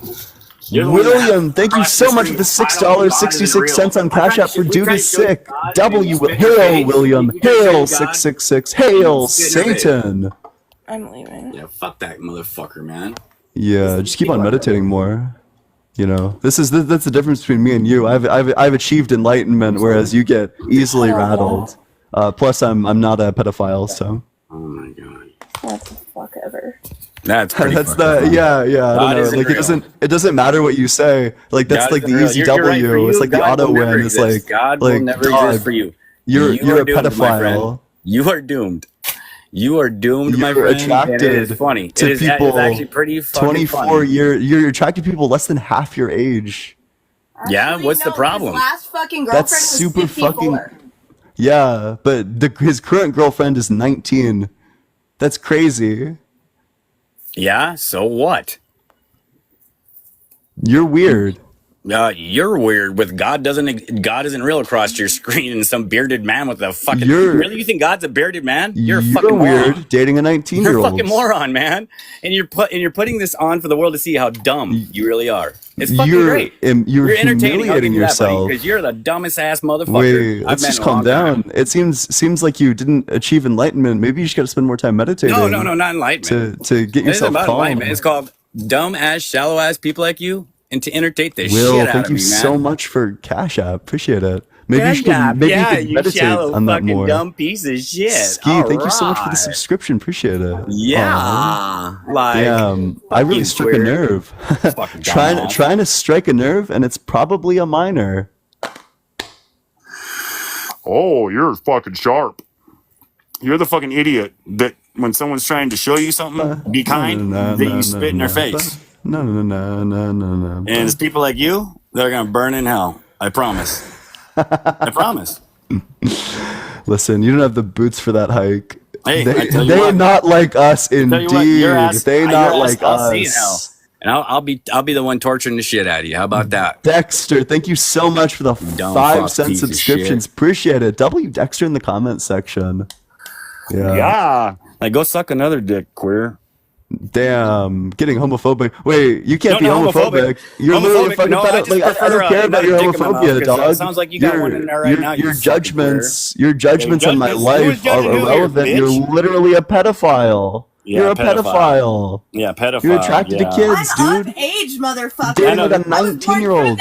Your boyfriend is God isn't double real your across the street. age. Look at More this than queer. Look at double him. your age. You're ridiculous, man. You're Like on here just 5 to cause years older problems. than double your age. You're on here Your just personal to moral cause judgment problems, man. doesn't Blah, matter to blah, me. blah, You're blah, weird. blah, You're blah. a weird dude.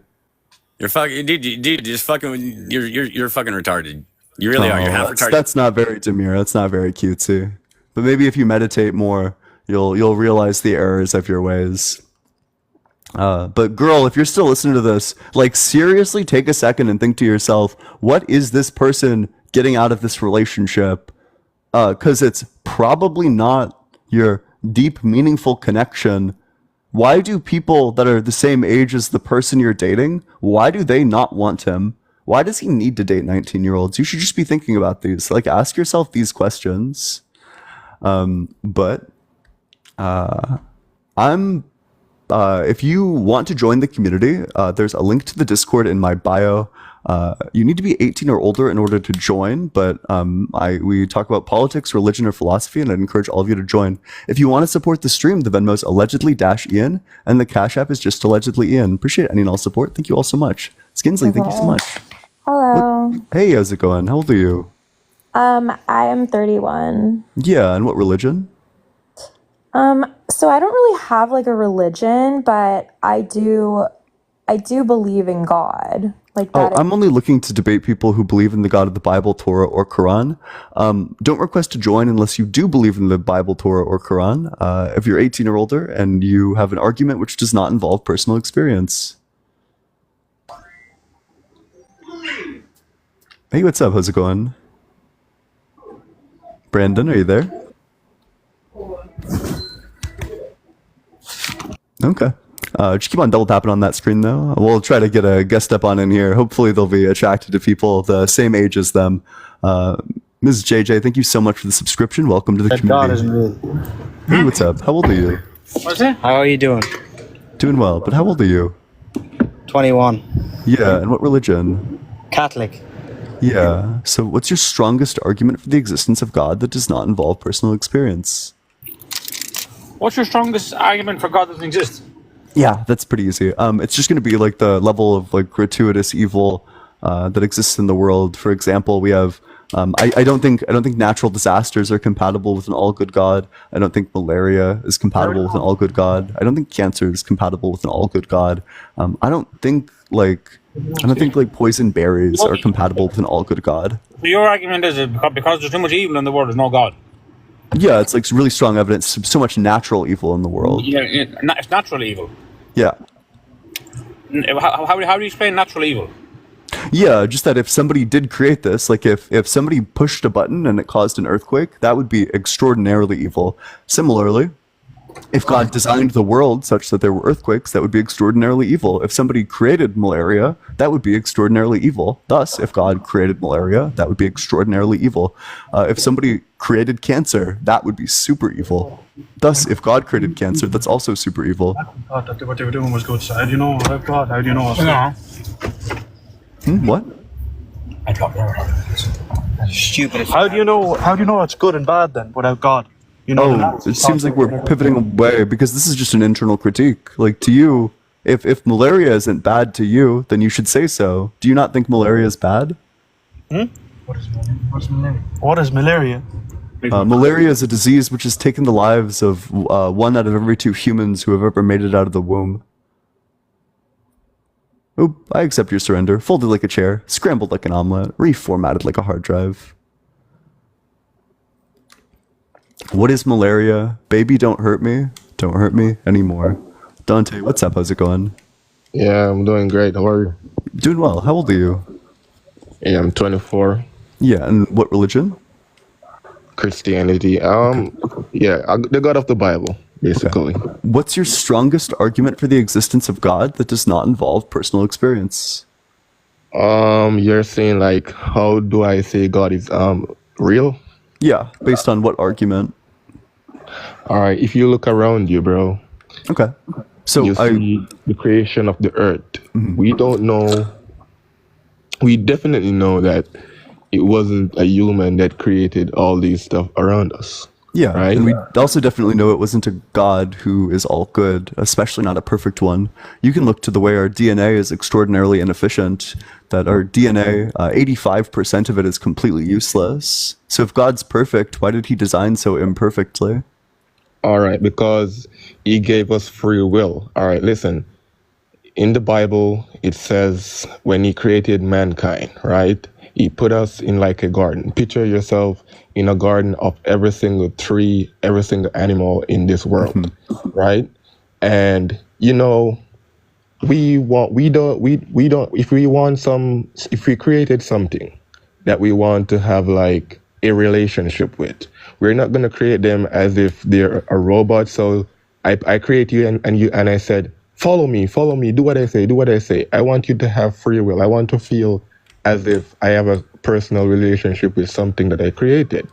So what God did, he created everything in this world and tell us